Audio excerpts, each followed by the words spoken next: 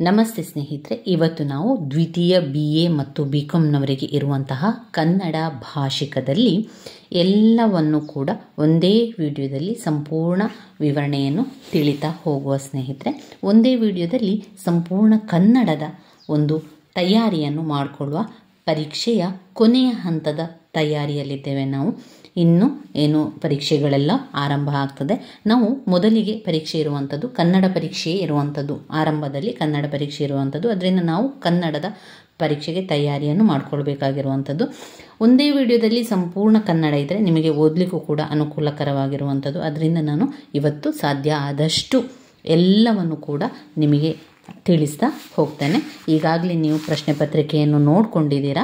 ಮೊದಲಿಗೆ ಬರುವಂಥದ್ದು ಸಂದರ್ಭ ಸಹಿತ ಬರುವಂಥದ್ದು. ಪ್ರಾಚೀನ ಕನ್ನಡ ಕಾವ್ಯದಿಂದ ಮಾತ್ರ ಸಂದರ್ಭ ಸಹಿತ ಕೇಳುವಂಥದ್ದು. ಹಾಗೆ ಅರ್ಥ ಬರುವಂಥದ್ದು ಪ್ರಾಚೀನ ಕನ್ನಡ ಕಾವ್ಯದಿಂದ.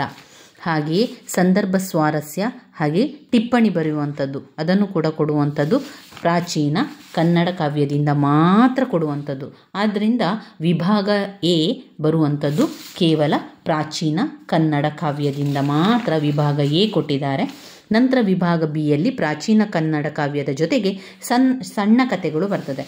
ಆದ್ದರಿಂದ ಈ ಸಣ್ಣ ಕಥೆಗಳನ್ನೆಲ್ಲ ಅವರು ಪ್ರಶ್ನೋತ್ತರಕ್ಕೆ ಬರುವುದರಿಂದ ಪ್ರಶ್ನೋತ್ತರದಲ್ಲಿ 10 ಅಂಕದ ಪ್ರಶ್ನೆಗೆ ನಾವು ಉತ್ತರವನ್ನು ಬರೀಬೇಕಾಗ್ತದೆ. 10 ಅಂಕದ ಪ್ರಶ್ನೆಗಳು ಬರುವಂಥದ್ದು ಸಣ್ಣ ಕಥೆಗಳಿಂದ ಬರುವಂಥದ್ದು. ಆದ್ದರಿಂದ ನಾವೇನು ಮಾಡುವ, ಈ ಸಣ್ಣ ಕಥೆಗಳನ್ನು ನಿಮಗೆ ನಾನು ಪುಟಾಣಿಯಾಗಿ ಆ ಕಥೆಯನ್ನು ಕೂಡ ಹೇಳ್ತೇನೆ. ಎಲ್ಲ ಕತೆ ನಿಮಗೆ ಗೊತ್ತಿರಲಿ. ಎಲ್ಲ ಕತೆ ನಿಮಗೆ ಗೊತ್ತಿದ್ದರೆ ನೀವು ಯಾವುದೇ ಪ್ರಶ್ನೆಗೆ ಕೂಡ ಉತ್ತರವನ್ನು ಬರಿಬೋದು. ಅವರು 2 ಪ್ರಶ್ನೆಗೆ ಉತ್ತರವನ್ನು ಬರೀಲಿಕ್ಕೆ ಕೊಡ್ತಾರೆ. ಇದು ಪ್ರಾಚೀನ ಕನ್ನಡ ಕಾವ್ಯದಿಂದ 2 ಪ್ರಶ್ನೆಯನ್ನು ಕೊಟ್ಟಿದ್ದಾರೆ, ಅದಕ್ಕೆ 1ಕ್ಕೆ ಉತ್ತರಿಸಬೇಕು. ಇಲ್ಲೇನು ಮಾಡಿದ್ದಾರೆ, 4 ಕೂಡ ನಮ್ಮ ಒಂದು ಸಣ್ಣ ಕಥೆಗಳನ್ನು ಕೊಟ್ಟಿದ್ದಾರೆ. ಈ 4 ಕಥೆಗಳಲ್ಲಿ ನಿಮಗೆ 2 ಕಥೆಯನ್ನು ಬರೀಲಿಕ್ಕೆ ಇರ್ತದೆ. ಆದ್ದರಿಂದ ನಿಮಗೆ ನಾನು ಸಾಧ್ಯ ಆದಷ್ಟು ಎಲ್ಲವನ್ನು ಕೂಡ ಈ ಕಥೆಯಲ್ಲಿ ಬರುವಂಥ ವಿಚಾರ ಏನು ಎನ್ನುವಂಥದ್ದು ತಿಳಿಸ್ತೇನೆ. ಅಷ್ಟು ವಿಚಾರ ನಿಮಗೆ ಗೊತ್ತಿದ್ದರೆ ನಿಮಗೆ ಎಲ್ಲವನ್ನು ಕೂಡ ಉತ್ತರವನ್ನು ಬರೀಲಿಕ್ಕೆ ಸಾಧ್ಯ ಆಗ್ತದೆ. ಯಾವುದಕ್ಕೂ ಕೂಡ ಉತ್ತರವನ್ನು ಬರಿಬೋದು. ನಿಮಗೆ ಸುಲಭ ಅಂತ ಯಾವುದು ಅನಿಸ್ತದೆ ಅದನ್ನು ಬರೀರಿ. ಈಗಾಗಲೇ ನಿಮಗೆ ಗೊತ್ತಿದೆ, 10 ಅಂಕಕ್ಕೆ ಬರುವಾಗ 3ರಿಂದ 4 ಪುಟದಷ್ಟಾದರೂ ಉತ್ತರವನ್ನು ಬರೀರಿ. ಇನ್ನು 2 ಅಂಕಕ್ಕೆ ಬಂದಾಗ 1/4 ಪುಟದಷ್ಟು ಉತ್ತರವನ್ನು ಬರೀರಿ. ಹಾಗೆ 5 ಅಂಕಕ್ಕೆ ಬಂದಾಗ 1.5 ಪುಟದಷ್ಟು ಉತ್ತರವನ್ನು ಬರೀರಿ. 4 ಅಂಕಕ್ಕೆಲ್ಲ ಬಂದಾಗ ಅರ್ಧ ಪುಟದಷ್ಟು ಅಥವಾ 1 ಪುಟದಷ್ಟಾದರೂ ಕೂಡ ಉತ್ತರವನ್ನು ಬರಿಬೇಕಾಗ್ತದೆ. ಕನ್ನಡ ಪರೀಕ್ಷೆ ಅಂತ ಹೇಳಿದ ತಕ್ಷಣ 2 ಪುಸ್ತಕಗಳಿದೆ. ಚಿಂತೆಯನ್ನು ಮಾಡಬೇಡಿ, ಆರಾಮದಲ್ಲಿ ಓದ್ಕೊಳ್ತಾ ಹೋಗಿ. ಆರಾಮದಲ್ಲಿ ಹೇಗೆ ಓದ್ಕೊಳ್ಳುವಂಥದ್ದು ಎನ್ನುವಂಥ ಪ್ರಶ್ನೆ ಕೂಡ ನಿಮ್ಮಲ್ಲಿ ಬರ್ತದೆ. ಇನ್ನೂ ಕೂಡ ಯಾರೆಲ್ಲ ಪುಸ್ತಕವನ್ನು ಮುಟ್ಲೇ ಇಲ್ಲ, ಓದಲೇ ಇಲ್ಲ ಎನ್ನುವಂಥವರು ಈಗ ಪರೀಕ್ಷೆ ಇದೆ ಅಂತ ಆದಾಗ ನೀವು ಹೇಗೆ ಓದ್ಕೊಳ್ತೀರಾ? 2 ಪುಸ್ತಕಗಳಲ್ಲಿ ತುಂಬಾ ಪ್ರಶ್ನೆಗಳಿದೆ. ಆವಾಗ ನಾವು ಏನು ಮಾಡಬೇಕು, ಈ ಒಂದು ವಿಡಿಯೋವನ್ನು ಸಂಪೂರ್ಣವಾಗಿ ಓದ್ಕೊಳ್ಳಿ. ಈ ವಿಡಿಯೋವನ್ನು ಸಂಪೂರ್ಣವಾಗಿ ನೀವು ನೋಡಿಕೊಂಡ್ರೆ ನಿಮ್ಮ ಕನ್ನಡ ಪರೀಕ್ಷೆಯ ತಯಾರಿ ಆದಂತೆಯೇ ಸರಿ. ಹಾಗೆ ಎಲ್ಲದಕ್ಕೂ ಕೂಡ ನಿಮಗೆ ಉತ್ತರವನ್ನು ಬರೆಯಲಿಕ್ಕೆ ಸಾಧ್ಯ ಆಗ್ತದೆ. ಖಂಡಿತವಾಗಿಯೂ ಕೂಡ ಈ ಒಂದು ವಿಡಿಯೋವನ್ನು ನೀವು ನೋಡಿದರೆ ಪ್ರತಿಯೊಬ್ಬರೂ ಕೂಡ ಕನ್ನಡದಲ್ಲಿ ಪಾಸ್ ಆಗ್ತೀರಾ. ಅದು ಹೇಗೆ? ಕೇವಲ ಓದದೇ ಹೋಗಿ ನಾನು ಪರೀಕ್ಷೆಗೆ ಬರಿತೇನೆ ಅಂತ ಹೇಳಿದರೆ ಅದು ಸಾಧ್ಯ ಇಲ್ಲ. ಆದರೆ ಇಲ್ಲಿ ನಾನು ಹೇಳಿರುವಂತಹ ವಿಚಾರಗಳು ನಿಮಗೆ ನೆನಪಲ್ಲಿ ಇದ್ದರೆ ಖಂಡಿತವಾಗಿಯೂ ಕೂಡ ಎಲ್ಲದಕ್ಕೂ ಕೂಡ ಉತ್ತರವನ್ನು ಬರೆದು ಬರ್ಬೋದು. ಅದರಿಂದ ನಾನು ನಿಮಗೆ ಕನ್ನಡ ಕಾವ್ಯದಲ್ಲಿ ಬರುವಂತಹ ವಿಚಾರಗಳ ವಿವರಣೆಯನ್ನು ಸಣ್ಣದಾಗಿ ಕೊಡ್ತಾನೆ. ಆ ಸಣ್ಣದಾದ ವಿವರಣೆಯನ್ನೇ ನೀವೇನು ಮಾಡಬೇಕು, 3 ಪುಟದಷ್ಟಾಗುವಷ್ಟು ನೀವೇ ಬರಿಬೇಕು ಸ್ನೇಹಿತರೆ. ಓದಲೇ ಇಲ್ಲ, ಪುಸ್ತಕವನ್ನು ಮುಟ್ಲೇ ಇಲ್ಲ ಅಂತಂದವರು ಇದು ನೋಡ್ಕೊಳ್ಳೇಬೇಕು. ಇದು ನೋಡಿದರೆ ಖಂಡಿತವಾಗಿಯೂ ಕೂಡ ನೀವು ಪಾಸ್ ಆಗ್ತೀರಾ. ಚಿಂತೆ ಮಾಡಬೇಡಿ. ಯಾವ ಒಂದು ಸಮಸ್ಯೆಗೂ ಕೂಡ ಪರಿಹಾರಗಳು ಇಲ್ಲ ಅಂತ ಇಲ್ಲ. ಎಲ್ಲ ಸಮಸ್ಯೆಗೂ ಕೂಡ ಪರಿಹಾರ ಇದೆ. ಈ ಒಂದು ಕನ್ನಡವನ್ನು ನಾವು ಅಭ್ಯಾಸವನ್ನು ಆರಂಭಿಸುವ. ಪ್ರಾಚೀನ ಕನ್ನಡ ಕಾವ್ಯ ಎಷ್ಟು ಪ್ರಶ್ನೆಗಳು ಬರ್ತದೆ, ಹೇಗೆ ಬರ್ತದೆ ಅಂತ ಇವಾಗ ನಿಮಗೆ ಗೊತ್ತಾಯ್ತಲ್ವಾ. ನಾವು ಸಣ್ಣ ಕತೆ ವಿಭಾಗ Bಯಲ್ಲಿ ಸಣ್ಣ ಕತೆ ಆರಂಭ ಆಗ್ತದೆ. ವಿಭಾಗ Cಯನ್ನು ನಂತರ ನಾವು ಅದರ ವಿಚಾರವನ್ನು ನಂತರ ತಿಳ್ಕೊಳ್ಳುವ. ಮೊದಲಿಗೆ ನಾವು ವಿಭಾಗ A ಮತ್ತು ವಿಭಾಗ Bಯಲ್ಲಿರುವಂಥ ವಿಚಾರವನ್ನು ತಿಳ್ಕೊಳ್ತಾ ಹೋಗುವ. ವಿಭಾಗ Bಯಲ್ಲಿ ಪ್ರಾಚೀನ ಕನ್ನಡ ಕಾವ್ಯದಿಂದಲೂ ಕೊಡ್ತಾರೆ, ಸಣ್ಣ ಕಥೆಯಿಂದಲೂ ಕೂಡ ಕೊಡ್ತಾರೆ. ಇಲ್ಲಿ ಸಣ್ಣ ಕಥೆಗಳನ್ನು 4 ಸಣ್ಣ ಕಥೆಗಳನ್ನು ಕೊಡ್ತಾರೆ. 4 ಸಣ್ಣ ಕಥೆಗಳನ್ನು ಕೊಟ್ಟಾಗ 2 ಸಣ್ಣ ಕಥೆಗಳಿಗೆ ಮಾತ್ರ ನಾವು ಉತ್ತರವನ್ನು ಬರೀಬೇಕು. ಆವಾಗ ತುಂಬ ಜನರಿಗಿರ್ಬೋದು ಈ ಒಂದು 4 ಘಟಕ ಕೊಟ್ಟಿದ್ದಾರೆ. ಅದರಲ್ಲಿ ಎರಡೆರಡು ಸಣ್ಣ ಕತೆ ಇದೆ. ಹಾಗಾದರೆ ಎಷ್ಟು? ಒಟ್ಟು 8 ಸಣ್ಣ ಕಥೆಗಳಿದೆ. 8 ಸಣ್ಣ ಕಥೆಗಳನ್ನು ನಾನು ಯಾವಾಗ ಕಲಿಯೋದು, ಸಣ್ಣ ಕಥೆಯನ್ನು ನಾನು ಯಾವಾಗ ಹೇಗೆ ಬರೆಯುವಂಥದ್ದು, ನಿಮಗೆ ಒಂದು ರೀತಿಯ ಗೊಂದಲ, ಭಯ ಇರ್ತದೆ. ಆದರೆ ಭಯ ಬೇಡ, ನಾನು ಆ ಸಣ್ಣ ಕಥೆಗಳ ಸಂಪೂರ್ಣ ಕಥೆಗಳನ್ನು ಸಣ್ಣದಾಗಿ ಹೇಳ್ತಾ ಹೋಗ್ತೇನೆ. ಸರಿಯಾಗಿ ಅರ್ಥ ಮಾಡ್ಕೊಳ್ಳಿ, ಅದನ್ನೇ ಬರಿತಾ ಹೋಗುವಂಥದ್ದಷ್ಟೇ. 3 ಪುಟ ಆಗುವಷ್ಟು ಎಳಿತಾ ಎಳಿತಾ ಬರೆಯಿರಿ. ಆ ಕಥೆಯನ್ನು ನೀವು ಇನ್ನೊಬ್ಬರಿಗೆ ಯಾವ ರೀತಿ ಒಂದು ಕಥೆಯನ್ನು ಹೇಳ್ತೀರಿ ಅದೇ ರೀತಿಯಲ್ಲಿ ಬರಿತಾ ಹೋದರೆ ಆಯಿತು. ನಂತರ ಪ್ರಾಚೀನ ಕನ್ನಡ ಕಾವ್ಯಕ್ಕೆ ಬರುವ. ಮೊದಲಿಗೆ ಸಣ್ಣ ಕಥೆಯನ್ನೆಲ್ಲ ನೋಡ್ತಾ ಹೋಗುವ. ಮೊದಲಿಗೆ ವೆಂಕಟ ಶಾಮಿಯ ಪ್ರಣಯ. ನಿಮಗೆ ಸಣ್ಣ ಕಥೆಯ ಹೆಸರು ಮತ್ತು ಸಣ್ಣ ಕಥೆಯನ್ನು ಬರೆದವರ ಲೇಖಕರ ಹೆಸರು ಕೂಡ ನೆನಪಲ್ಲಿ ಇಟ್ಕೊಳ್ಳಿ. 1-2 ಬಾರಿ ಹೇಳಿದರೆ ಅದು ನೆನಪಲ್ಲಿ ಉಳಿತದೆ. ವೆಂಕಟ ಶಾಮಿಯ ಪ್ರಣಯ ಕಥೆಯನ್ನು ಬರೆದವರು ಮಾಸ್ತಿಯವರು. ವೆಂಕಟ ಶಾಮಿಯ ಪ್ರಣಯ ಕಥೆಯನ್ನು ಬರೆದವರು ಮಾಸ್ತಿಯವರು. ವೆಂಕಟ ಶಾಮಿಯ ಪ್ರಣಯ ವಿಫಲಗೊಳ್ಳಲು ಕಾರಣವೇನು ಅಂತ ಕೇಳಿದ್ದಾರೆ. ಅಥವಾ ವೆಂಕಟ ಶಾಮಿಯ ಪ್ರಣಯದ ಬಗ್ಗೆ ಬರೀರಿ ಅಂತ ಕೇಳ್ತಾರೆ. ಈ ಒಂದು ಕಥೆಯಲ್ಲಿ ಏನಾಗಿದೆ, ಈ ವೆಂಕಟಶಾಮಿಯ ಪ್ರಣಯ ಕಥೆಯಲ್ಲಿ ಹೇಗಾಗಿದೆ ಅಂತ ಹೇಳಿದರೆ, ಪುಟ ಸಂಖ್ಯೆ 184ರಲ್ಲಿದೆ ವೆಂಕಟಶಾಮಿಯ ಪ್ರಣಯದ ಸಾರಾಂಶ. ನಾನು ನಿಮಗೆ ಹೇಳ್ತಾ ಹೋಗ್ತೇನೆ, ಕೇಳಿ. ವೆಂಕಟಶಾಮಿಯ ಪ್ರಣಯ ಎನ್ನುವಂತಹ ಒಂದು ಸಣ್ಣ ಕಥೆಯಲ್ಲಿ ವ್ಯಕ್ತಿಯೊಬ್ಬ ಪ್ರೀತಿ ಮಾಡ್ತಾನೆ. ಆ ಪ್ರೀತಿ ಮಾಡುವಂತಹ ವಿಷಯ ಆ ಊರಿನವರಿಗೆಲ್ಲ ಗೊತ್ತಾಗ್ತದೆ. ಆ ಊರಿನವರೆಲ್ಲ ಅದಕ್ಕೆ ಸಂಕಟವನ್ನು ಕೂಡ ಪಡ್ತಾರೆ. ಯಾಕೆ ಒಬ್ಬ ವ್ಯಕ್ತಿಯ ಅವನ ವೈಯಕ್ತಿಕ ವಿಚಾರಕ್ಕೆ ಊರಿನವರೆಲ್ಲರೂ ಯಾಕೆ ಸಂಕಟ ಪಡ್ತಾರೆ ಅಂತ ಹೇಳಿದರೆ, ಇಲ್ಲಿ ವೆಂಕಟಶಾಮಿ ಎನ್ನುವಂಥವನು ಆ ಊರಿನ ಕ್ಷೌರಿಕನ ಮಗ. ಆ ಊರಿನವರಿಗೆಲ್ಲ ಏನು ಅಂತ ಹೇಳಿದರೆ, ಕ್ಷೌರಿಕನ ಮಗ, ಒಬ್ಬ ನಾಯಿಯಿಂದ ಅಂತ ಹೆಸರಿರುವಂತಹ ಒಬ್ಬ ಕ್ಷೌರಿಕನ ಮಗ ವೆಂಕಟ ಶಾಮಿ. ಈ ವೆಂಕಟಶಾಮಿಯೇ ಮುಂದಿನ ಪೀಳಿಗೆಗೆ ಕ್ಷೌರಿಕನಾಗಿರ್ತಾನೆ. ಆ ಊರಿನವರಿಗೆ ಭಯ ಏನು ಅಂದರೆ, ಈ ವೆಂಕಟಶಾಮಿಯು ಪ್ರೀತಿ ಮಾಡ್ತಾ ಇದ್ದಾನೆ, ಪ್ರೀತಿ ಮಾಡಿ ಆ ಹುಡುಗಿಯ ಹಿಂದೆ ಓಡಿ ಹೋದ ನಂತರ ನಮಗೆಲ್ಲ ಯಾರು ಕ್ಷೌರಿಕವನ್ನು ಕೆಲಸವನ್ನು ಮಾಡ್ತಾರೆ ಎನ್ನುವಂತಹ ಒಂದು ಅವರವರ ಸ್ವಾರ್ಥ ಇಲ್ಲಿ ಕಾಣ್ತದೆ. ಹಾಗೆ ತಂದೆ ತಾಯಿಯವರಿಗೆ ತನ್ನ ಮಗ ಪ್ರೀತಿ ಮಾಡಿ ಹುಡುಗಿಯ ಹಿಂದೆ ಹೋದರೆ ನಮ್ಮನ್ನು ಯಾರು ನೋಡಿಕೊಳ್ಳುವಂಥದ್ದು ಎನ್ನುವಂಥ ತಂದೆ ತಾಯಿಯವರಿಗೂ ಕೂಡ ಆ ವಿಚಾರವಾಗಿ ನೋವಾಗ್ತದೆ. ಆ ಊರಿನವರಿಗೂ ಕೂಡ ನೋವಾಗ್ತದೆ. ಆ ಊರಿನ ಗೌಡರಿಗೂ ಕೂಡ ಬೇಸರವಾಗುವಂಥದ್ದು, ದುಃಖ ಆಗುವಂಥದ್ದನ್ನು ನಾವಿಲ್ಲಿ ಕಾಣ್ತೇವೆ. ವೆಂಕಟಶಾಮಿಯ ಪ್ರಣಯದಲ್ಲಿ ವ್ಯಕ್ತಿಯೊಬ್ಬ ಪ್ರಣಯವನ್ನು ಮಾಡ್ತಾನೆ, ಪ್ರೀತಿ ಮಾಡ್ತಾನೆ. ಯಾರನ್ನು ಪ್ರೀತಿ ಮಾಡ್ತಾನೆ? ಯಾರನ್ನು ಪ್ರೀತಿ ಮಾಡ್ತಾನೆ ಅಂತ ಹೇಳಿದರೆ, ದೊಂಬರ ಆಟವನ್ನು ಆಡಿಸುವಂತಹ ಹುಡುಗಿಯನ್ನು ಪ್ರೀತಿ ಮಾಡ್ತಾನೆ. ದೊಂಬರದ ಆಟವನ್ನು ಆಡಿಸುವಂಥವರು ಅಂದರೆ ಯಾರು ಅಂತ ಹೇಳಿದರೆ, ಈ ಒಂದು ದೊಂಬರ ಆಟವನ್ನು ಅಂದರೆ ಬಳ್ಳಿಯಲ್ಲಿ ನಡೆದುಕೊಂಡು ಹೋಗುವಂಥದ್ದು, ಕೋಲನ್ನು ಹಿಡಿದುಕೊಂಡು ನಡೆದುಕೊಂಡು ಹೋಗುವಂಥದ್ದೆಲ್ಲ ಮಾಡ್ತಾಯಿದ್ರು ಮೊದಲು. ನೀವು ನೋಡಿರ್ಬೋದು ಕೆಲವರು, ಅಥವಾ ಕೆಲವು ಚಿತ್ರಗಳಲ್ಲೆಲ್ಲ ನಾವು ನೋಡಿರ್ತೇವೆ. ಆ ರೀತಿಯ ಒಂದು ದೊಂಬರದ ಆಟವನ್ನು ಮೊದಲೆಲ್ಲ ಆಟ ಆಡಿಸ್ತಾ ಇದ್ರು, ಒಂದು ನಾಟಕದ ರೀತಿಯಲ್ಲಿ. ಅದು ನಾಟಕ ಅಲ್ಲ, ಒಂದು ಆಟವನ್ನು ಆಡಿಸುವಂಥದ್ದು. ಅದಕ್ಕೆ ಹಣ, ಒಂದು ಇಂತಿಷ್ಟು ಗಂಟೆಗಳ ಕಾಲ ಆಟವನ್ನು ಆಡ್ತಾರೆ, ದೊಂಬರದ ಆಟವನ್ನು ಆಡಿಸ್ತಾರೆ. ಈಗ ಮಂಗನ ಕುಡಿತ ಎಲ್ಲ ಮಾಡ್ತಾರಲ್ಲ ನೋಡಿ, ಮಂಗನನ್ನು ಆಟ ಆಡಿಸುವಂಥದ್ದು. ನಂತರ ಎಲ್ಲರ ಕೈಯಿಂದ ದುಡ್ಡನ್ನು ಕೇಳುವಂತಹ ಒಂದು ಗುಂಪದು ದೊಂಬರದ ಆಟದವರು ಅಂತ ನಾವೆಲ್ಲ ಹೇಳ್ತಾ ಇದ್ದೆವು.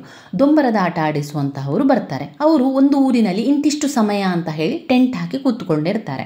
ಪ್ರತಿ ದಿವಸ ಒಂದೊಂದು ಆಟವನ್ನು ಆಡಿಸುವುದು, ಪ್ರೇಕ್ಷಕರಿಗೆ, ಜನರಿಗೆ, ಅಲ್ಲಿನ ಊರಿನ ಜನರಿಗೆ ಅದನ್ನು ತೋರಿಸುವಂಥದ್ದು. ಊರಿನ ಜನರಿಂದ ಹಣವನ್ನು ಪಡೆದುಕೊಳ್ತಾ ಇದ್ರು. ಈ ದೊಂಬರದ ಆಟವರು ಏನು ಮಾಡ್ತಾರೆ, 1 ತಿಂಗಳು ಒಂದು ಊರಿನಲ್ಲಿ, ಮತ್ತೊಂದು ತಿಂಗಳು ಒಂದು ಊರಿನಲ್ಲಿ. ಅವರಿಗೆ ಒಂದು ಸ್ವಂತ ನೆಲೆ ಅಂತ ಇಲ್ಲ, ಅವರು ಅಲೆಮಾರಿ ಜೀವನದ ರೀತಿಯಲ್ಲಿ ಹೋಗ್ತಾನೆ ಇರ್ತಾರೆ. ಇಲ್ಲಿ ದೊಂಬರದ ಆಟವನ್ನು ಆಡಿಸುವಂಥ ಹುಡುಗಿಯನ್ನು ಈ ಊರಿನ ವೆಂಕಟಶಾಮಿ ಪ್ರೀತಿಯನ್ನು ಮಾಡ್ತಾನೆ. ಈ ಪ್ರೀತಿಯನ್ನು ಮಾಡಿ ಕೊನೆಗೆ ಏನು ಮಾಡ್ತಾನೆ, ದೊಂಬರದ ಆಟದವರು ಅಲ್ಲಿಂದ ಹೋಗುವಾಗ ಆ ಹುಡುಗಿಯ ಹಿಂದೆ ಅವನು ಕೂಡ ಹೋಗ್ತಾನೆ. ಅದರಿಂದ ಊರಿನ ಜನರೆಲ್ಲ ಹೇಳ್ತಾರೆ, ವೆಂಕಟಶಾಮಿಯು ದೊಂಬರದ ಹುಡುಗಿಯ ಜೊತೆಗೆ ಓಡಿ ಹೋಗಿದ್ದಾನೆ ಎನ್ನುವಂಥದ್ದನ್ನು ಬರ್ತಿದೆ. ಇಲ್ಲಿ ಈ ಒಂದು ಕಥೆಯಲ್ಲಿ, ವೆಂಕಟಶಾಮಿಯ ಪ್ರಣಯ ಕಥೆಯಲ್ಲಿ, ಹೆತ್ತಂಥ ತಂದೆ ತಾಯಿಗಳನ್ನು ಕೂಡ, ಅವನ ಸುತ್ತಮುತ್ತಲಿನ ಸಮಸ್ತ ಜನರನ್ನು ಕೂಡ ಮಾತ್ರವಲ್ಲದೆ ಇಡೀ ಹಳ್ಳಿಯನ್ನೇ ಬಿಟ್ಟು ಅವನು ಹುಡುಗಿಯ ಹಿಂದೆ ಓಡಿ ಹೋಗುವಂಥದ್ದು. ತೀರಾ ವೈಯಕ್ತಿಕ ವಿಚಾರ ಆಗಿದ್ರೂ ಕೂಡ ಆ ಸುತ್ತಮುತ್ತಲಿನ ಜನರೆಲ್ಲರೂ ಕೂಡ ಇದಕ್ಕೆ ಸಂಬಂಧವನ್ನು ಪಟ್ಟಿದ್ದಾರೆ. ಹಳ್ಳಿಯ ಕೌಟುಂಬಿಕ ವಿಚಾರ, ಸಾಮಾಜಿಕ, ರಾಜಕೀಯ, ಆರ್ಥಿಕ, ಹೀಗೆ ಸಮಗ್ರ ಬದುಕನ್ನು ಕೂಡ ಈ ಒಂದು ಸಂಸ್ಕೃತಿ, ಸಂಗತಿಯನ್ನು ಈ ಕತೆ ಒಳಗೊಂಡಿರುವಂಥದ್ದು. ಇಲ್ಲಿ ವೆಂಕಟಶಾಮಿಯು ದೊಂಬರದ ಹುಡುಗಿಯ ಜೊತೆಗೆ ಪ್ರೀತಿ ಮಾಡ್ತಾ ಅವಳ ಹಿಂದೆ ಅವಳು ಹೋಗುವಂಥ ಊರಿಗೆಲ್ಲ ಹೋಗ್ತಾನೆ. ಹೋದಂತಹ ಸಂದರ್ಭದಲ್ಲಿ ಏನಾಗ್ತದೆ ಅಂತ ಹೇಳಿದರೆ, ಗೌಡ್ರ ಜೊತೆಯಲ್ಲಿ ತಂದೆ ತಾಯಿಯರು ಹೇಳ್ತಾರೆ ಅವನನ್ನು ಪುನಃ ಕರೆಸಿಕೊಳ್ಬೇಕು ಅಂತ ಹೇಳಿ. ಗೌಡ್ರ ಎಷ್ಟು ಹೇಳಿದರೂ ಅವನು ಕೇಳದೆ ಆ ಹುಡುಗಿ ಹಿಂದೆ ಓಡಿ ಹೋಗ್ತಾನೆ. ನಂತರ ಅಲ್ಲಿ ಅವನಿಗೆ ಜ್ವರ ಬರ್ತದೆ, ಅವನಲ್ಲಿ ಮಲಗಿದಲ್ಲಿ ಆಗ್ತಾನೆ. ಅವನನ್ನು ತಂದು ಅವನ ಅಪ್ಪ ಅಮ್ಮನ ಹತ್ರ ತಂದು ಬಿಡ್ತಾರೆ. ಆ ಜ್ವರ ಜಾಸ್ತಿ ಆಗ್ತಾನೆ ಹೋಗ್ತದೆ. ಆಗ ವೆಂಕಟಸ್ವಾಮಿ ಹೇಳ್ತಾನೆ, ನಾನು ಈ ಊರಲ್ಲಿದ್ದಾಗ ದೊಂಬರದ ಹುಡುಗಿಯ ಜೊತೆಗೆ ಪ್ರೀತಿಯನ್ನು ಮಾಡ್ತಾ ಇದ್ದೆ. ಯಾವಾಗಲೂ ಒಂದೇ ಜಾಗದಲ್ಲಿ ಕುಳಿತುಕೊಂಡು ನಾವು ಅಲ್ಲಿರ್ತಿದ್ದೆವು. ಅದೇ ಜಾಗದಲ್ಲಿ ನನ್ನನ್ನು ಮಣ್ಣು ಮಾಡಬೇಕು. ನಾನು ಸತ್ತರೆ, ನಾನು ಜ್ವರ ತುಂಬಾ ಜಾಸ್ತಿ ಆಗಿದೆ, ಒಂದು ವೇಳೆ ನಾನು ಸತ್ತರೆ ಅಲ್ಲಿಯೇ ನನ್ನನ್ನು ಮಣ್ಣು ಮಾಡಬೇಕು ಅಂತ ಕೂಡ ಹೇಳಿರ್ತಾನೆ. ಅದೇ ರೀತಿಯಲ್ಲಿ ಅವನು ಮರಣ ಹೊಂದ್ತಾನೆ. ನಂತರ ಅವಳು ಮತ್ತು ಅವನು ಕುಳಿತುಕೊಳ್ತಾ ಇದ್ದಂತಹ ಜಾಗದಲ್ಲಿ ಅವನು ಹೇಳಿದ ರೀತಿಯಲ್ಲಿ ಮಣ್ಣನ್ನು ಕೂಡ ಮಾಡ್ತಾರೆ.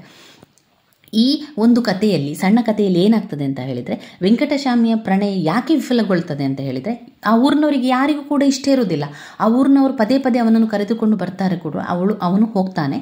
ಆದರೆ ಕೊನೆಗೆ ಜ್ವರ ಬಂದ ನಂತರ ಅವನನ್ನು ಬಿಟ್ಟು ಹೋಗುವಂಥದ್ದು. ಯಾಕಂದರೆ ಅವನಿಂದ ಏನೂ ಪ್ರಯೋಜನ ಇಲ್ಲ, ಅವನಿಂದ ದೊಂಬರ ಆಟವನ್ನು ಆಡಲಿಕ್ಕೂ ಸಾಧ್ಯ ಇಲ್ಲ ಅಂತ ಹೇಳಿ ದೊಂಬರದ ಹುಡುಗಿಯ ಕಡೆಯವರು ಅವನನ್ನು ಪುನಃ ತಂದು ಬಿಡುವಂಥದ್ದನ್ನು ಕಾಣ್ಬೋದು. ಆದರೆ ಈ ಒಂದು ಕುಟುಂಬ ವಿಚಾರವಾಗಿರ್ಬೋದು, ಸಮಾಜದ ವಿಷಯ ಆಗಿರ್ಬೋದು, ಆ ಒಂದು ಹಳ್ಳಿಯಲ್ಲಿ ಜನರಿಗೆಲ್ಲರಿಗೂ ಕೂಡ ಅವನು ಹುಡುಗಿಯ ಹಿಂದೆ ಓಡಿ ಹೋಗಿದ್ದಾನೆ ಅಂತ ಬೇಸರ ಉಂಟು. ಆದರೆ ವೈಯಕ್ತಿಕವಾಗಿ ಅವನಿಗೂ ಕೂಡ ಜೀವನ ಇದೆ, ಅವನು ಕೂಡ ಪ್ರೀತಿ ಮಾಡ್ಬೋದು ಅಂತ ಯಾವುದೇ ವಿಚಾರ ಇರಲಿಲ್ಲ. ಅವರ ತಲೆಯಲ್ಲೇನಿತ್ತು, ನಮಗೆ ಕ್ಷೌರಿಕ ಕೆಲಸಕ್ಕೆ ಯಾರೂ ಇಲ್ಲ, ನಮ್ಮ ಮುಂದಿನ ಕೆಲಸಕ್ಕೆ ಯಾರೂ ಇಲ್ಲ ಎನ್ನುವಂಥ ಒಂದು ಕಾರಣಕ್ಕೋಸ್ಕರ ಅವರೆಲ್ಲ ದುಃಖಪಟ್ಟರೆ ವಿನಃ ಬೇರೆ ಯಾವ ವಿಚಾರಕ್ಕಲ್ಲ.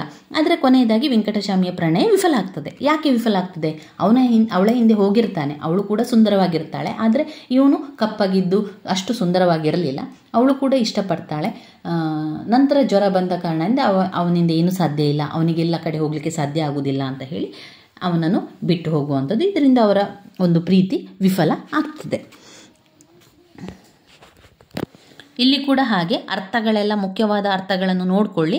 ಗೆಡೆ ಅಂದರೆ ಪೊಳ್ಳು ಮಾತನಾಡುವಂಥದ್ದು, ಕೈನೆ ಅಂದರೆ ದಾಸಿ, ಇಶಾರಣೆ ಅಂದರೆ ವಿಚಾರಣೆ, ಹಚ್ಚಡ ಅಂದರೆ ಹೊದಿಕೆ. ನಾನು ಈಗಾಗಲೇ ನಿಮಗೆ ಅದರಲ್ಲಿ ಬಂದಿರುವಂಥ ಅರ್ಥಗಳನ್ನು ತೋರಿಸಿದ್ದೆ, ಅದನ್ನೆಲ್ಲ ನೋಡಿಕೊಳ್ಳಿ. ಇದು ಒಂದು ಸಣ್ಣ ಕಥೆ ಆಯಿತಾ. ಇನ್ನು ಬರುವಂಥದ್ದು ಧನ್ವಂತರಿಯ ಚಿಕಿತ್ಸೆ. ಧನ್ವಂತರಿಯ ಚಿಕಿತ್ಸೆಯನ್ನು ಬರೆದವರು ಕುವೆಂಪು ಅವರು. ಧನ್ವಂತರಿಯ ಚಿಕಿತ್ಸೆ ಎನ್ನುವಂಥದ್ದು ಕುವೆಂಪು ಅವರು ಬರೆದಿರುವಂಥ ಸಣ್ಣ ಕತೆ. ಈ ಸಣ್ಣ ಕಥೆಯಲ್ಲಿ ಏನಾಗ್ತದೆ ಅಂತ ಹೇಳಿದರೆ, ಈಗ ಸ್ವರ್ಗಲೋಕದಲ್ಲಿ ಅಲ್ಲಿ ಋಷಿ ಮುನಿಗಳೆಲ್ಲ ಕೂತ್ಕೊಂಡಿದ್ರು, ಋಷಿಗಳೆಲ್ಲ ಮಾತನಾಡ್ತಾ ಇದ್ರು. ಅಲ್ಲಿ ಋಷಿಯವರಿಗೆ ಒಂದು ಆರ್ತ ಸ್ವರ ಕೇಳ್ತದೆ, ರೋಧಿಸುವಂತಹ, ದುಃಖ ಪಡುವಂತಹ, ಬೊಬ್ಬಿಡುವಂತಹ ಸ್ವರ ಕೇಳ್ತದೆ, ರೈತನ ಒಂದು ಸ್ವರ. ಋಷಿಗಳೆಲ್ಲ ಕೇಳ್ತಾರೆ, ನಮಗೆಲ್ಲ ಸ್ವರ ಕೇಳ್ತಾ ಇದೆ, ಇದು ಎಲ್ಲಿಂದ ಬರ್ತಾ ಇದೆ ಈ ಸ್ವರ? ಒಂದು ರೀತಿಯ ಕರ್ಕಶ ಸ್ವರ, ಒಂದು ವೇದನೆಯನ್ನು ಪಡುವಂಥದ್ದು, ಆಹಾ ಆಗ್ತಾ ಇಲ್ಲ ಎನ್ನುವಂಥ ವೇದನೆಯನ್ನು ಪಡೆಯುವಂಥ ಸ್ವರ ಕೇಳ್ತದೆ. ಆ ರೀತಿಯಲ್ಲಿ ಆ ಒಂದು ಸ್ವರ ಬಂದ ಕಡೆಗೆ ಹೋಗ್ತಾ ಇದ್ದಾಗ ಅದು ಭೂಲೋಕದಲ್ಲಿ ಬರುವಂಥ ಸ್ವರ ಅಂತ ಅವರಿಗೆ ಗೊತ್ತಾಗ್ತದೆ. ಆ ಋಷಿಗಳೆಲ್ಲ ಭೂಲೋಕಕ್ಕೆ ಬರ್ತಾರೆ. ಅದು ಒಬ್ಬ ರೈತನ ಮನೆಯಿಂದ ಬರುವಂಥದ್ದು, ಒಂದು ಪುಟ್ಟದಾದ ಗುಡಿಸಲು. ಆ ಗುಡಿಸಲಿನ ಒಳಗಿನಿಂದ ಆ ಒಂದು ರೋದನೆಯ ಸ್ವರ ಕೇಳ್ತದೆ. ಅವರೆಲ್ಲ ಏನು ಮಾಡ್ತಾರೆ, ಆ ವೇಷವನ್ನು ಮರೆಸಿಕೊಂಡು ತಮ್ಮ ಋಷಿ ಮುನಿಗಳ ವೇಷದಿಂದ ಬದಲಾಯಿಸಿಕೊಂಡು ಆ ಮನೆಗೆ ಬರ್ತಾರೆ. ಅಲ್ಲಿ ರೈತನ ಹೆಂಡತಿ ಹತ್ರ ಕೇಳ್ತಾರೆ, ಇವನಿಗೆ ಏನಾಗಿದೆ, ರೈತನಿಗೆ ಏನಾಗಿದೆ, ಯಾಕೆ ಈ ರೀತಿಯಾಗಿ ದುಃಖ ಪಡ್ತಾ ಇದ್ದಾನೆ, ಯಾಕೆ ಈ ರೋಧನೆಯನ್ನು ಮಾಡ್ತಾ ಇದ್ದಾನೆ, ಯಾಕೆ ಈ ಒಂದು ದುಃಖ ಅಯ್ಯೋ ಅಂತ ಕಿರಿಚ್ತಾ ಇದ್ದಾನೆ ಅಂತ ಹೇಳಿದಾಗ, ಎಲ್ಲ ಒಂದು ಡಾಕ್ಟರ್ ಹತ್ರ ಹೋಗಿ ಆಯಿತು, ಎಲ್ಲ ರೀತಿಯ ಮದ್ದು ಮಾಡಾಯಿತು, ಏನೂ ಕೂಡ ಪ್ರಯೋಜನ ಇಲ್ಲ. ದಿನದಿಂದ ದಿನಕ್ಕೆ ಅವರ ಒಂದು ಬೊಬ್ಬೆ ಹೆಚ್ಚಾಗ್ತಾ ಇದೆ, ಯಾವ ಕಾಯಿಲೆ ಅಂತ ಕೂಡ ಗೊತ್ತಾಗ್ತಾ ಇಲ್ಲ ಅಂತ ಹೇಳ್ತಾರೆ. ಆಗ ರೈತನ ಸ್ಥಿತಿಯನ್ನು ನೋಡಿ ಋಷಿಗಳೆಲ್ಲ ದುಃಖ ಪಡ್ತಾರೆ. ನಂತರ ಅವರೇನು ಮಾಡ್ತಾರೆ, ಇವನ ಒಂದು ಸಮಸ್ಯೆ ಏನು ಎನ್ನುವಂತ ನೋಡ್ಕೊಳ್ಳಿಕ್ಕೆ ಧನ್ವಂತರಿ ಋಷಿಯನ್ನು ಕರೆಸ್ತಾರೆ. ಧನ್ವಂತರಿ ಎಂದರೆ ವೈದ್ಯಶಾಸ್ತ್ರದಲ್ಲಿ ಅವನು ತುಂಬ ಮದ್ದನ್ನು ಕೊಡುವಂತಹ ಒಂದು ಮದ್ದನ್ನೆಲ್ಲ ಕೊಡುವಂತಹ ಒಬ್ಬ ಋಷಿ. ಅವನು ಧನ್ವಂತರಿ ಎನ್ನುವಂತಹ ಹೆಸರು, ಧನ್ವಂತರಿ ಋಷಿಗಳಿಂದ ಬಂದಿರುವಂಥದ್ದು. ಈಗ ವೈದ್ಯಕೀಯ ಲೋಕದಲ್ಲಿ, ವೈದ್ಯಶಾಸ್ತ್ರದಲ್ಲಿ ಧನ್ವಂತರಿ ಚಿಕಿತ್ಸೆ ಅಂತ ಇದೆ ನೋಡಿ, ಧನ್ವಂತರಿ ಪೂಜೆಯನ್ನು ಮಾಡುವಂಥದ್ದು. ಅದೇ ರೀತಿಯಲ್ಲಿ ಧನ್ವಂತರಿಯನ್ನು ಕರೆಸಿಕೊಂಡು ನೋಡಿದಾಗ ಅವನನ್ನು ಪ್ರತಿಯೊಂದು ಚಿಕಿತ್ಸೆಯನ್ನು ಅವನನ್ನು ಪರಿಶೀಲನೆ ಮಾಡ್ತಾರೆ ಆ ಋಷಿ. ಆವಾಗ ಅವನಿಗೆ ಗೊತ್ತಾಗ್ತದೆ, ಇವನ ಒಂದು ಎದೆಯಲ್ಲಿ ಸಂಪೂರ್ಣ ಭಾರ ಅಡಗಿಕೊಂಡಿದೆ. ಅವನು ಸಂಪೂರ್ಣ ರಾಜ್ಯದ ಭಾರವನ್ನು ರೈತ ತನ್ನ ಎದೆಯ ಮೇಲೆ ಹಾಕ್ಕೊಂಡಿದ್ದಾನೆ. ಅದರಿಂದ ಅವನಿಗೆ ಅದು ಕಷ್ಟ ಆಗ್ತಾ ಇದೆ, ಅವನಿಗೆ ಉಸಿರಾಡ್ಲಿಕ್ಕೆ ಆಗ್ತಾ ಇಲ್ಲ, ಅವನು ರೋಧನೆ ಪಡ್ತಾ ಇದ್ದಾನೆ. ಅವನ ಎಲ್ಲ ಭಾರವನ್ನು ಅವನು ಹೆಗಲಲ್ಲಿ ಹಾಕಿದರೆ ಎಲ್ಲ ಸರಿಯಾಗ್ತದೆ, ಆದರೆ ಅವನು ಇಡೀ ಪ್ರಪಂಚದ ಭಾರವನ್ನೆಲ್ಲ ಎಲ್ಲರೂ ಸೇರಿ ರೈತನ ಎದೆಯ ಮೇಲೆ ಹಾಕಿದ್ದಾರೆ ಅಂತ ಧನ್ವಂತರಿ ಹೇಳ್ತಾರೆ. ಹಾಗಾದರೆ ಏನು ಮಾಡಬೇಕು ಇದಕ್ಕೆ ಅಂತ ಹೇಳಿದಾಗ, ತನ್ನ ಭಾರವನ್ನೆಲ್ಲ ತೆಗೆದು ತನ್ನ ಹೆಗಲಲ್ಲಿ ಹಾಕಬೇಕು. ಎದೆಯಲ್ಲಿರುವಂಥ ಭಾರವನ್ನೆಲ್ಲ ತೆಗೆದು ಹಾಕ್ತಾರೆ ಋಷಿಗಳು. ಆಗ ಋಷಿಮುನಿಗಳೆಲ್ಲ ಸೇರಿ ಅವನ ಎದೆಯಲ್ಲಿರುವಂತಹ ಭಾರವನ್ನೆಲ್ಲ ತೆಗೆದು ಹಾಕ್ತಾರೆ.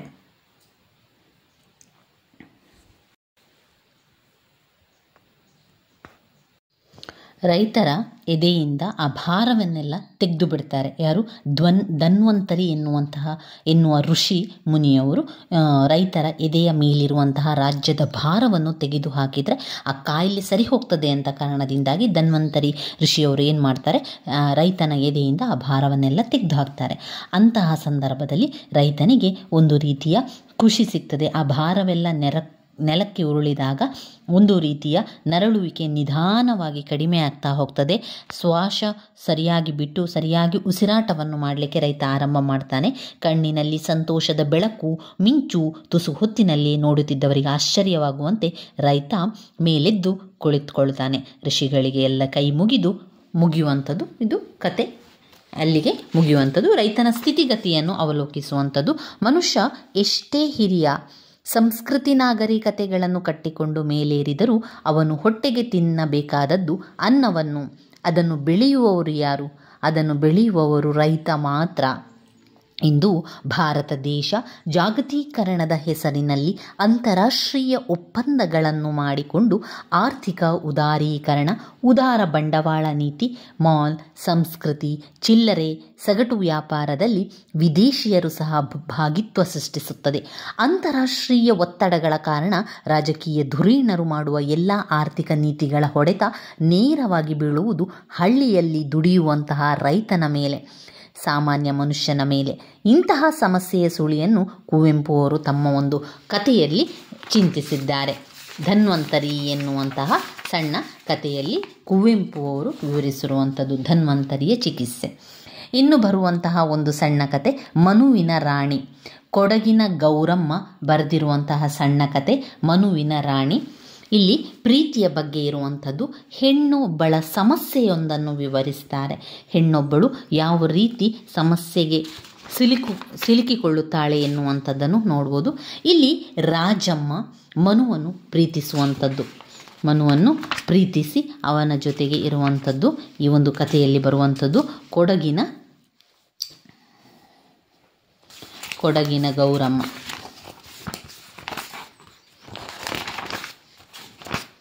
ಕೊಡಗಿನ ಗೌರಮ್ಮ ಈ ಒಂದು ಸಣ್ಣ ಕಥೆಯನ್ನು ಬರೆದಿದ್ದಾರೆ.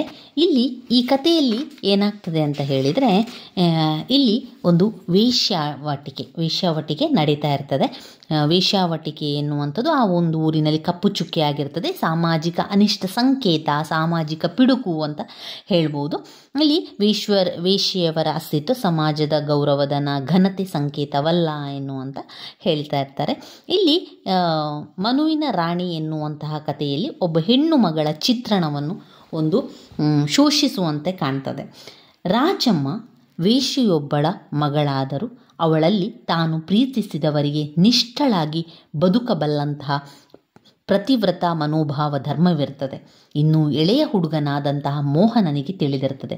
ಆದ್ದರಿಂದಲೇ ಮೋಹನನು ರಾಜಮ್ಮನನ್ನು ಪ್ರೀತಿಸಲಿಕ್ಕೆ ಆರಂಭ ಮಾಡ್ತಾನೆ. ಮೋಹನನ ಹೃದಯದ ರಾಣಿಯಾಗಿ ಅವನು ಸಾಯುವ ಕೊನೆಯ ಕಾಲದವರೆಗೂ ಕೂಡ ಉಳಿಯುತ್ತಾನೆ. ಇಲ್ಲಿ ರಾಜಮ್ಮ ಮೋಹನನನ್ನು ಪ್ರೀತಿಸ್ತಾ ಇರ್ತಾನೆ. ವೇಶ್ಯಾವಟಿಕೆಯಲ್ಲಿ ರಾಜಮ್ಮನ ಅಮ್ಮ ವೇಶ್ಯಾವಟಿಕೆಯನ್ನು ನಡೆಸ್ತಾ ಇರ್ತಾಳೆ. ರಾಜಮ್ಮನ ಅಮ್ಮ ವೇಶ್ಯೊಬ್ಬಗಳ ಮಗಳು. ಅವಳು ಯಾರು ರಾಜಮ್ಮನ ಮಗಳು ಅವಳನ್ನೆಲ್ಲ ವೇಶ್ಯಾವೃತ್ತಿಗೆ ಎಲ್ಲ ರೆಡಿ ಮಾಡಿ ಇಟ್ಟಿರ್ತಾಳೆ. ಅಲ್ಲಿಗೆ ಯಾವಾಗಲೂ ಪದೇ ಪದೇ ಮೋಹನನೆನ್ನುವಂಥ ಬರ್ತಾನೆ. ಚಿಕ್ಕ ವಯಸ್ಸಿನವನು, ಅವನಿಗೆ ಯಾರೂ ಕೂಡ ಇರುವುದಿಲ್ಲ. ಮೋಹನ ಬರ್ತಾನೆ. ಆವಾಗ ಮೊದಲಿಗೆ ಅವನು ಶ್ರೀಮಂತನಾಗಿದ್ದ. ಬಂದು ಹಣವನ್ನು ಸುರಿತಾ ಇದ್ದ. ಎಷ್ಟೋ ಸಮಯಗಳ ನಂತರ ಮೋಹನನ ಕೈಯಲ್ಲಿ ಹಣ ಎಲ್ಲ ಖಾಲಿ ಆಗ್ತದೆ. ಆಗ ರಾಜಮ್ಮನ ಅಮ್ಮನಿಗೆ ಗೊತ್ತಾಗ್ತದೆ, ಇವನಲ್ಲಿ ಹಣ ಎಲ್ಲ ಖಾಲಿ ಆಯಿತು, ಇವನಿಂದ ಇನ್ನು ನಮಗೆ ಏನೂ ಪ್ರಯೋಜನ ಇಲ್ಲ ಅಂತ ಹೇಳಿ ಅವನನ್ನು ಅಷ್ಟು ಇದು ಮಾಡೋದಿಲ್ಲ ಅವರು ರಾಜಮ್ಮನ ಅಮ್ಮ. ನಂತರ ಮೋಹನನು ರಾಜಮ್ಮನನ್ನು ಪ್ರೀತಿಸಲಿಕ್ಕೆ ಆರಂಭ ಮಾಡ್ತಾನೆ. ಇದನ್ನು ತಿಳಿದಂತಹ ರಾಜಮ್ಮನಿಗೆ ಅವನಲ್ಲಿ ಹಣ ಇಲ್ಲ, ಅವನಲ್ಲಿ ಏನೂ ಇಲ್ಲ, ಅವನನ್ನು ಪ್ರೀತಿಸುವುದು ಸುಮ್ಮನೆ, ಅವನಿಂದ ನಮಗೆ ಏನೂ ಪ್ರಯೋಜನ ಇಲ್ಲ ಗೊತ್ತಾದ ನಂತರ ರಾಜಮ್ಮನ ಅಮ್ಮ ರಾಜಮ್ಮನಿಗೆ ಹೇಳ್ತಾನೆ, ನೋಡು ನಾವು ವೇಶ್ಯಾವೃತ್ತಿಯನ್ನು ಮಾಡ್ತಾ ಇದ್ದೇವೆ, ನೀನು ಈ ರೀತಿ ಪ್ರೀತಿ ಪ್ರೇಮ ಎಲ್ಲ ಹೋಗಬೇಡ, ನಮಗೆ ಅದು ಆಗಬರುವುದಿಲ್ಲ ಅಂತೆಲ್ಲ ಹೇಳಿದಾಳೆ. ಆದರೆ ಅವಳು ಕೇಳುವುದಿಲ್ಲ. ಅವಳು ಪ್ರಾಮಾಣಿಕವಾಗಿ ಮೋಹನನನ್ನು ಪ್ರೀತಿಸ್ತಾ ಇರ್ತಾಳೆ. ರಾಜಮ್ಮ ಏನು ಮಾಡ್ತಾಳೆ, ಇವರಿಬ್ಬರನ್ನು ದೂರ ಮಾಡಬೇಕು ಎನ್ನುವಂತಹ ಕಾರಣದಿಂದಾಗಿ ರಾಜಮ್ಮ ತನ್ನ ಮಗಳಿಗೆ ಹೇಳ್ತಾಳೆ, ರಾಜಮ್ಮನ ಅಮ್ಮ ಅಂದರೆ ವೇಶ್ಯ ಮಗಳಿಗೆ ಹೇಳ್ತಾಳೆ, ನೋಡು ಮೋಹನನಿಗೆ ಮದುವೆ ನಿಶ್ಚಯವಾಗಿದೆ, ಅವನು ಮದುವೆ ಮಾಡಿಕೊಂಡು ಹೋಗಿದ್ದಾಳೆ ಅಂತ ಮಗಳಿಗೆ ಹೇಳ್ತಾಳೆ. ಅದಾದ ನಂತರ ಮೋಹನ ಬಂದಾಗ ಮೋಹನನಿಗೆ ಅಂತ ಹೇಳ್ತಾಳೆ, ಅವಳಿಗೆ ಹುಷಾರಿಲ್ಲ, ಅವಳು ಹುಷಾರಿಲ್ಲದೆ ಸಾವನ್ನಪ್ಪಿದ್ದಾಳೆ ಎನ್ನುವಂಥ ಕಥೆಯನ್ನು ಹೇಳ್ತಾಳೆ. ಇದನ್ನು ಮೋಹನನ್ನು ತಿಳ್ಕೊಂಡು ತುಂಬಾ ದುಃಖಪಟ್ಟು ಅದೇ ನೋವಿನಲ್ಲಿ ಅದೇ ದುಃಖದಲ್ಲಿ ಕೊರಗ್ತಾ ಇರ್ತಾನೆ ಮತ್ತು ಹುಚ್ಚನಾಗ್ತಾನೆ ಅವನು. ಸ್ವಲ್ಪ ಸಮಯದ ನಂತರ ಅವನು ಹುಚ್ಚನಾಗಿದ್ದಾನೆಂದು ತಿಳಿದಂತಹ ರಾಜಮ್ಮನ್ ಅವಳೇನು ಮಾಡ್ತಾಳೆ, ತನ್ನ ಮನೆ ಅಮ್ಮನನ್ನೆಲ್ಲ ಬಿಟ್ಟು ಮೋಹನನ ಜೊತೆಗೆ ಹೋಗಿ ಅಲ್ಲಿ ಮೋಹನನ ಜೊತೆಗೆ ಜೀವನವನ್ನು ಮಾಡ್ತಾನೆ.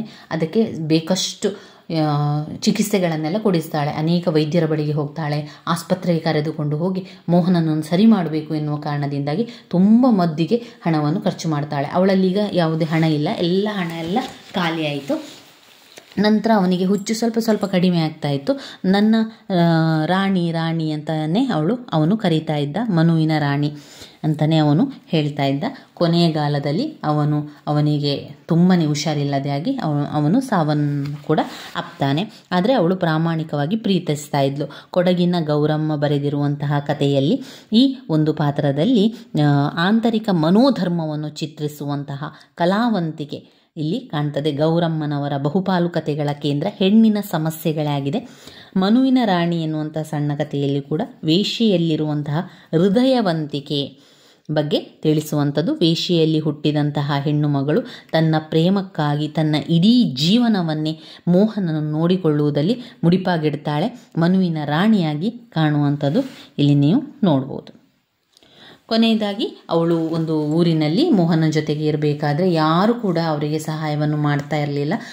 ಇದ್ದ ಹಣ ಎಲ್ಲ ಖಾಲಿಯಾಗಿರ್ತದೆ. ಅವರಿಗೆ ಊಟ ತಿನ್ನಲಿಕ್ಕೂ ಕೂಡ ಯಾವುದೇ ರೀತಿಯ ಹಣ ಇರೋದಿಲ್ಲ, ಊಟ ಮಾಡಲಿಕ್ಕೂ ಕೂಡ ಹಣ ಇರೋದಿಲ್ಲ. ಅವನಿಗೆ ರೋಗ ಹೆಚ್ಚಾದಂತಹ ಸಂದರ್ಭದಲ್ಲಿ ಅವನು ತುಂಬ ಹುಚ್ಚನ ರೀತಿಯಲ್ಲಿ ಆಗಿರ್ತಾನೆ. ಜ್ವರ ಕೂಡ ಬಂದಿರ್ತದೆ. ಅಂಥ ಸಂದರ್ಭದಲ್ಲಿ ವೈದ್ಯರ ಮನೆಗೆ ಹೋಗಿ ಬಾಗಿಲು ತಟ್ಟಿದಾಗ ವೈದ್ಯರು ಕೂಡ ಬರುವುದಿಲ್ಲ. ಅಲ್ಲಿ ವೈದ್ಯರು ಕೂಡ ಅವರ ಮನೆಗೆ ಹೋಗಬಾರ್ದು ಅಂತ ಹೇಳಿ ಹೆಂಡತಿ ಕೂಡ ಹೇಳಿರ್ತಾಳೆ. ಊರಿನವರೆಲ್ಲ ಹೇಳಿರ್ತಾರೆ ಅವಳದು ವೇಶ್ಯೆಯ ಮನೆ, ಯಾರು ಹೋಗಬಾರ್ದು ಅಂತ. ಆದರೆ ಬೆಳಗಿನ ಸಮಯದಲ್ಲಿ ಆ ವೈದ್ಯರಿಗೆ ಕೂಡ ಮನಸ್ಸು ಬರುವುದಿಲ್ಲ. ಯಾಕಂದರೆ ನಾನು ಯಾರೇ ಮನೆಗೆ ಹೋಗಲಿ ನನ್ನದು ಕರ್ತವ್ಯ ನಿಷ್ಠೆ, ನಾನು ವೈದ್ಯರಾಗಿ ಎಲ್ಲರ ಮನೆಗೆ ಕೂಡ ಹೋಗಬೇಕು, ಅದು ನನ್ನ ಒಂದು ಕರ್ತವ್ಯ. ಅವರು ಹೇಗೇ ಇರಲಿ ಏನೇ ಮಾಡಲಿ, ಆದರೆ ನನ್ನ ಕರ್ತವ್ಯ ಏನು, ನಾನು ವೈದ್ಯರಾಗಿ ಪ್ರತಿಯೊಬ್ಬ ರೋಗಿಗೂ ಮದ್ಯವನ್ನು ಕೊಡಬೇಕು ಎನ್ನುವಂಥದ್ದು. ಅದೇ ರೀತಿಯಲ್ಲಿ ನಂತರ ಬೆಳಗ್ಗೆ ಹೋಗಿ ರಾಜಮ್ಮನ ಮನೆಗೆ ಹೋಗಿ ಅವನ ಗಂಡನಿಗೆ ಮನುವಿಗೆ ಚಿಕಿತ್ಸೆಯನ್ನು ಕೊಡ್ತಾನೆ. ನಂತರ ರಾಜಮ್ಮ ಏನು ಮಾಡ್ತಾಳೆ, ತನ್ನ ಸಂಪೂರ್ಣ ಕಥೆಯನ್ನು ಕಾಗದದಲ್ಲಿ ಬರೆದು ವೈದ್ಯರಿಗೆ ಕೊಡ್ತಾನೆ. ವೈದ್ಯರು ಅದನ್ನೆಲ್ಲ ನೋಡಿ ತುಂಬಾ ದುಃಖ ಪಡ್ತಾಳೆ. ಒಬ್ಬಳು ವೇಶ್ಯೆ ಆಗಿದ್ದರೂ ಕೂಡ ಅವಳಲ್ಲಿ ಹೃದಯವಂತಿಕೆಯನ್ನು ನೋಡಿ ತುಂಬಾ ಒಂದು ದುಃಖ ಕೂಡ ವೈದ್ಯರಿಗೆ ಆಗ್ತದೆ. ಕೊನೆಯ ಗಳಿಗೆಯಲ್ಲಿ ಮನು ಮರಣವನ್ನು ಹೊಂದ್ತಾಳೆ. ಅವಳು ಒಬ್ಬಂಟಿಯಾಗ್ತಾಳೆ. ಇದು ಮನುವಿನ ಕಥೆಯಲ್ಲಿ ಬರ್ತದೆ. ಇನ್ನು ಬರುವಂಥದ್ದು ಶವದ ಮನೆ ಕಥೆಯನ್ನು ಬರೆದವರು ಚದುರಂಗ. ಇಲ್ಲಿ ನಾರಣಪ್ಪ ಎನ್ನುವಂಥವರು ಹುಷಾರಿಲ್ಲದೆ ಏನಾಗ್ತಾರೆ, ಆಸ್ಪತ್ರೆಗೆ ಹೋಗ್ತಾರೆ. ಆಸ್ಪತ್ರೆಯಲ್ಲಿ ಸರಿಯಾದ ಚಿಕಿತ್ಸೆಯನ್ನು ನೀಡದೆ ಅವನನ್ನು ಒಬ್ಬ ಮುನಿಯ 11ನೇ ವಾರ್ಡ್ ಪೇಷಂಟ್ ಮುನಿಯ ಎನ್ನುವಂತಹ ಒಬ್ಬ ಇಲ್ಲಿ ಬಂದಿರುವಂಥದ್ದು ಗುಮಾಸ್ತ ನಾರಾಯಣಪ್ಪ ಎನ್ನುವಂಥನು. ಗುಮಾಸ್ತ ನಾರಾಯಣಪ್ಪ ಏನು ಮಾಡ್ತಾನೆ, ಅವನಿಗೆ ಹುಷಾರಿಲ್ಲ ಅಂತ ಆಸ್ಪತ್ರೆಗೆ ಸೇರ್ತಾನೆ. ಆಸ್ಪತ್ರೆಗೆ ಸೇರಿದಾಗಿ ಸರಿಯಾಗಿ ವೈದ್ಯರು ಅವನನ್ನು ಚಿಕಿತ್ಸೆ ಮಾಡದೆ ಅವನಲ್ಲಿರ್ತಾನೆ. ಅವನನ್ನು ನೋಡಿದಂಥ ವಾರ್ಡ್ ಬಾಯ್ ಇದ್ದಾನಲ್ಲ, ಅವನು ಹೇಳ್ತಾನೆ 11ನೇ ನಂಬರ್ನ ವಾರ್ಡ್ನ ಗುಮಾಸ್ತ ನಾರಾಯಣಪ್ಪ ಮರಣ ಹೊಂದಿದ್ದಾನೆ ಅಂತ ಹೇಳ್ತಾನೆ. ನಂತರ ಅವನು ಹೋಗಿ ಹೇಳ್ತಾನೆ ವೈದ್ಯರಲ್ಲಿ, ನೋಡಿ ಅಲ್ಲಿ 11ನೇ ವಾರ್ಡ್ನ ಗುಮಾಸ್ತ ನಾರಾಯಣಪ್ಪ ಮರಣ ಹೊಂದಿದ್ದಾನೆ, ಒಮ್ಮೆ ಚೆಕ್ ಮಾಡಿ ಡಾಕ್ಟ್ರೆ ಅಂತ ಹೇಳಿದಾಗ ಡಾಕ್ಟ್ರು, ನೀನು ಹೇಳಿ ಆಯ್ತಲ್ಲ, ಇನ್ನು ಅವನನ್ನು ಶವದ ಮನೆಗೆ ಕಳಿಸು, ನಿನಗೆ ಗೊತ್ತಾಗಿದೆ ಅಲ್ಲ ಅವನು ಮರಣ ಹೊಂದಿದ್ದಾನೆ ಅಂತ ಹೇಳಿ ಅಂತ ಹೇಳ್ತಾನೆ. ಅದೇ ರೀತಿ ಅವನನ್ನು ಶವದ ಮನೆಗೆ ಕಳಿಸ್ತಾರೆ.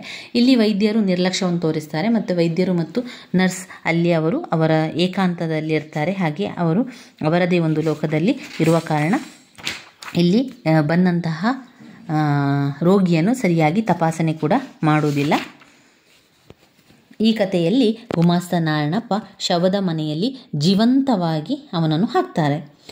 ತನ್ನಂತೆ ಈ ಶವದ ಮನೆಯಲ್ಲಿ ಅನೇಕ ಜನರಿರ್ತಾರೆ. ಅಲ್ಲಿ ಅವರ ಆತ್ಮಗಳು ಒಂದೊಂದೇ ಮಾತನಾಡಲಿಕ್ಕೆ ಆರಂಭ ಮಾಡ್ತದೆ. ತಾನು ಯಾವ ರೀತಿ ಕಷ್ಟಪಟ್ಟೆ, ನಾನು ಯಾವ ರೀತಿ ಕಷ್ಟದಿಂದ ಆಸ್ಪತ್ರೆಗೆ ಸೇರಿದೆ, ನಂತರ ಯಾವ ರೀತಿ ನನ್ನ ರೋಗ ಹೆಚ್ಚಾಯಿತು, ನನ್ನ ರೋಗಕ್ಕೆ ಯಾವುದೇ ವೈದ್ಯರು ಸರಿಯಾದ ಚಿಕಿತ್ಸೆಯನ್ನು ನೋಡಲಿಲ್ಲ ಎನ್ನುವಂಥ ಎಲ್ಲ ವಿಚಾರಗಳನ್ನು ಎಲ್ಲ ಆತ್ಮಗಳು ಮಾತನಾಡುವಂಥದ್ದನ್ನು ನಾರಾಯಣಪ್ಪನವರು ಕೇಳಿಸಿಕೊಳ್ತಾರೆ. ನನಗೆ ಬಂದಿರುವಂತಹ ರೋಗ ಯಜಮಾನನಿಗೂ ಕೂಡ ಬಂದಿತ್ತು. ಆದರೆ ಹಣ ಇದ್ದ ಕಾರಣ ಯಜಮಾನನಿಗೆ ಅದು ಸಂಪೂರ್ಣ ಗುಣಮುಖರಾಗಿ ಮನೆಗೆ ಹೋಗಿದ್ದಾರೆ. ಆದರೆ ಹಣ ಇಲ್ಲದ ಕಾರಣದಿಂದಾಗಿ ಆ ಒಂದು ರೋಗ ಹೆಚ್ಚಾಗಿ ಸಾವನ್ನಪ್ಪಿದ್ದೇನೆ ಎನ್ನುವಂಥ ವಿಚಾರಗಳನ್ನೆಲ್ಲ ನಾರಾಯಣಪ್ಪನಿಗೆ ತಿಳಿಯುತ್ತದೆ. ಈ ಒಂದು ಸಮಾಜದಲ್ಲಿ ವಿಕೃತಿಯ ಪರಿಚಯವಾಗುವಂಥದ್ದು ಅವನಿಗೆ ಆ ಶವದ ಮನೆಯಲ್ಲಿ. ಹೊರಗಿನ ಹೃದಯಹೀನ ಬದುಕಿನ ಗೌರವದ ನರಕಕ್ಕಿಂತ ಈ ಒಂದು ಶವದ ಮನೆಯಲ್ಲಿ ಸಾಯುವುದೇ ಲೇಸು ಎಂದು ನಾರಾಯಣಪ್ಪನಿಗೆ ತಿಳಿಯುತ್ತದೆ ಮತ್ತು ಅವನು ಕೊನೆಗೆ ಆ ಒಂದು ಶವದ ಮನೆಯಲ್ಲಿ ಮೃತನಾಗುವಂಥದ್ದು. ಸಮಾಜದ ಸಮಸ್ಯೆಗಳನ್ನು, ಹುಳುಕುಗಳನ್ನು ಚಿತ್ರಿಸುವಂತಹ ಮೂಲಕ ಜನರ ಪ್ರಜ್ಞೆಯನ್ನು ಎಚ್ಚರಿಸುವಂಥದ್ದು. ಜನರು ತಮ್ಮ ಸುತ್ತಲಿನ ಇಂತಹ ಸಮಸ್ಯೆಗಳ ವಿರುದ್ಧ, ಕೊಳಕುಗಳ ವಿರುದ್ಧ ಹೋರಾಟ ಮಾಡಲು ಪ್ರಚೋದಿಸಿ ಆಂತರಿಕವಾಗಿ ಸಮಾಜದಲ್ಲಿ ಸಮಾನತೆಯನ್ನು ತರುವಂತಹ ಆಶಯ ಪ್ರಗತಿಶೀಲ ಸಾಹಿತ್ಯದ ಮುಖ್ಯ ಲಕ್ಷಣಗಳಾಗಿರುವಂಥದ್ದನ್ನು ಕಾಣ್ಬೋದು. ಇನ್ನು ಬರುವಂಥದ್ದು ಗಾಂಧಿ, ಬೆಸಗರಹಳ್ಳಿ ರಾಮಣ್ಣ. ಇಲ್ಲಿ ಅವರು ಮಹಾತ್ಮ ಗಾಂಧಿ ಎನ್ನುವಂಥ ಹೆಸರನ್ನು ಕೊಟ್ಟಿರುವಂಥದ್ದನ್ನು ಕಾಣ್ಬೋದು. ಮಹಾತ್ಮ ಗಾಂಧಿ ಹೆಸರು ಬೆಸಗರಹಳ್ಳಿ ರಾಮಣ್ಣನವರ ಗಾಂಧಿ ಒಂದು ಮಹತ್ವದ ಕತೆ. ಬೆಸಗರಹಳ್ಳಿ ರಾಮಣ್ಣನು ಬರೆದಿರುವಂತಹ ಗಾಂಧಿ. ಈ ಒಂದು ಕಥೆಯಲ್ಲಿ ಒಬ್ಬ ಹುಡುಗನಿಗೆ ಮಹಾತ್ಮ ಗಾಂಧಿ ಎಂಬ ಹೆಸರನ್ನು ಕೊಡ್ತಾರೆ. ಇದರಿಂದ ಎಲ್ಲರೂ ಅಚ್ಚರಿಗೊಳ್ತಾರೆ.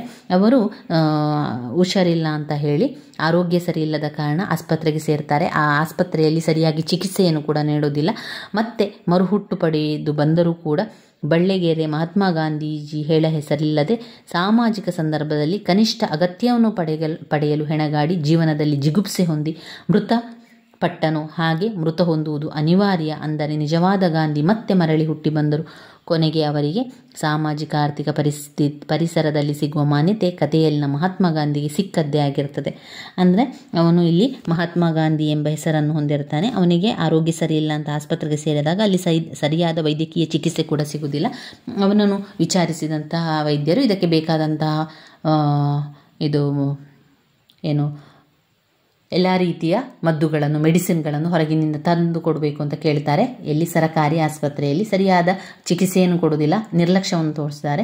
ನಂತರ ಅದನ್ನೆಲ್ಲ ತಂದುಕೊಟ್ಟ ನಂತರ ಕೂಡ ಸರಿಯಾದ ಚಿಕಿತ್ಸೆಯನ್ನು ನೀಡದೆ ಇಲ್ಲಿ ಮಹಾತ್ಮ ಗಾಂಧೀಜಿ ಎನ್ನುವಂಥ ಹುಡುಗ ಮೃತಪಡುವಂಥದ್ದನ್ನು ಕಾಣ್ಬೋದು.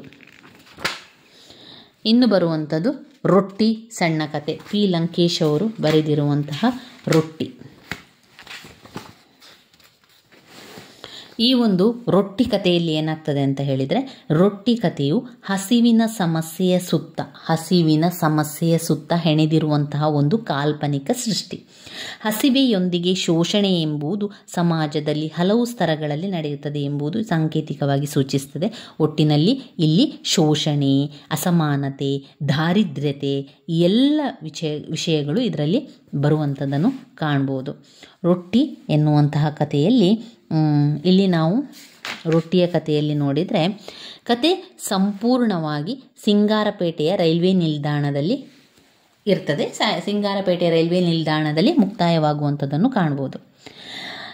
ಎಲ್ಲ ರೈಲುಗಳು ಹೋಗ್ತಾ ಇರ್ತದೆ. ಇಲ್ಲಿ ಹೋಗ್ತಾ ಇರುವಂತಹ ಸಂದರ್ಭದಲ್ಲಿ ಇಲ್ಲಿ ಸ್ಟೇಷನ್ನಲ್ಲಿ ಒಬ್ಬಳು ತನ್ನ ಮಗಳ ಬಾಳಂತನಕ್ಕಾಗಿ ಬಂದಿರ್ತಾಳೆ. 40ರ ಪ್ರಾಯದ ಹೆಂಗಸು ಬಾಳಂತನವನ್ನು ಮಾಡಿ ಮುಗಿಸಿ ಹೋಗುವಂಥ ಸಂದರ್ಭದಲ್ಲಿ ರೈಲ್ವೆ ಸ್ಟೇಷನ್ಗೆ ತಾನು ಒಬ್ಬಳೇ ಬರ್ತಾಳೆ. ಮನೆಗೆ ಹೋಗುವ ಸಂದರ್ಭದಲ್ಲಿ ಮಗಳು ರೊಟ್ಟಿಯನ್ನೆಲ್ಲ ಕಟ್ಟಿ ಕೊಟ್ಟಿರ್ತಾಳೆ. ಈ ರೈಲ್ವೆ ಸ್ಟೇಷನ್ಲಿ ತುಂಬ ಜನಸಾಗರ ಇರ್ತದೆ. ತುಂಬಾ ಹಸಿವಾಗ್ತದೆ ಅಂತ ಹೇಳಿ ಒಂದು ಕಡೆಯಲ್ಲಿ ನಿಂತು ರೊಟ್ಟಿಯನ್ನು ತಿನ್ನಲಿಕ್ಕೆ ಆರಂಭ ಮಾಡಿದಾಗ ಒಬ್ಬ ಭಿಕ್ಷುಕನು ಬಂದು ಆ ಹೆಂಗಸನ ಕೈಯಿಂದ ರೊಟ್ಟಿಯನ್ನು ಕಿತ್ತುಕೊಳ್ತಾನೆ. ಕಿತ್ತುಕೊಂಡಾಗ ಅವಳೇನು ಮಾಡ್ತಾಳೆ, ಹೆಂಗಸು ಬೊಬ್ಬೆ ಹಾಕಲಿಕ್ಕೆ ಆರಂಭ ಮಾಡ್ತಾಳೆ. ಬೊಬ್ಬೆ ಹಾಕಿದಾಗ ಎಲ್ಲ ಜನರು ಬಂದು ಆ ಭಿಕ್ಷುಕನನ್ನು ಹೊಡೆದು ಬೆಂಡೆತ್ತಿ ಅವನ ಕೈಯಿಂದ ರೊಟ್ಟಿಯನ್ನು ತೆಗೆದು ಅವಳಿಗೆ ಕೊಡ್ತಾನೆ. ನಂತರ ಪೊಲೀಸರು ಕೂಡ ಅಲ್ಲಿಗೆ ಬರ್ತಾರೆ. ಪೊಲೀಸರು ಬಂದು ಇವಳ ಮೇಲೆ ಕೂಡ ಇವಳನ್ನು ಸ್ವಲ್ಪ ಬೇರೆ ದೃಷ್ಟಿಯಿಂದಲೇ ನೋಡಲಿಕ್ಕೆ ಆರಂಭ ಮಾಡ್ತಾರೆ. ಈಗ ಅವಳಿಗೆ ಅರಿವಾಗ್ತದೆ ಈ ಭಿಕ್ಷುಕ ಹಸಿವಿನಿಂದ ರೊಟ್ಟಿಯನ್ನು ಕೇಳಿದ, ಹಸಿವಿನಿಂದ ಕಿತ್ತುಕೊಂಡನಷ್ಟೇ ಹೊರತು ನಾನು ಈ ರೀತಿಯಾಗಿ ಅವನಿಗೆ ಹೊಡಿಸಬಾರದಿತ್ತು ಎನ್ನುವಂತಹ ದುಃಖ ಅವಳಿಗೆ ಆಗ್ತದೆ. ಅಂಥ ಸಂದರ್ಭದಲ್ಲಿ ಆ ಪೊಲೀಸರೆಲ್ಲ ಅವಳನ್ನು ಬೇರೆ ದೃಷ್ಟಿಯಿಂದ, ಕೆಟ್ಟ ದೃಷ್ಟಿಯಿಂದ ನೋಡುವಂಥ ಸಂದರ್ಭದಲ್ಲಿ ಅವಳಿಗೆ ಆಗನಿಸ್ತದೆ, ನಾನು ಜನರ ಪರವಾಗಿರಬೇಕಿತ್ತು, ಜನರ ಜೊತೆಗೆ ಸೇರಬೇಕಿತ್ತು, ಪೊಲೀಸರ ಪರವಾಗಿ ನಿಲ್ಲಬಾರದಿತ್ತು ಅಂತ ಅನಿಸ್ತದೆ. ಜನರೆಲ್ಲರೂ ಸೇರಿ ಅವರ ಜೊತೆಗೆ ಸೇರಿ ಆ ಭಿಕ್ಷುಕನನ್ನು ಬಿಟ್ಟು ಬಿಡಬೇಕಿತ್ತು. ಅವನಿಗೆ ಹಸಿವಾಗಿತ್ತು, ಅವನು ಅನ್ಯಾಯಕ್ಕೊಳಗಾಗಿದ್ದ.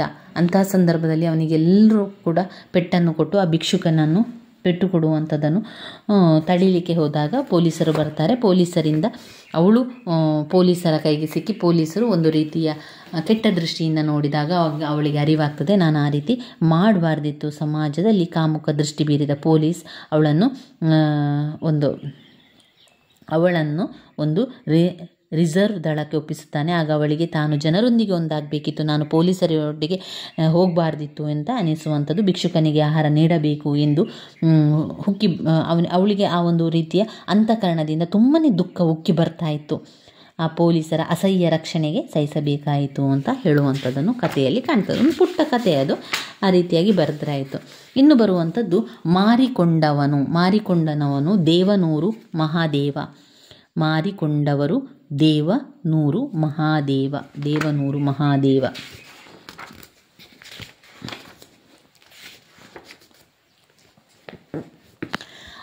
ಈ ಕಥೆಯಲ್ಲಿ ಏನಾಗ್ತದೆ ಅಂತ ಹೇಳಿದರೆ, ಬೀರ ಮತ್ತು ಲಕ್ಷ್ಮಿ ಅವರಿಗೆ ಯಾವುದೇ ರೀತಿಯ ಆಸ್ತಿ ಪಾಸ್ತಿ ಮಠ ಮನೆ ಏನೂ ಇರುವುದಿಲ್ಲ.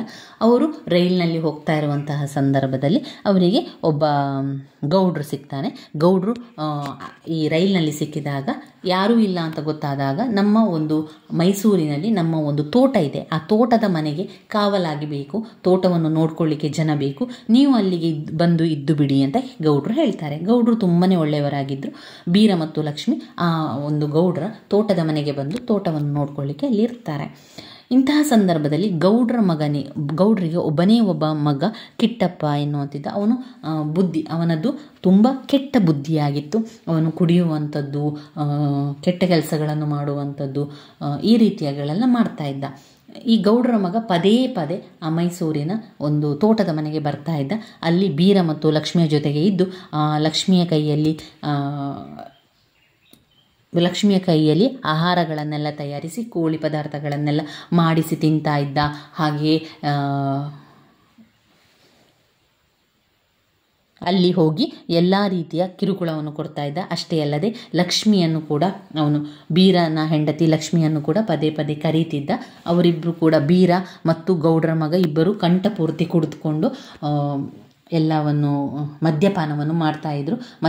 ಸಂಪೂರ್ಣ ಮದ್ಯಪಾನವನ್ನು ಮಾಡಿಕೊಳ್ಳುವಂಥದ್ದು, ಲಕ್ಷ್ಮಿಯ ಕೈಯಲ್ಲಿ ಕೋಳಿ ಪದಾರ್ಥಗಳನ್ನೆಲ್ಲ ಮಾಡಿಸಿಕೊಂಡು ತಿನ್ನುವಂಥದ್ದು, ಈ ರೀತಿಯಾಗೆಲ್ಲ ಮಾಡ್ಕೊಳ್ತಾ ಇದ್ದ. ಹಾಗೆ ಅದರ ಜೊತೆಗೆ ಲಕ್ಷ್ಮಿಯನ್ನು ಕೂಡ ಮಲಗಲಿಕ್ಕೆ ಬರಲಿಕ್ಕೆ ಹೇಳ್ತಾ ಇದ್ದ, ಅವಳನ್ನು ಉಪಯೋಗಿಸಿಕೊಳ್ತಾ ಇದ್ದ. ಈ ರೀತಿಯಾಗಿ ಮಾಡ್ತಾ ಇದ್ದ. ಆದರೆ ಇಲ್ಲಿ ಬೀರ ಮತ್ತು ಲಕ್ಷ್ಮಿಗೆ ಅವರು ಯಾವುದೇ ರೀತಿಯ ಮಾತನಾಡ್ತಿರಲಿಲ್ಲ. ಅದರ ವಿರುದ್ಧವಾಗಿ ಧ್ವನಿ ಎತ್ತಲಿಕ್ಕೆ ಅವರಿಗೆ ಅಸಹಾಯಕರಾಗಿದ್ದರು. ಅವರು ಆಗುತ್ತಿದ್ದಂತಹ ಶೋಷಣೆ ವಿರುದ್ಧ ಮಾತನಾಡ್ತಾ ಇರಲಿಲ್ಲ. ಕಾರಣ ಏನು ಅಂದರೆ, ಅವರಿಗೆ ಮನೆ ಮಠ ಇಲ್ಲ, ಅವರಿಗೆ ಬೇರೆ ಯಾವುದೇ ರೀತಿಯ ಆಸ್ತಿಗಳಿಲ್ಲ.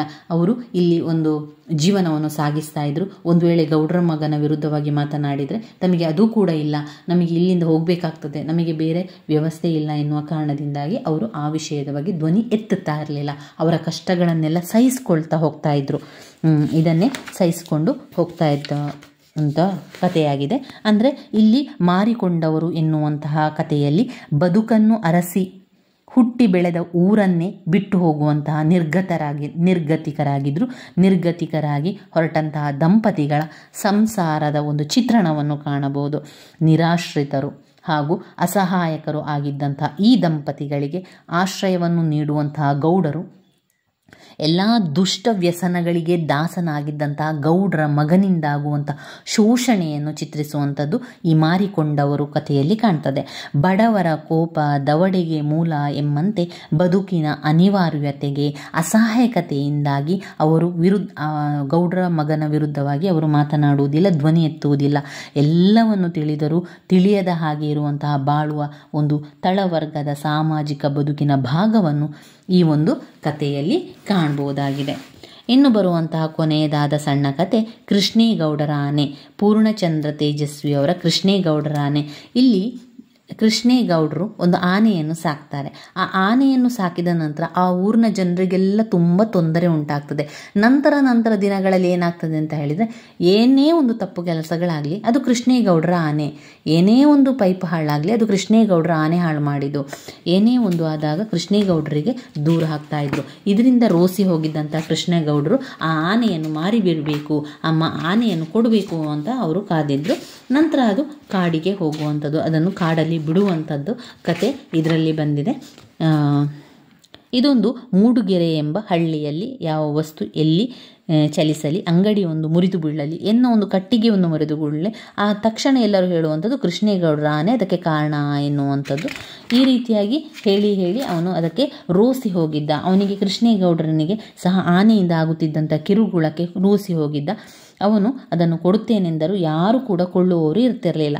ನಂತರ ಕೃಷ್ಣೇಗೌಡರ ಆನೆ ಕಾಡಲ್ಲಿ ಓಡಿ ಹೋಗುವಂಥದ್ದು ಕಾಣ್ಬೋದು. ಅನಂತರ ನೀವೇ ಅದರ ಹೆಣವನ್ನು ಸಾಗಿಸಬೇಕು ಅಂತಲ್ಲ, ಕೃಷ್ಣೇಗೌಡರಕ್ಕೆ ಅದಕ್ಕೆ ಅನುಮತಿಯನ್ನು ನೀಡಿದರು.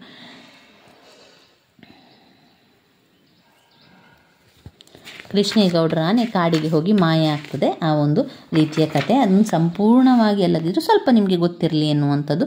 ಕೃಷ್ಣೇಗೌಡರ ಆನೆ ನಮ್ಮ ಕನ್ನಡ ನಾಡು ಮಾತ್ರವಲ್ಲ, ಭಾರತ ದೇಶದ ಹಳ್ಳಿಗಳಲ್ಲಿ ರೂಪುಗೊಳ್ಳಬಹುದಾದಂಥ ಸಾಮಾಜಿಕ, ಆರ್ಥಿಕ, ರಾಜಕೀಯ, ಧಾರ್ಮಿಕ ಜೀವನವನ್ನು, ಒಂದು ಸಾಂಸ್ಕೃತಿಕ ಸಂದರ್ಭವನ್ನು ಕಟ್ಟಿಕೊಡುವಂತಹ ಒಂದು ಕತೆ.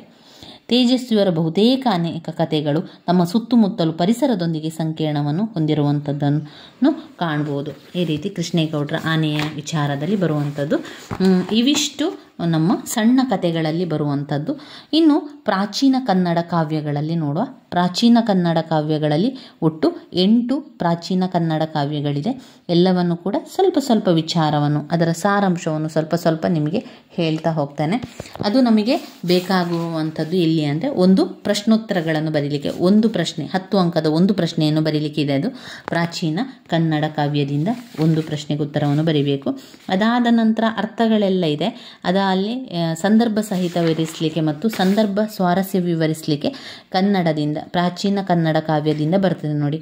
ಅದು ನಾವು ಯಾವುದರಿಂದ ಬಂದಿದೆ ಅನ್ನುವಂಥದ್ದನ್ನು ಆಲೋಚನೆ ಮಾಡಿಕೊಂಡು ಓದ್ಕೊಳ್ಬೇಕು. ಈಗ ಅಮೃತಮತಿ ಅಂತ ಬಂದಾಗ ನಮಗೆ ಅದು ಗೊತ್ತಾಗ್ತದೆ, ಅಮೃತಮತಿಯ ಪ್ರಸಂಗ ಅಂತ.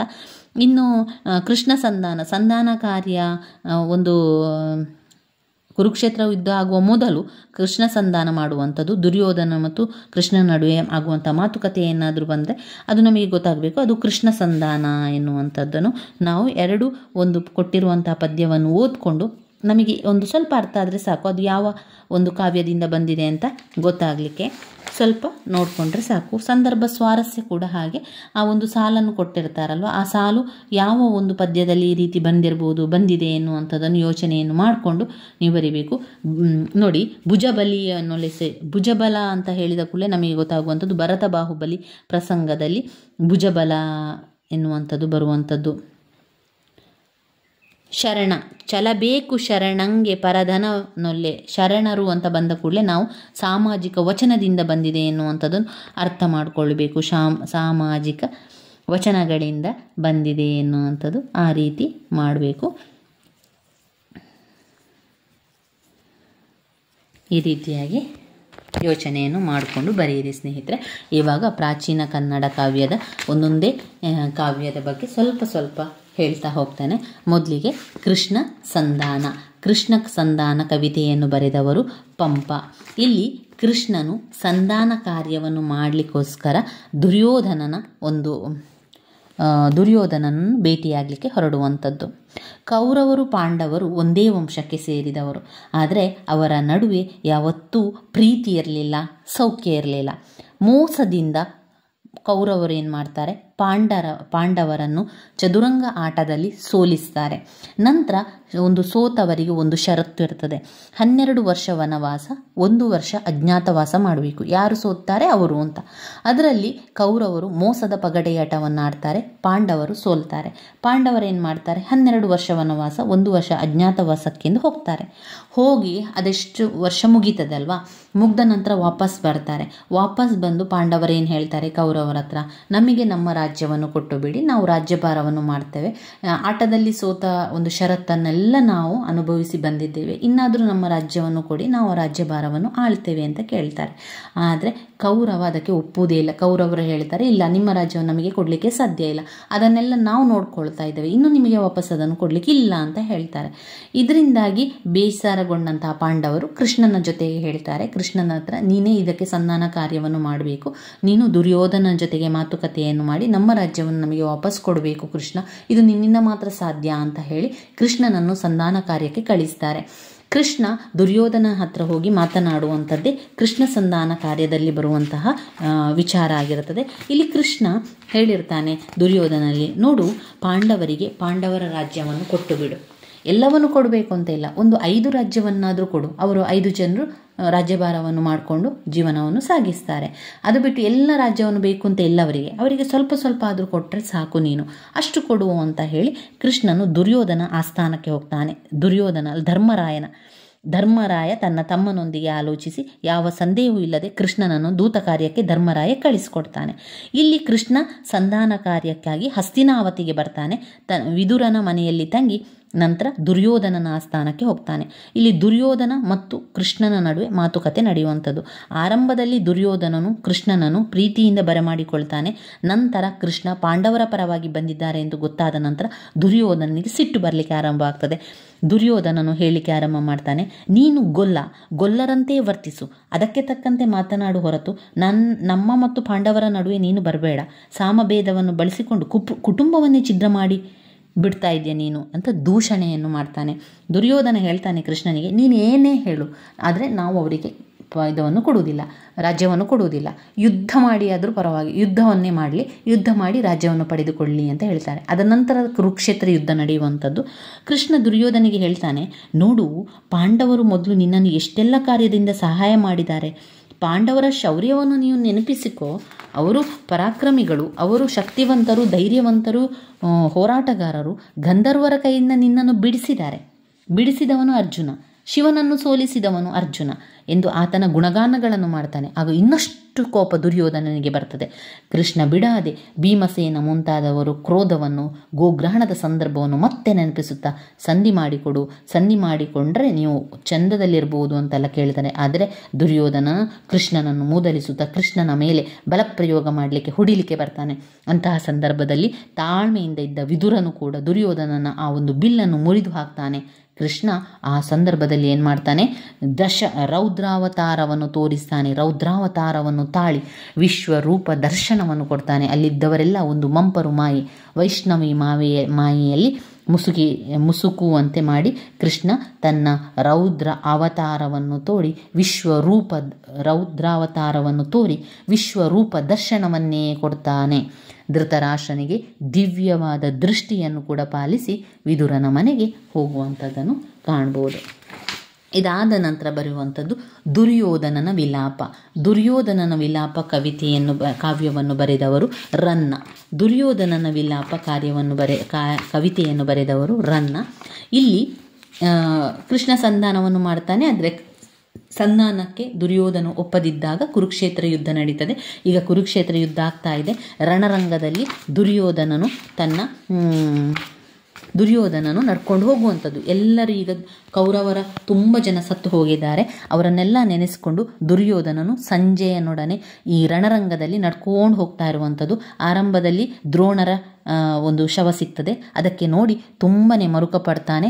ದುರ್ಯೋಧನ ದ್ರೋಣರ ಕಾಲಿಗೆ ನಮಸ್ಕರಿಸ್ತಾನೆ. ನಂತರ ಅಭಿಮನ್ಯುವಿನ ಶವ ಸಿಗ್ತದೆ. ಎರಡನೆಯದಾಗಿ ಅಭಿಮನ್ಯುವಿನ ಶವ ಸಿಗ್ತದೆ. ಅದನ್ನು ನೋಡಿ ಅವನು ಹೇಳ್ತಾನೆ, ದುರ್ಯೋಧನ, ನೋಡು ಅಭಿಮನ್ಯು, ನೀನು ಅಷ್ಟೊಂದು ಪರಾಕ್ರಮ, ನಿನಗೆ ವೀರ ಮರಣ ಲಭಿಸಿದೆ, ನನಗೂ ಈ ರೀತಿಯ ಮರಣ ಲಭಿಸಲಿ ಎಂದು ಪ್ರಾರ್ಥಿಸ್ತಾನೆ. ಚಕ್ರವ್ಯೂಹವನ್ನು ಹೊಕ್ಕು ಹೋರಾಡಿದ ಈ ಸಿಂಹಾಸನವನ್ನು ಮೆಚ್ಚಿ ಕೈ ಮುಗಿದು ಮುಂದೆ ಬರುವಾಗ ಸತ್ತು ಬಿದ್ದಿದ್ದಂತಹ ಮಗ ಲಕ್ಷ್ಮಣನನ್ನು ನೋಡಿ ಬೊಬ್ಬಿಡುತ್ತಾನೆ. ಮಗ ಲಕ್ಷ್ಮಣನನ್ನು ನೋಡಿ ಕಂಬನಿಗೆರೆಯುತ್ತಾನೆ. ಮಗನೇ, ಯಾಕೆ ನನ್ನನ್ನು ಇಷ್ಟು ಬೇಗ ಬಿಟ್ಟು ಹೋದೆ? ನೀನೇಕೆ ಮೊದಲು ಹೋದೆ? ನನ್ನನ್ನು ಬಿಟ್ಟು ನೀನು ಮೊದಲು ಹೋದೆ ಎಂದು ದುಃಖಪಡುತ್ತಾನೆ. ಅದಾದ ನಂತರ 4ನೇ ಶವ ಸಿಗುವಂಥದ್ದು ದುಶ್ಯಾಸನನ ಕಳೇಬರಹ. ನಿನ್ನ ನೆತ್ತರನ್ನು ಹೀರಿದಂತಹ ಕಳೇಬರವನ್ನು ನೋಡಿ ದುಃಖಪಟ್ಟು ಆತನನ್ನು ಕೊಂದು ಬದುಕಿರುವ ಭೀಮನನ್ನು ಕೊಲ್ಲದೆ ನಾನು ಬಿಡುವುದಿಲ್ಲ. ನಿನ್ನ ರಕ್ತವನ್ನು ಹೀರಿದಂತಹ ಭೀಮನ ರಕ್ತವನ್ನು ನಾನು ಕುಡಿಯುತ್ತೇನೆ.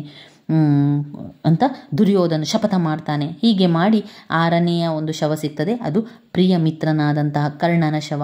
ಅದನ್ನು ನೋಡಿ ದುರ್ಯೋಧನ ಮತ್ತಷ್ಟು ದುಃಖ ಪಡ್ತಾನೆ. ನೀನೇನು ಯಾಕೆ ಕೋಪಿಸಿಕೊಂಡಿದ್ದೀಯ ಕರ್ಣ, ಮಾತನಾಡು, ನಾನು ಬಂದಿದ್ದೇನೆ, ನಾನು ನಿನ್ನ ಗೆಳೆಯ ದುರ್ಯೋಧನ ಬಂದಿದ್ದೇನೆ, ನನ್ನೊಡನೆ ಮಾತನಾಡುವುದಿಲ್ಲವೇ, ನನ್ನನ್ನು ಸಂತೈಸುವುದಿಲ್ಲವೇ ಎಂದೆಲ್ಲ ಗೋಗರೆಯುತ್ತಾನೆ. ನಿನ್ನ ಎಲ್ಲ ತ್ಯಾಗವನ್ನು ನೋಡಿದ್ದೇನೆ, ನೀನು ಹೃದಯವಂತ, ನಿನ್ನ ಹೃದಯದಲ್ಲಿ ಯಾವತ್ತು ನನ್ನ ಹೃದಯದಲ್ಲಿ ನೀನು ಯಾವತ್ತೂ ಇದೀಯಾ ಅಂದ ಮೇಲೆ ನೀನು ನನ್ನನ್ನು ಬಿಟ್ಟು ಹೋಗಿದ್ದೀಯಾ ಎನ್ನುವಂಥದ್ದು ಹೇಳಲಿಕ್ಕಿಲ್ಲವೇ ಇಲ್ಲ. ನಿನ್ನನ್ನು ದುಶ್ಯಾಸನನ್ನು ಕೊಂದಂತಹ ಪಾಂಡವರನ್ನು ನಾನು ಉಳಿಸುವುದೇ ಇಲ್ಲ. ನಿಮ್ಮಿಬ್ಬರ ಕಳೇಬರವನ್ನು ಕಂಡು ನನ್ನ ಪ್ರಾಣ ಉಳಿದಿದೆಯಲ್ಲ ಅಂತ ವಿಧವಾಗಿ ಬೇಜಾರ ಪಡ್ತಾನೆ, ವಿಧವಾಗಿ ಗೋಳಾಟ ಮಾಡ್ತಾನೆ. ಅನಂತರ ಇವರೆಲ್ಲವನ್ನು ಕೊಂದ ಮೇಲೆ ಕೋಪ ಉಕ್ಕಿ ಅವರನ್ನು ಯುದ್ಧದಲ್ಲಿ ಗೆಲ್ಲಲು ನಿರ್ಧರಿಸಿ ಗೌರವರ ಮುಂದೆ ಭೀಷ್ಮರನ್ನು ಭೇಟಿಯಾಗಲು ಹೋಗ್ತಾ ಇರುವಂಥದ್ದು ದುರ್ಯೋಧನನ ವಿಲಾಪದಲ್ಲಿ ಕಾಣ್ತದೆ. ಇನ್ನು ಬರುವಂತಹ ಒಂದು ಕಾವ್ಯ ಅಮೃತಮತಿ ಪ್ರಸಂಗ. ಯಶೋಧರ ಚರಿತೆಯನ್ನು ಬರೆದಿರುವ ಜನ್ನ ಕವಿ ಬರೆದಿರುವಂತಹ ಒಂದು ಕಾವ್ಯ ಅಮೃತಮತಿ ಪ್ರಸಂಗ. ಅಮೃತಮತಿ ಪ್ರಸಂಗ ಎನ್ನುವಂಥದ್ದು, ಅಮೃತಮತಿ ರಾಣಿಯಾಗಿರ್ತಾಳೆ, ತುಂಬ ಸುಂದರಿಯಾಗಿರುವಂತಹ ರಾಣಿ. ಯಶೋಧರ ಅಮೃತಮತಿಯ ಗಂಡ ಅಂದರೆ ಮಹಾರಾಜ ಯಶೋಧರನ ಹೆಂಡತಿ ಅಮೃತಮತಿ.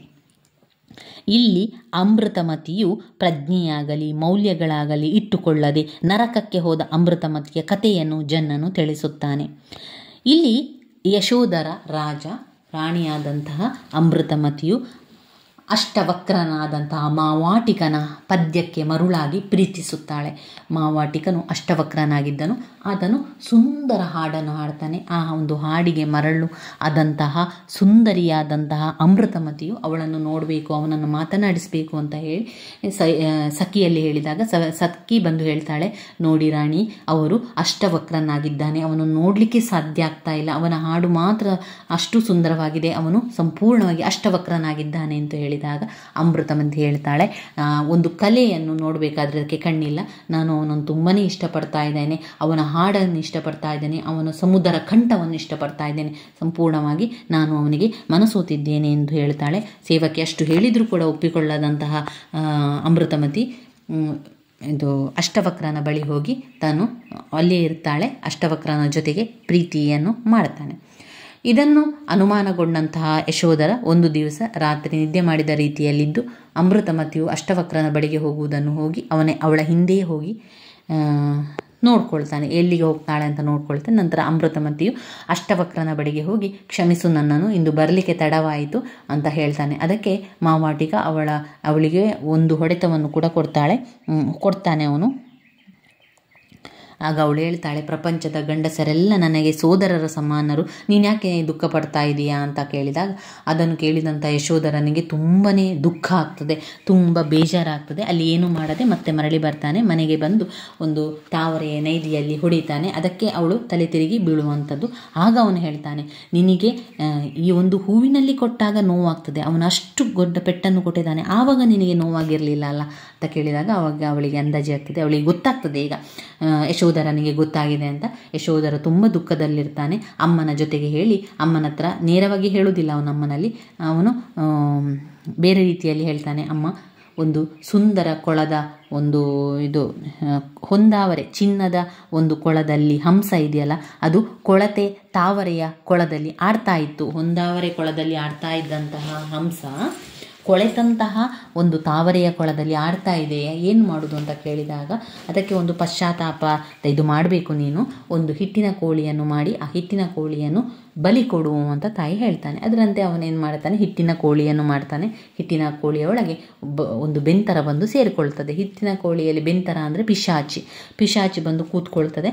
ನಂತರ ತಲೆ ಕಟ್ಟಬಾಡುವಾಗ ಆ ಒಂದು ಪಿಶಾಚಿ ಬೊಬ್ಬಿಡುತ್ತಾ ಕೂಗುಕೊಂಡು ಹೋಗ್ತದೆ. ಇದನ್ನು ಕೇಳಿದಂತಹ ಯಶೋಧರನಿಗೆ ತುಂಬಾ ದುಃಖ ಆಗ್ತದೆ. ಅವನು ಮನೆ ಮಠ ಅರಮನೆ ಸಂಸಾರ ಎಲ್ಲವನ್ನು ಬಿಟ್ಟು ಅವನು ಸನ್ಯಾಸಿಯಾಗಲಿಕ್ಕೆ ಮನೆ ಬಿಟ್ಟು ಹೋಗ್ತಾನೆ. ಈ ರೀತಿಯ ಯಶೋಧರನ ಕಥೆಯಲ್ಲಿ ಬರ್ತದೆ. ಇನ್ನು ಬರುವಂಥದ್ದು ಸಾಮಾಜಿಕ ವಚನಗಳು. ಸಾಮಾಜಿಕ ವಚನಗಳಲ್ಲಿ 2 ವಚನಗಳು ಬರ್ತದೆ, ಅಕ್ಕ ಮಹಾದೇವಿಯ ವಚನಗಳು ಮತ್ತು ಬಸವಣ್ಣನವರ ವಚನಗಳು. ಸಂಪೂರ್ಣವಾಗಿ ಬಸವಣ್ಣನ ವಚನಗಳಲ್ಲಿ ನಾವು ಬಸವಣ್ಣನವರ ಮಾತನ್ನು ಹೇಳಬೇಕು. ಬಸವಣ್ಣನವರು ಕಾಯಕವೇ ಕೈಲಾಸ ಅಂತ ಹೇಳಿದರು. ಶಿವನನ್ನು ಆರಾಧನೆ ಮಾಡಬೇಕಾದ್ರೆ ನೀವು ಪ್ರಾಮಾಣಿಕತೆಯಿಂದ ಕೆಲಸ ಮಾಡಿ, ನೀವು ನಿಷ್ಠೆಯಿಂದ ಕೆಲಸ ಮಾಡಿ, ಶಿವನು ಒಲಿತಾನೆ. ಮಾತೇ ಮುತ್ತು ಮಾತೇ ಮೃತ್ಯು. ಆದ್ದರಿಂದ ನೀವು ಮಾತನಾಡಬೇಕಾದ್ರೆ ತುಂಬ ಜಾಗರೂಕತೆಯಿಂದ ಮಾತನಾಡಿ. ಶಿವನನ್ನು ಒಲಿಸಬೇಕಾದ್ರೆ ನಿಮ್ಮ ಕೆಲಸವೇ ಮುಖ್ಯ, ಕಾಯಕವೇ ಕೈಲಾಸ. ಕಾಯಕದಿಂದ ಮಾತ್ರ ಶಿವನನ್ನು ಒಲಿಸಲಿಕ್ಕೆ ಸಾಧ್ಯ. ಆಡಂಬರದ ಭಯ ಭಕ್ತಿ, ಆಡಂಬರದ ಪೂಜೆ ಪುನಸ್ಕಾರ ಯಾವುದೂ ಪ್ರಯೋಜನವಿಲ್ಲ. ಶಿವ ಶರಣನೆಂದರೆ ಶಿವನಲ್ಲಿ ಸದಾ ಶರಣಾಗಿರುವುದು ಎಂದರ್ಥ ಅಂತ ಇಲ್ಲಿ ವಿವರಿಸ್ತಾ ಇರುವಂಥದ್ದು ಕಾಣ್ಬೋದು. ಇಲ್ಲಿ ಲೇಖಕರು ಬಸವಣ್ಣನವರ ಬಸವಣ್ಣನವರ ಬಗ್ಗೆ ಹೇಳ್ತಾ ಅವರು ಹೇಳ್ತಾರೆ, ಕಳಬೇಡ ಕೊಳ್ಳಬೇಡ ಹುಸಿಯ ನುಡಿಯಬೇಡ, ಅನ್ಯರಿಗೆ ಅಸಹ್ಯ ಬೇಡ ಎಂದೆಲ್ಲ ಹೇಳ್ತಾರೆ. ಇನ್ನೊಬ್ಬರಿಗೆ ಅಸಹ್ಯ ಪಡಬೇಡ, ಇದಿರ ಹಳಿಯಬೇಡ, ಹಾಗೆ ಇನ್ನೊಬ್ಬರಿಗೆ ಅಸಹ್ಯ ಪಡಬೇಡ, ಬೇಜಾರ ಮಾಡ್ಕೊಳ್ಬೇಡ, ಸುಳ್ಳು ಹೇಳಬೇಡ. ಇದೇ ನೀನು ಮಾಡುವಂತಹ ಶುದ್ಧೀಕರಣ. ನಿನ್ನ ಅಂತರಂಗ ಮತ್ತು ಬಹಿರಂಗ ಶುದ್ಧೀಕರಣ ಮಾಡಬೇಕಾದಂದರೆ ನೀನು ಕಳಬೇಡ, ಕೊಳಬೇಡ, ಹುಸಿಯ ನುಡಿಯಲು ಬೇಡ, ಅನ್ಯರಿಗೆ ಅಸಹ್ಯ ಪಡಬೇಡ, ಇದಿರ ಹಳಿಯಲು ಬೇಡ ಅಂತ ಹೇಳುವಂಥದ್ದು. ಬಸವಣ್ಣನವರು ಮೂಢನಂಬಿಕೆಗಳ ವಿರುದ್ಧ ಮೂಢನಂಬಿಕೆಗಳನ್ನು ಹೋಗಲಾಡಿಸಿದರು. ಮೂಢನಂಬಿಕೆಯ ಬಗ್ಗೆ ವ್ಯರ್ಥ ಆಚರಣೆಗೆ ನೇರವಾಗಿ ಪ್ರಶ್ನೆಯನ್ನು ಮಾಡಿದರೆ ಸಮಾಜದಲ್ಲಿ ತಾರತಮ್ಯ ಉಂಟಾಗುವುದನ್ನು ತೊಡೆದು ಹಾಕಿದರು. ಬಡವರು, ಬಲ್ಲಿಗರು, ಶ್ರೀಮಂತರು ಎಂಬ ತಾರತಮ್ಯವನ್ನು ತೊಡೆದು ಹಾಕಿದ್ದಂಥವರು ಬಸವಣ್ಣನವರು. ಮೊದಲು ನಿನ್ನನ್ನು ನೀನು ಸಂತೈಸಿಕೊ. ನೆರೆಯವರ ಅಥವಾ ನಿಮ್ಮ ಹತ್ತಿರದವರ ದುಃಖಕ್ಕೆ ಅಳುವುದರಿಂದ ಏನೂ ಪ್ರಯೋಜನ ಇಲ್ಲ. ಮೊದಲು ನಿನ್ನನ್ನು ನೀನು ಸಂತೈಸಬೇಕು, ಮೂಢನಂಬಿಕೆಗಳಿಂದ ಹೊರಗೆ ಬರಬೇಕು ಎನ್ನುವಂಥದ್ದನ್ನು ಹೇಳ್ತಾರೆ. ಹದುಳ ಅಂದರೆ ಕ್ಷೇಮ, ರಜ ಅಂದರೆ ಕಸ, ಹೆಳವ ಅಂದರೆ ಕಾಲಿಲ್ಲದವನು. ಈ ರೀತಿಯಾಗಿ ಅಂತರಂಗ ಶುದ್ಧ ಮತ್ತು ಬಹಿರಂಗ ಶುದ್ಧವನ್ನು ಮಾಡಬೇಕು ಅಂತ ಹೇಳುವಂಥದ್ದು. ಇನ್ನು ಅಕ್ಕ ಮಹಾದೇವಿ ವಚನ.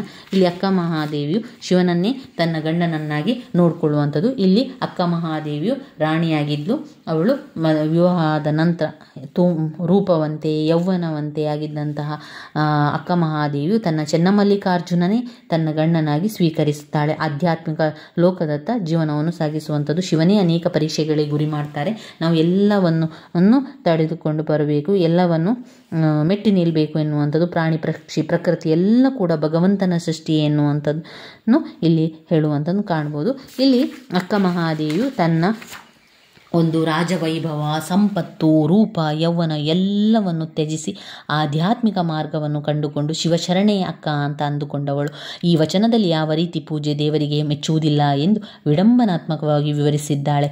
ಕಾಯಕದ ಪರಿಶ್ರಮವಿಲ್ಲದೆ ದೇಹ ಕರಗದವರು ಮಾಡಿಸುವ ಮಜ್ಜನ ಅಭಿಷೇಕವನ್ನು ನೀನು ಒಲ್ಲೆ.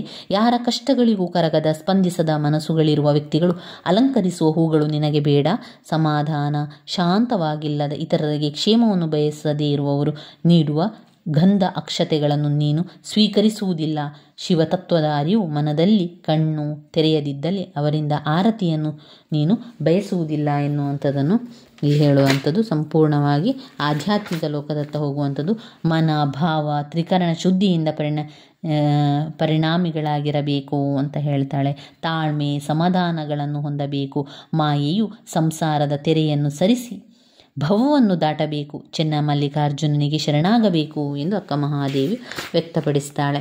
ಇನ್ನು ಬರುವಂಥದ್ದು ಅಭಿಮನ್ಯುವಿನ ಪ್ರಸಂಗ. ಕುಮಾರವ್ಯಾಸ ಬರೆದಿರುವಂಥ ಅಭಿಮನ್ಯುವಿನ ಪ್ರಸಂಗ.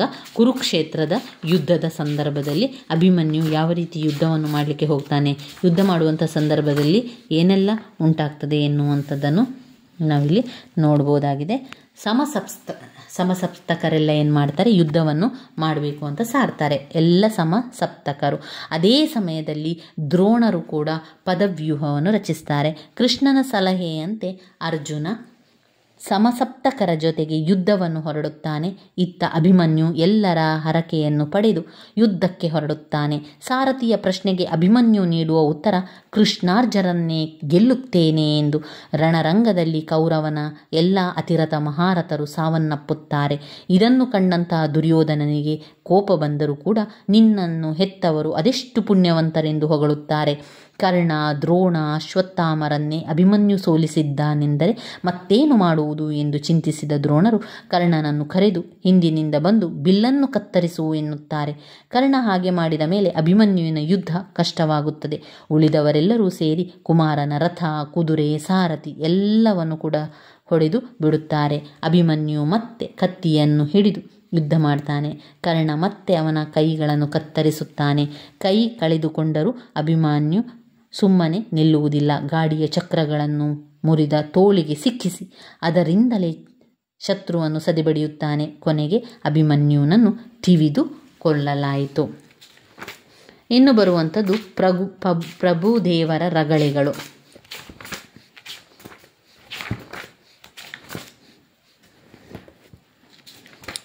ಪ್ರಭುದೇವರ ರಗಳೆಯಲ್ಲಿ ಏನಾಗ್ತದೆ, ಒಂದು ದಿವಸ ಶಿವನ ಆಸ್ಥಾನದಲ್ಲಿ ಶಿವಗಣಗಳೆಲ್ಲ ಇರ್ತಾರೆ. ಶಿವಗಣನು ಏನು ಮಾಡ್ತಾನೆ, ಅಲ್ಲಿ ಶಿವನ ಗಣ ನಿರ್ಮಾಯನೆಂಬನ್ನುವಂಥ ಶಿವಗಣ ಇರ್ತಾನಲ್ಲ, ಅವನು ಸುರಸತಿಯನ್ನು ಇಷ್ಟಪಡ್ತಾ ಇರ್ತಾನೆ. ಇದನ್ನು ತಿಳಿದಂತಹ ಶಿವ ಏನು ಮಾಡ್ತಾನೆ, ನೀವು ಇಲ್ಲಿ ಪ್ರೀತಿ ಪ್ರೇಮ ಮಾಡುವ ಬದಲು ಭೂಲೋಕಕ್ಕೆ ಹೋಗಿ ಸಂಪೂರ್ಣವಾಗಿ ನಿಮ್ಮ ಪ್ರೀತಿಯ ಜೀವನ, ನಿಮ್ಮ ಸಂಪೂರ್ಣ ಆಸೆ ಕನಸುಗಳ ಜೀವನವನ್ನು ಮುಗಿಸಿ ಬನ್ನಿ, ಅನಂತರ ಇಲ್ಲಿ ಶಿವಗಣಗಳಾಗಿರಿ ಅಂತ ಹೇಳ್ತಾನೆ. ಅದರಂತೆ ಅಲ್ಲಿಂದ ನಿರ್ಮಾಯನೆಂಬ ಗಣ ಸುರಸತಿ ಇಬ್ಬರೂ ಕೂಡ ಭೂಲೋಕದಲ್ಲಿ ಜನಿಸ್ತಾರೆ. ಅಲ್ಲಮ್ಮ ಮತ್ತು ಕಾಮಲತೆ ಎಂಬ ಹೆಸರಿನಿಂದ ಇಬ್ಬರು ಬೆಳೆಯುತ್ತಾರೆ. ಅಲ್ಲಮ್ಮನು ಮೃದಂಗದಲ್ಲಿ ಶಿವನೂ ಮೈಮರೆಯುವ ರೀತಿಯಲ್ಲಿ ಮೃದಂಗ ನುಡಿಸುತ್ತಾನೆ. ಆ ಶಿವ ದೇವಾಲಯಕ್ಕೆ ಬಂದಂತಹ ಕಾಮಲತೆಯು ಅಲ್ಲಿ ಅಲ್ಲಮ್ಮನನ್ನು ನೋಡಿ ಮನಸೋತ್ತಾಳೆ. ಇಬ್ಬರು ಪ್ರೀತಿ ಮಾಡಿ ಇಬ್ಬರು ಮದುವೆಯಾಗಿ ಸ್ವಲ್ಪ ಕಾಲದವರೆಗೆ ತುಂಬಾ ಸುಖವಾಗಿ ಜೀವನವನ್ನು ಮಾಡ್ತಾರೆ. ಇಂಥ ಸಂದರ್ಭದಲ್ಲಿ ಒಂದು ದಿನ ಕಾಮಲತೆಗೆ ಮಹಾಜ್ವರ ಬಂದು ಇಹಲೋಕ ತ್ಯಜಿಸ್ತಾಳೆ. ಇದರಿಂದ ನೋಡಿ ಬೇಸರಗೊಂಡಂಥ ಅಲ್ಲಮ್ಮ ಕೂಡ ಊರ ಹೊರಗಿನ ಒಂದು ತೋಟದಲ್ಲಿ ಕುಳಿತುಕೊಂಡು ಮಣ್ಣನ್ನು ಅರೆಯುತ್ತಿದ್ದಾಗ ಒಂದು ಕಲಶ ಸಿಗ್ತದೆ.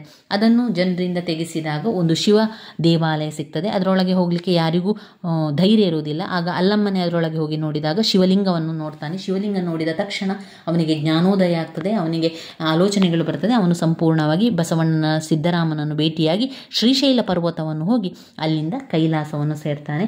ತಾನು ನಿರ್ಮಾಯ ಗಣ ಹೋಗಿರುವಂಥ ವಿಷಯ ಶಿವನಿಗೆ ತಿಳಿಸಿದಾಗ ಶಿವನಿಗೆಲ್ಲವೂ ಕೂಡ ಗೊತ್ತಾಗ್ತದೆ. ಶಿವನಂತರ ಅವನನ್ನು ಶಿವಗಣವಾಗಿ ಅಲ್ಲಿ ಕೆಲಸಕ್ಕೆ ಸೇರಿಸಿಕೊಳ್ಳುವಂಥದ್ದು, ಗಣ ಪದವಿಯನ್ನು ಕೊಟ್ಟು ವಿರೂಪಾಕ್ಷನು ಕೈಲಾಸದಲ್ಲಿ ಅಲ್ಲಮ್ಮನನ್ನು ಇರಿಸಿಕೊಳ್ಳುವಂತಹ ಕಥೆಯನ್ನು ಪ್ರಭುದೇವರ ರಗಳೆಯಲ್ಲಿ ಕಾಣಬಹುದಾಗಿದೆ.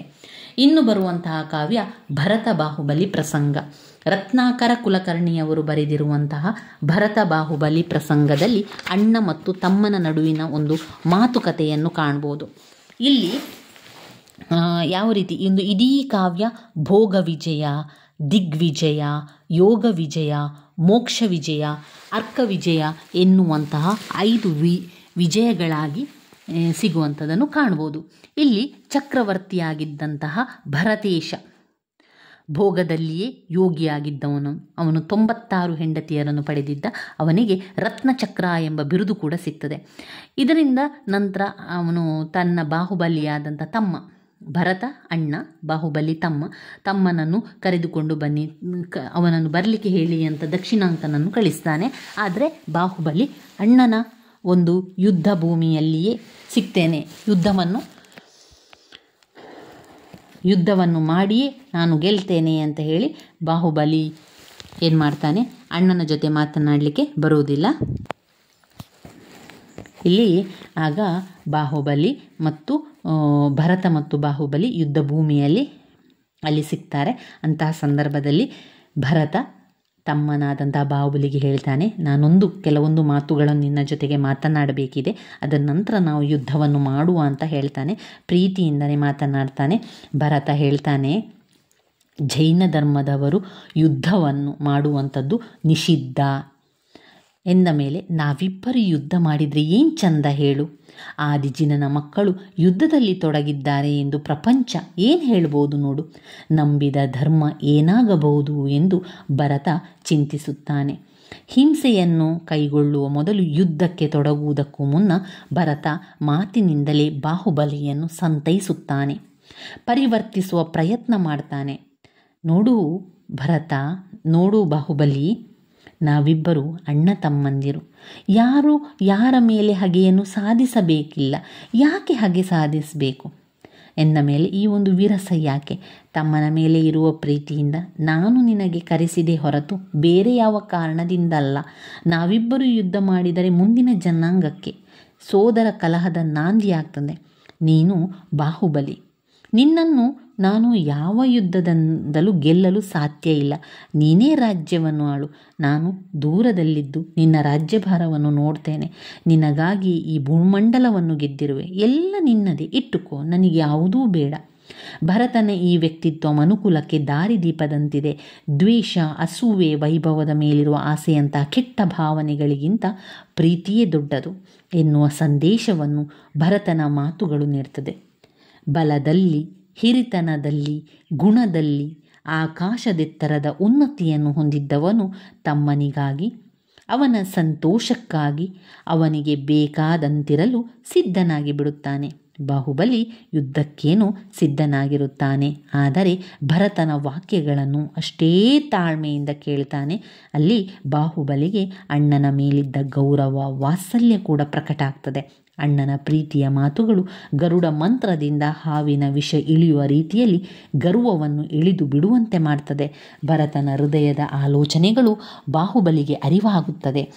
ಕಾರಣವಿಲ್ಲದ ಸಂದೇಹದಿಂದ ಅಣ್ಣನ ಮೇಲೆ ಕೈ ಮಾಡಲು ಬಂದ ತಪ್ಪಿಗೆ ನಾಚಿ ಪಶ್ಚಾತ್ತಾಪ ಪಡ್ತಾನೆ. ಅವನ ಮುಖ ನೋಡಲು ಹಿಂಜರಿಯುತ್ತಾನೆ. ಮದ ಎನಿಸಿಕೊಂಡಿದ್ದರೂ ಮನಸ್ಸಿನಲ್ಲಿದ್ದ ಕಾಮನಗಳೆಲ್ಲವೂ ಸುಟ್ಟು ಹಾಕಿ ದೀಕ್ಷೆ ಪಡೆಯುವಂಥ ನಿರ್ಧಾರಕ್ಕೆ ಬರುತ್ತಾನೆ ಬಾಹುಬಲಿ. ಭರತ ಸಂಸಾರದಲ್ಲಿದ್ದು ಯೋಗಿ ಎನ್ನುವ ಕೀರ್ತಿಗೆ ಪಾತ್ರನಾದರೆ ಬಾಹುಬಲಿ ತನ್ನನ್ನು ತಾನು ಅರಿತು ದೊಡ್ಡವನಾಗುತ್ತಾನೆ. ಸಂಬಂಧಗಳಿಗಿರುವ ಮಹತ್ವ, ಆದರ್ಶ, ಧರ್ಮ ಎಲ್ಲವೂ ಮಿಳಿತವಾಗಿರುವ ಉತ್ತಮ ಪ್ರಸಂಗವಾಗಿ ಈ ಒಂದು ಭರತ ಬಾಹುಬಲಿ ಭರತೇಶ ವೈಭವದಲ್ಲಿ ಕಾಣಬಹುದಾಗಿದೆ. ರತ್ನಾಕರ ವರ್ಣಿಯವರು ಬರೆದಿರುವಂತಹ ಒಂದು ಕಾವ್ಯವಾಗಿದೆ. ಇನ್ನೊಂದು ಕವಿತೆ ಧರೆಗೊಬ್ಬ ದಾನಶೂರ ಕರ್ಣನೆಂದಾದ ಪರ್ವ. ಅಂದರೆ ಇಲ್ಲಿ ನಮ್ಮ ಒಂದು ಧರೆಗೆ ದಾನಶೂರ ಅಂತ ಹೇಳಿದ ಕೂಡಲೇ ಎಲ್ಲರಿಗೆ ನೆನಪಾಗುವಂಥದ್ದು ದಾನಶೂರ ಕರ್ಣ ಅಂತ ಹೇಳುವಂಥದ್ದು ಕೇಳ್ಬೋದು. ನೀವು ಮೊದಲೆಲ್ಲ ನಾವು ಹೇಳುವಾಗ ಇವನೊಬ್ಬ ದಾನಶೂರ ಕರ್ಣ ಅಂತ ಹೇಳಿದರು. ದಾನಶೂರ ಕರ್ಣ ಅಂದೇನು? ಎಲ್ಲವನ್ನು ದಾನ ಮಾಡುವಂಥವನು. ಅದೇ ರೀತಿ ಇಲ್ಲಿ ಕರ್ಣ ಕೂಡ ಈ ಒಂದು ಕುರುಕ್ಷೇತ್ರ ಯುದ್ಧದಲ್ಲಿ ಅದೇ ರೀತಿ ಆಗುವಂಥದ್ದನ್ನು ಕಾಣ್ಬೋದು. ಯುದ್ಧದಲ್ಲಿ ದ್ರೋಣರು ಸಾವನ್ನಪ್ತಾರೆ. ಅಷ್ಟೇ ಆಯಿತು. ಅದಾದ ನಂತರ ಅಶ್ವತ್ಥಾಮ ತಾನು ಯುದ್ಧ ಮಾಡ್ತೇನೆ ಎಂದಾಗ ದುರ್ಯೋಧನನು ಬೇಡ, ನೀನು ಯುದ್ಧ ಮಾಡೋದು ಬೇಡ, ಕರ್ಣನಿಗೆ ಪಟ್ಟ ಕಟ್ತೇನೆ, 14 ಲೋಕ ಸಿಗುವುದಾದರೆ ನಿನ್ನ ಸಹಾಯ ಬೇಡ ಎಂದು ಅಶ್ವತ್ಥಾಮನಿಗೆ ಹೇಳಿ ಕರ್ಣನನ್ನು ದುರ್ಯೋಧನನು ಗೆಲ್ಲಿಸುವ ಆಲೋಚನೆಯಲ್ಲಿಯೇ ಯುದ್ಧವನ್ನು ಮಾಡ್ತಾನೆ. ಕೃಷ್ಣ ಅರ್ಜುನನಿಗೆ ಯುದ್ಧದ ಭೀಕರತೆಯನ್ನು ತಿಳಿಸಿ ಸರಿಯಾಗಿ ಸಿದ್ಧನಾಗಲು ಕೂಡ ಹೇಳ್ತಾನೆ. ಕರ್ಣನ ಕಾಳಗ ಘಟೋತ್ಕಚನಿಂದ ನಡೆದು ಅವನೂ ಕರ್ಣನಿಂದ ಹತನಾಗುತ್ತಾನೆ. ಮಗನ ಸಾವಿನಿಂದ ನೊಂದಂತಹ ಭೀಮ ದುಶ್ಯಾಸನನ್ನು ಎದುರಿಸಲು ಸಿದ್ಧನಾಗುತ್ತಾನೆ. ಇತ್ತ ಕರ್ಣ ಸರಿಯಾದ ಸಾರಥಿ ಇಲ್ಲವೆಂದು ಹೇಳಿದಾಗ ದುರ್ಯೋಧನ ಕರ್ಣನ ಆಶಯದಂತೆ ಶಲ್ಯನನ್ನು ಸಾರಥಿಯನ್ನಾಗಿ ಒಪ್ಪಿಸುತ್ತಾನೆ. ಭೀಮ ದುಶ್ಯಾಸನನ್ನು ಕೊಂದು ದ್ರೌಪದಿಯನ್ನು ಕರೆಸಿ ಅವನ ರಕ್ತದಿಂದ ಅವಳ ಮುಡಿಯನ್ನು ಕಟ್ಟಿ ತನ್ನ ಪ್ರತಿಜ್ಞೆಯನ್ನು ನೆರವೇರಿಸಿಕೊಳ್ತಾನೆ. ಭೀಮನ ಸಹಾಯದಿಂದ ದ್ರೌಪದಿ ಸಂತಸ ಪಡುತ್ತಾಳೆ. ದುರ್ಯೋಧನನ ಸಾವಿನಿಂದ ಕರ್ಣ ಕೊರಗಿ ಆ ದಿನ ಕೌರವರಿಗೆ ಸಂತೋಷವಾಗುವಂತೆ ಯುದ್ಧ ಮಾಡಬೇಕೆಂದು ಹೊರಡುತ್ತಾನೆ. ಅರ್ಜುನನಿಗೆ ಕರ್ಣನ ಮೇಲಿನ ಮಮತೆ ಉಂಟಾದಾಗ ಕೃಷ್ಣ ಅದನ್ನು ಪರಿಹರಿಸುತ್ತಾನೆ. ಸರ್ಪಾಸ್ತ್ರ ಸರಿಯಾದ ಗುರಿಯಿಲ್ಲದೆ ಹಿಂದಿರುಗಿ ಬಂದಾಗ ಶಲ್ಯ ತನ್ನ ಮಾತನ್ನು ಕೇಳದ ಕರ್ಣನ ಮೇಲೆ ಕೋಪಗೊಂಡು ರಥವನ್ನು ಹೂಳುವಂತೆ ತುಳಿದು ಹೊರಡುತ್ತಾನೆ. ಕರ್ಣ ಗಾಲಿಯನ್ನು ಸರಿಪಡಿಸಬೇಕಾದರೆ ಕೃಷ್ಣ ಬ್ರಾಹ್ಮಣ ವೇಷದಲ್ಲಿ ಹೋಗಿ ನನಗೆ ಅಮೃತ ಕಲಶದಿಂದ ನಿನ್ನ ಕುಂಡಲವನ್ನು ದಾನ ಮಾಡುವಂತ ಹೇಳ್ತಾನೆ. ನಂತರ ದಾನ ಮಾಡಿದ ನಂತರ ಅರ್ಜುನನಿಂದ ಕರ್ಣನ ಸಂಹಾರವಾಗಿ ಪಾಂಡವರಿಗೂ ಅವನಾರೆಂದು ತಿಳಿಯುವಂಥದ್ದನ್ನು ಕಾಣ್ಬೋದು. ಇವಿಷ್ಟು ದಾನಶೂರ ಕರ್ಣನ ಬಗ್ಗೆ ಇರುವಂಥದ್ದು. ಇವಿಷ್ಟರ ನಂತರ ಬರುವಂಥದ್ದೆಲ್ಲ ಸಣ್ಣ ಕಥೆಗಳು. ಇನ್ನು ದ್ವಿತೀಯ BComನವರಿಗೆ ಇರುವಂತಹ ಕನ್ನಡ ಅವಿಸ್ತಾರ ಪಠ್ಯಗಳಲ್ಲಿ ನಾವು ಪ್ರಶ್ನೆ ಪತ್ರಿಕೆಯಲ್ಲಿ ವಿಭಾಗ ಸಿಯಲ್ಲಿ ಗದ್ಯ ಸಂಪದ ಮತ್ತು ವಿಮರ್ಶೆ ಬರುವಂಥದ್ದು 30 ಅಂಕಕ್ಕೆ ಬರುವಂಥದ್ದು. ಇಲ್ಲಿ ಗದ್ಯ ಸಂಪದದಿಂದ 10 ಅಂಕಕ್ಕೆ ಒಂದು ಪ್ರಶ್ನೆಯನ್ನು ಕೊಡ್ತಾರೆ. ಹಾಗೆಯೇ ಅದಾದ ನಂತರ ವಿಮರ್ಶೆಯಿಂದ 5 ಅಂಕಕ್ಕೆ ಒಂದು ಪ್ರಶ್ನೆಯನ್ನು ಕೊಡ್ತಾರೆ. ಅದಾದ ನಂತರ ಗದ್ಯ ಸಂಪದದಲ್ಲಿ ಒಂದು ಪ್ರಶ್ನೆ, ಹಾಗೆಯೇ ಒಂದು ವಿಮರ್ಶೆಯಲ್ಲಿ ಕೂಡ 5 ಅಂಕಕ್ಕೆ ಒಂದು ಪ್ರಶ್ನೆಯನ್ನು ಕೊಡುವಂಥದ್ದು. ಅದರಿಂದ 2 10 ಅಂಕದ ಪ್ರಶ್ನೆ, 2 5 ಅಂಕದ ಪ್ರಶ್ನೆಗಳು ಬರುವಂಥದ್ದು. ಯಾವುದರಿಂದ? ಗದ್ಯ ಸಂಪದ ಮತ್ತು ವಿಮರ್ಶೆ ಸೇರಿ ಅದರಲ್ಲಿ 2 10 ಅಂಕದ ಪ್ರಶ್ನೆಗಳು, 2 5 ಅಂಕದ ಪ್ರಶ್ನೆಗಳು. ಇಲ್ಲಿ ಕೂಡ ಹಾಗೆ 2 10 ಅಂಕದ ಪ್ರಶ್ನೆಗಳು, 2 5 ಅಂಕದ ಪ್ರಶ್ನೆಗಳು ಬರುವಂಥದ್ದು. ಈಗ ಗದ್ಯ ಸಂಪದ ಎಲ್ಲವನ್ನು ಕೂಡ ನಾನು ನಿಮಗೆ ಸ್ವಲ್ಪವೇ ಹೇಳ್ತಾ ಹೋಗ್ತೇನೆ, ಸರಿಯಾಗಿ ಅರ್ಥ ಮಾಡಿಕೊಳ್ಳಿ. ನಿಮಗೆ ಎಷ್ಟು ಗೊತ್ತಿದೆಯೋ ಪರೀಕ್ಷೆಗೆ ಹೋಗಿ ಬರೀರಿ. ಯಾರೆಲ್ಲ ಪರೀಕ್ಷೆಗೆ ಪುಸ್ತಕವನ್ನೇ ಮುಟ್ಟಿಲ್ವೋ ಅವರು ಈ ಒಂದು ವಿಡಿಯೋದಿಂದ ನೀವು ಖಂಡಿತವಾಗಿಯೂ ಕೂಡ ಪಾಸ್ ಆಗ್ತೀರಾ. ಆದರೆ ಸರಿಯಾಗಿ ಕೇಳ್ಕೊಳ್ಬೇಕು, ಅದನ್ನು ಅರ್ಥ ಮಾಡಿಕೊಳ್ಬೇಕು. ಯಾವುದೇ ಪ್ರಶ್ನೆ ಬಂದರೂ ನೀವು ಎಲ್ಲದಕ್ಕೂ ಉತ್ತರವನ್ನು ಬರೆದು ಬರಬೇಕು. ಯಾವಾಗ ನೀವು ಸ್ವಲ್ಪ ಆದರೂ ಕೂಡ ಅದರ ವಿಚಾರವನ್ನು ತಿಳ್ಕೊಂಡಿರ್ತೀರಲ್ವ, ಅಥವಾ ನಾನು ಹೇಳಿರುವಂಥದ್ದನ್ನು ನೀವು ಕೇಳಿಕೊಂಡಿದ್ದರೆ ಆ ಒಂದು ವಿಚಾರವನ್ನು ಇಟ್ಕೊಂಡು ನಿಮಗೆ ಎಷ್ಟು ವಿವರಿಸಲಿಕ್ಕೆ ಸಾಧ್ಯವೋ ಅಷ್ಟನ್ನು ಕೂಡ ವಿವರಿಸ್ತಾ ಹೋಗಿ. ನಾವು ಈಗ ಆರಂಭಿಸುವ ಈ ಗದ್ಯ ಸಂಪದವನ್ನು ನಿಮಗೆ ತಿಳಿಸ್ತಾ ಹೋಗ್ತೇನೆ. ಗದ್ಯ ಸಂಪದದಲ್ಲಿ ಮೊದಲಿಗೆ ಬರುವಂಥದ್ದು ಕರ್ನಾಟಕ ವೈಭವ ವರ್ಣನೆ.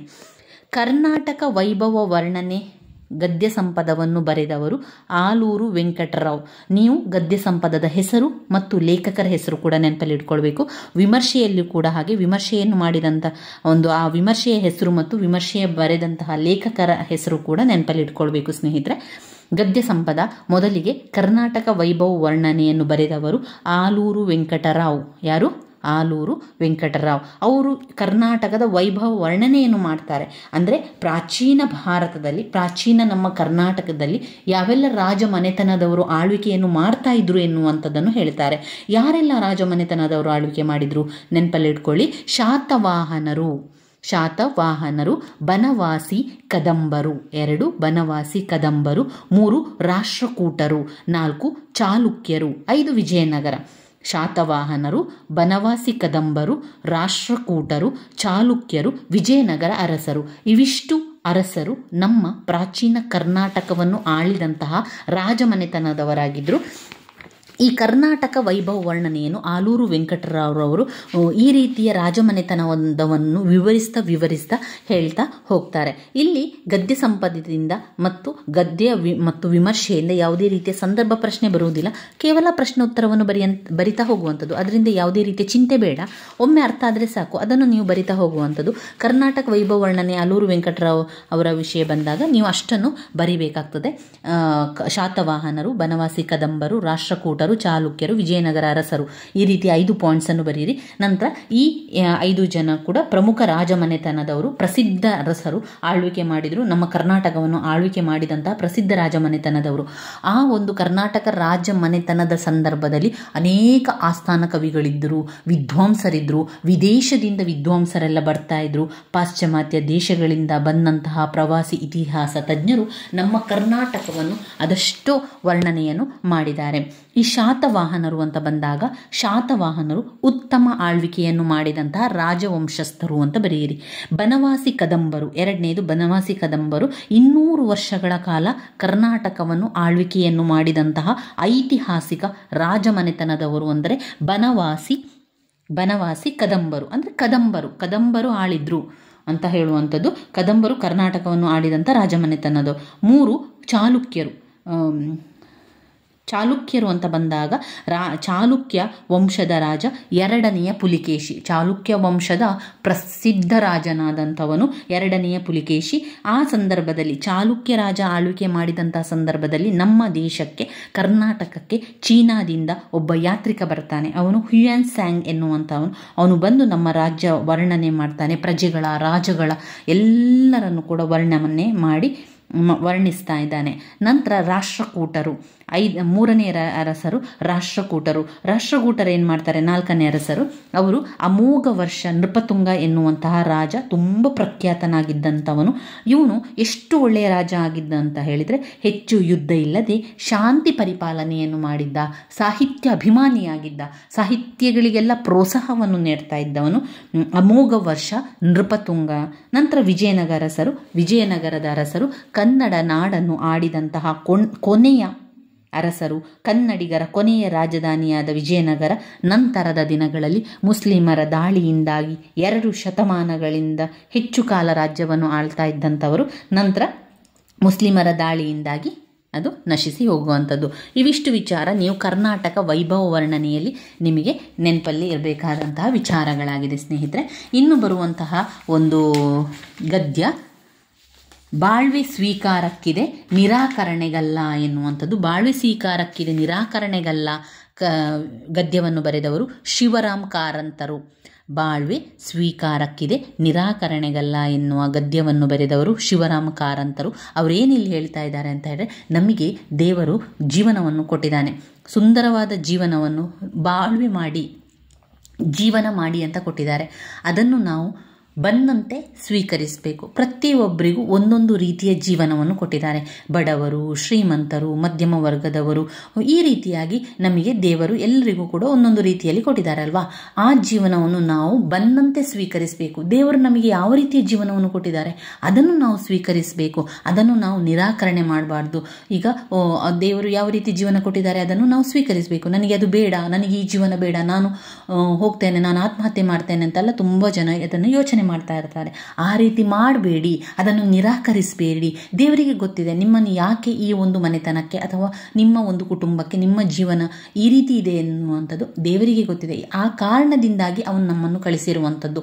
ನಮಗೆ ಇಷ್ಟು ಸುಂದರವಾದ ಜೀವನವನ್ನು ಅಥವಾ ಈ ರೀತಿಯ ಜೀವನ ಕೊಟ್ಟಿದ್ದಾನೆ ಅಂತ ಹೇಳಿದರೆ ದೇವರು ಅದಕ್ಕೆ ಏನೋ ಒಂದು ಕಾರಣದಿಂದಾಗಿ ಕೊಟ್ಟಿರುವಂಥದ್ದು. ಅದನ್ನು ನಿರಾಕರಿಸಬಾರ್ದು, ಅದನ್ನು ಸ್ವೀಕರಿಸಬೇಕು ಅಂತ ಇಲ್ಲಿ ಶಿವರಾಮ್ ಕಾರಂತರವರು ನಮಗೆ ಅದರ ಬಾಳ್ವೆ ಸ್ವೀಕಾರಕ್ಕಿದೆ ನಿರಾಕರಣೆ ಎಲ್ಲ ಎನ್ನುವಂಥ ಇದನ್ನು ಹೇಳ್ತಾ ಇರುವಂಥದ್ದು. ಅದರಲ್ಲಿ ಬರುವಂತಹ ಪ್ರಮುಖವಾದ ಪಾಯಿಂಟ್ಸ್ಗಳಿದೆ ಸ್ನೇಹಿತರೆ.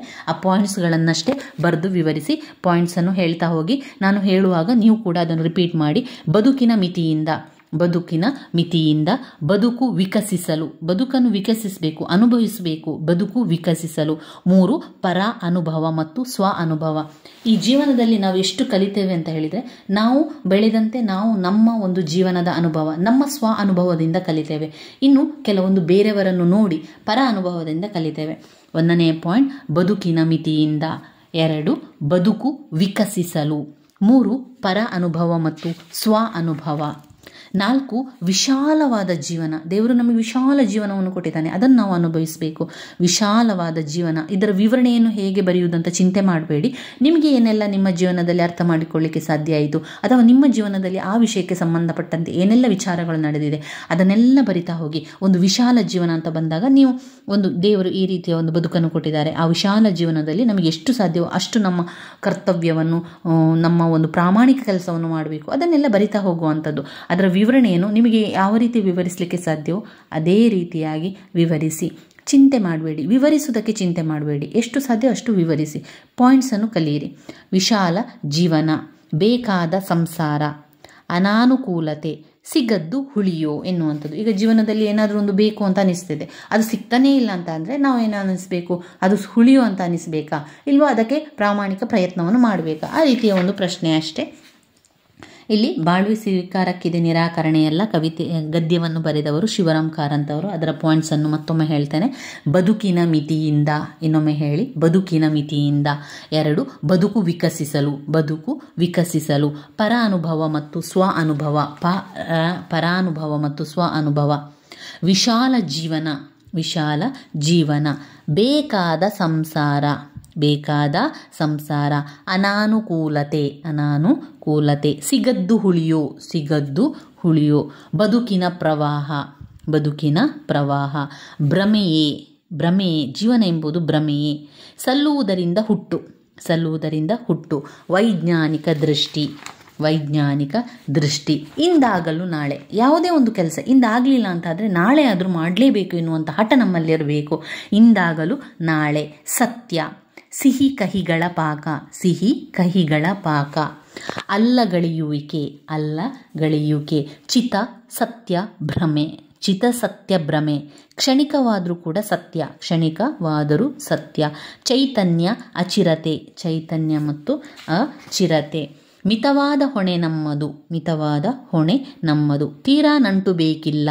ಯಾರಲ್ಲಿ ಆದರೂ ಕೂಡ ಹಾಗೆ ತೀರಾ ನಂಟು ನಾವು ಇಟ್ಕೊಳ್ಬಾರ್ದು, ತೀರಾ ನಂಟು ಬೇಕಿಲ್ಲ. ಅತಿ ಲೌಕಕರಿಗೆ ಜಲಕಣ ಪ್ರವಾಹ, ತನಗಾಗಿಯೇ ಅಲ್ಲ, ಜಗದೊಡನೆ ಬೆರೆಯಬೇಕು ಪ್ರೀತಿ ಮತ್ತು ಭೀತಿ. ಒಟ್ಟು 26 ಪಾಯಿಂಟ್ಸ್ಗಳಿದೆ. ಸಾಧ್ಯ ಆದಷ್ಟು ಪಾಯಿಂಟ್ಸನ್ನು ಕಲ್ತುಕೊಳ್ಳಿ. ನಂತರ 10 ಅಂಕಕ್ಕೆ ಬಂದಾಗ ನಿಮಗೆ 3ರಿಂದ 4 ಪುಟ ಬರೀಲಿಕ್ಕೆ ಇಷ್ಟು ಪಾಯಿಂಟ್ಸ್ಗಳಿದ್ದರೆ ಆರಾಮದಲ್ಲಿ ಬೇಗ ಬರಿತಾ ಹೋಗ್ಬೋದು ಸ್ನೇಹಿತರೆ. ಪಾಯಿಂಟ್ಸನ್ನು ಬಾಯ್ಪಾಠ ಮಾಡಿಕೊಳ್ಳಿ. ಜಗದೊಡನೆ ಬೆರೆಯಬೇಕು ಪ್ರೀತಿ ಭೀತಿ, ಜಗದೊಡನೆ ಬೆರೆಯಬೇಕು ಪ್ರೀತಿ ಮತ್ತು ಭೀತಿ. ಇವಿಷ್ಟು ಬಾಳ್ವೆ ಸ್ವೀಕಾರಕ್ಕಿದೆ ಗದ್ಯದಲ್ಲಿ ಬರುವಂಥದ್ದು. ಇನ್ನು ಶ್ರೇಷ್ಠತೆಯ ವ್ಯಸನ KV ಸುಬ್ಬಣ್ಣನವರು ಬರೆದಿದ್ದಾರೆ. KV ಸುಬ್ಬಣ್ಣನವರು ಬರೆದಿರುವಂತಹ ಗದ್ಯ ಶ್ರೇಷ್ಠತೆಯ ವ್ಯಸನ.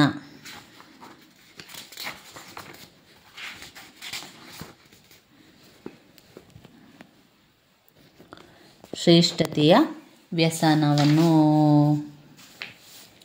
ಬರೆದಿದ್ದಾರೆ. ಇದರಲ್ಲಿ ಅವರು KV ಸುಬ್ಬಣ್ಣನವರು ಬರೆದಿರುವಂತಹದ್ದು ಯಾವ ವಿಚಾರ ಹೇಳ್ತಾ ಇದ್ದಾರೆ ಅಂತ ನಾನು ಹೇಳ್ತಾ ಹೋಗ್ತೇನೆ. KV ಸುಬ್ಬಣ್ಣನವರು ಶ್ರೇಷ್ಠತೆಯ ವ್ಯಸನ ಎಂಬುದನ್ನು ಅವರು ನಮಗಿಟ್ಟಿರುವಂತಹ ಒಂದು ಗದ್ಯ ಲೇಖನ. ಕನ್ನಡ ಸಾಹಿತ್ಯ ವಿಮರ್ಶೆಯ ಕ್ಷೇತ್ರದಲ್ಲಿ ತೀವ್ರ ಚರ್ಚೆಯ ಒಂದು ಗ್ರಾಸಕ್ಕೊಳಗಾಗಿರುವಂತಹ ಒಂದು ಲೇಖನ ಅಂದರೆ ಅದು ಶ್ರೇಷ್ಠತೆ ಎನ್ನುವಂಥದ್ದು. ಶ್ರೇಷ್ಠತೆ ಎಂದರೆ ಯಾವುದು, ಅದರ ಸ್ವರೂಪವೇನು, ಅದರ ಸಾಹಿತ್ಯ ಸಂಸ್ಕೃತಿಯ ಪರಂಪರೆ ಏನು, ಅದರ ಹಿನ್ನೆಲೆ ಏನು, ಅದೆಲ್ಲದರ ಬಗ್ಗೆ ಚರ್ಚೆ ಆಯಿತು. ಈ ಒಂದು ಸುದೀರ್ಘ ಚಿಂತಿಸಿರುವಂತಹ ಲೇಖನ ಶ್ರೇಷ್ಠತೆಯ ವ್ಯಸನ. ಭಾರತಾದ್ಯಂತ ಸಮಾನ ಸಂಸ್ಕೃತಿ, ಸಮಾನ ರಂಗಭೂಮಿ, ಸಮಾನ ಸಾಹಿತ್ಯ ಇರಬೇಕೆಂದು ಮುಖ್ಯ ಗ್ರಹಿಕೆಯಾಗಬೇಕೇ ಹೊರತು ಶ್ರೇಷ್ಠ ಸಾಹಿತ್ಯ ರಚನೆಯಾಗಿರಬಾರ್ದು. ಅಂದರೆ ಶ್ರೇಷ್ಠವಾಗಿರಬೇಕು, ಯಾವುದೇ ಒಂದು ಸಾಹಿತ್ಯ ಶ್ರೇಷ್ಠತೆ ಇರಬೇಕು ಅಂತ ಹೇಳುವಂಥದ್ದಲ್ಲ, ಶ್ರೇಷ್ಠತೆಯಿಂದ ರಚನೆಯಾಗಬೇಕು ಅಂತ ಇಲ್ಲ. ಅದನ್ನು ಮನಸ್ಸಿಟ್ಟು ನಮ್ಮ ಒಳಗಿನಿಂದ ಅದು ಉತ್ಪತ್ತಿಯಾಗಬೇಕೇ ವಿನಃ ಶ್ರೇಷ್ಠತೆ ಎನ್ನುವಂಥದ್ದು ಅಲ್ಲ ಅಂತ ಹೇಳ್ತಾ ಇದ್ದಾರೆ. ಇಲ್ಲಿ ಒಂದು ಸಾಹಿತ್ಯ ಬೇಕು ಅಥವಾ ಒಂದು ಸಾಹಿತ್ಯ ಬರಬೇಕು ಅಂತಾದರೆ ಅದರ ಶ್ರೇಷ್ಠತೆ ಸಾಹಿತ್ಯ ರಚನೆಯಾಗಬೇಕು. ಶ್ರೇಷ್ಠ ವಿಮರ್ಶಕರ ತಂಡ ಅದನ್ನು ಶ್ರೇಷ್ಠವೆಂದು ಶಿಫಾರಸು ಮಾಡಬೇಕು. ಅವುಗಳಿಗೆ ನೋಬೆಲ್ನಂತಹ ಶ್ರೇಷ್ಠ ಪ್ರಶಸ್ತಿ ನೀಡಬೇಕೆಂದು ಹಪಹಪಿಸುವುದು ಬೊಗಳೆಯಾಗಿ ತೋರುತ್ತದೆ ಎಂದು KV ಸುಬ್ಬಣ್ಣನವರು ಚಿಂತಿಸ್ತಾರೆ. ಇಲ್ಲಿ KV ಸುಬ್ಬಣ್ಣವನ್ನು ಏನು ಹೇಳ್ತಾ ಇದ್ದಾರೆ ಅಂತ ಹೇಳಿದರೆ, ಒಂದು ಸಾಹಿತ್ಯ ಬರಿತಾ ಇದ್ದೇವೆ ನಾವು, ಒಂದು ಕವನ ಬರಿತಾ ಇದ್ದೇವೆ, ಒಂದು ಕಾವ್ಯ ಬರೆದಿದ್ದೇವೆ ಅಂತ ಹೇಳಿದರೆ ಅದಕ್ಕೆ ಶ್ರೇಷ್ಠತೆ ಶಿಫಾರಸು ಸಿಕ್ಕಿದ್ರೆ ಮಾತ್ರ ಅದು ಒಂದು ಸಾಹಿತ್ಯ ಅಂತ ಆಗ್ತದಾ ಅಂತ ಅವ್ರು ಕೇಳ್ತಾ ಇದ್ದಾರೆ. ಎಲ್ಲರೂ ಏನು ಅಂದ್ಕೊಂಡಿದ್ದಾರೆ, ಒಂದು ಸಾಹಿತ್ಯ ಬರ್ತಾ ಇದ್ದಾರೆ, ಒಂದು ಸಾಹಿತ್ಯ ಬರೆದಿದ್ದಾರೆ ಅಂತ ಹೇಳಿದರೆ ಅದಕ್ಕೆ ಶ್ರೇಷ್ಠತೆ ಸಿಗಬೇಕು, ಶ್ರೇಷ್ಠತೆ ಪ್ರಶಸ್ತಿ ಇರಬೇಕು, ಶ್ರೇಷ್ಠತೆ ನೋಬೆಲ್ ಪ್ರಶಸ್ತಿ ಇರಬೇಕು, ಆ ಪ್ರಶಸ್ತಿ ಇರಬೇಕು, ಶ್ರೇಷ್ಠತೆ ಶಿಫಾರಸು ಇರಬೇಕು ಅಂತ ಅಂದ್ಕೊಳ್ಳುವಂಥದ್ದು, ಅದಕ್ಕೆ ಹಪಿಸುವಂಥದ್ದು ಅದು ನಿಜವಾದ ಸಾಹಿತ್ಯ ಅಲ್ಲ, ಅದೊಂದು ಬೊಗಳೆಯಂತೆ ತೋರುವಂಥದ್ದು ಅಂತ ಲೇಖಕರು ವಿವರಿಸುವಂಥದ್ದು. ಒಬ್ಬ 100ಕ್ಕೆ 100 ಸಾಮಾನ್ಯ ಅಕ್ಷರಸ್ಥರಾಗುವವರು ನಮಗೆ ಮುಖ್ಯ. ಒಂದು ಶ್ರೇಷ್ಠತೆಯ ಆಶಯವನ್ನು ಬದುಕಿನೊಂದಿಗೆ ಸಂಬಂಧವಿಟ್ಟುಕೊಂಡು ಗ್ರಹಿಸ್ತಾರೆ. ಅಲ್ಲದೆ ಯಾವುದೇ ಶ್ರೇಷ್ಠತೆ ಅಸಾಮಾನ್ಯದಿಂದ ಸಾಮಾನ್ಯದ ಕಡೆಗೆ ಚಲಿಸಬೇಕಾದುದು ಅವಶ್ಯಕವೆಂದು ಅವರು ಅಭಿಪ್ರಾಯಪಡ್ತಾರೆ. ಯಾವುದೇ ಒಂದು ವಿಷಯ ಇರ್ಬೋದು, ಅಸಾಮಾನ್ಯವಾಗಿರುತ್ತದೆ, ಅದು ಸಾಮಾನ್ಯವಾಗಿ ಸಿಗಬೇಕು. ಹೀಗೆ ಜಾಗತಿಕ ಸಾಂಸ್ಕೃತಿಕ ಪರಂಪರೆಯ ಹಿನ್ನೆಲೆಯಲ್ಲಿ ಶ್ರೇಷ್ಠತೆಯನ್ನು ಪ್ರತ್ಯೇಕತೆ, ಭಿನ್ನತೆ, ಕೇಂದ್ರೀಕರಣ, ಮಿಶ್ರ ಸಂಕರಣ ತಿರಸ್ಕಾರ, ಸಿದ್ಧ ಮಾದರಿ, ಹೋಲಿಕೆ ತುಲನೆ, ತಾರತಮ್ಯ ನಿಶ್ಚಿತಿ, ಸ್ಪರ್ಧೆ ಮೊದಲಾದ ಒಂದು ಪರಿಕಲ್ಪನೆಯ ಮನೋಧರ್ಮದಿಂದ ನೋಡಿದಾಗ ಲೇಖನವು ವಿಶಿಷ್ಟವಾಗಿ ಕಾಣ್ತದೆ. ಒಟ್ಟಿನಲ್ಲಿ ಪ್ರಿಯ ವಿದ್ಯಾರ್ಥಿಗಳೇ, ಪ್ರಕೃತ ಘಟಕದ ಅಧ್ಯಯನದ ಹಿನ್ನೆಲೆಯಲ್ಲಿ ತಳಸ್ಪರ್ಶಿ ಜ್ಞಾನವನ್ನು ಪಡೆದುಕೊಳ್ಳುವಂಥದ್ದು ಈ ಶ್ರೇಷ್ಠತೆಯ ವ್ಯಸನ. ಇದರಲ್ಲಿ ಅದು ಅವರು ಹೇಳುವಂಥದ್ದು, ಒಂದು ಸಾಹಿತ್ಯ ಅಂತ ಬರೆದಾಗ ಅದರ ಶ್ರೇಷ್ಠತೆ ಪ್ರಶಸ್ತಿ ಬೇಕು ಅಂತ ಹಪಹಪಿಸಬಾರ್ದು ಅಂತ. ಆ ರೀತಿಯೆಲ್ಲ ಸಿಗಲಿಲ್ಲ ಅಂತಾದರೂ ಕೂಡ ಅದು ಸಾಹಿತ್ಯವೇ ಆಗಿರ್ತದೆ, ಅದನ್ನು ತಿಳ್ಕೊಳ್ಬೇಕು ಅಂತ ಲೇಖಕರು ಇಲ್ಲಿ ಹೇಳುವಂಥದ್ದು. ವೈಚಾರಿಕ ಪ್ರಜ್ಞೆಯ ಅಡೆತಡೆಗಳು H ನರಸಿಂಹಯ್ಯನವರು ಬರೆದಿದ್ದಾರೆ. ವೈಚಾರಿಕ ಪ್ರಜ್ಞೆಯ ಅಡೆತಡೆಗಳು, ವೈಚಾರಿಕವಾಗಿ ಪ್ರಜ್ಞೆ ಇರಬೇಕು. ಅದಕ್ಕೆ ಅವರು ಹೇಳುವಂಥದ್ದು, ಪ್ರಾಣಿಗೆ ಮತ್ತು ಮನುಷ್ಯನಿಗೆ ಇರುವಂತಹ ವ್ಯತ್ಯಾಸ ಅಂತ ಅಂದರೆ ವಿವೇಚನೆ ಮಾಡುವಂಥದ್ದು. ಯೋಚನಾ ಶಕ್ತಿ, ಪ್ರಾಣಿಗೆ ಯೋಚನಾ ಶಕ್ತಿ ಇಲ್ಲ, ಮನುಷ್ಯನು ಯೋಚನೆ ಮಾಡಬೇಕು, ವಾಕ್ ಶಕ್ತಿ ಇದೆ. ಉಳಿದ ಎಷ್ಟೋ ವಿಷಯಗಳಲ್ಲಿ ಮನುಷ್ಯ ಪ್ರಾಣಿಗಿಂತ ಕೀಳು. ಅನೇಕ ಪ್ರಾಣಿಗಳು ಮನುಷ್ಯನಿಗಿಂತ ಬಲಿಷ್ಠನಾಗಿದ್ದಾನೆ. ಅಂತಾದ ಮೇಲೆ ಮನುಷ್ಯನು ಕೂಡ ಯೋಚನೆ ಮಾಡಬೇಕು, ವೈಚಾರಿಕತೆ ಮಾಡಬೇಕು, ವೈಜ್ಞಾನಿಕ ಯೋಚನೆ ಮಾಡಬೇಕು, ಪ್ರಜ್ಞೆ ಬೇಕು. ವೈಚಾರಿಕ ಪ್ರಜ್ಞೆಗೆ ಅಡೆತಡೆಗಳನ್ನು ಬರೆದವರು ಎಚ್ ನರಸಿಂಹಯ್ಯನವರು. ಅದರಲ್ಲಿ ಬರುವಂಥ ಪಾಯಿಂಟ್ಸ್ಗಳು: ಚಿಂತನೆ ಮಾಡಬೇಕು, ಒಂದು ಲಾಂಛನ ಇರಬೇಕು. ಚಿಂತನೆ, ಲಾಂಛನ, ಚಿಂತನ, ಲಾಂಛನ. 3 ದಿಗ್ಭ್ರಾಂತಿ, ಚೇತನ. 3 ದಿಗ್ಭ್ರಾಂತಿ, 4 ಚೇತನ. 5 ಕೈವಾಡ, 6 ಪೂಜ್ಯತೆ. ಒಂದು ವೈಚಾರಿಕತೆ ಮಾಡಬೇಕು, ಒಂದು ಪ್ರಜ್ಞೆ ಇರಬೇಕು ಅಂತಾದರೆ ಬೇರೆ ಬೇರೆ ವಿಚಾರಗಳನ್ನು ಇಲ್ಲಿ ಲೇಖಕರು ವಿವರಿಸುವಂಥದ್ದು. ಕೈವಾಡ, ಪೂಜ್ಯತೆ. ನಂಬಿಕೆ, ಬೀಜವೃಕ್ಷ ನ್ಯಾಯ. 7 ನಂಬಿಕೆ. 8 ಬೀಜವೃಕ್ಷ ನ್ಯಾಯ. 9 ಧರ್ಮಾಂಧತೆ.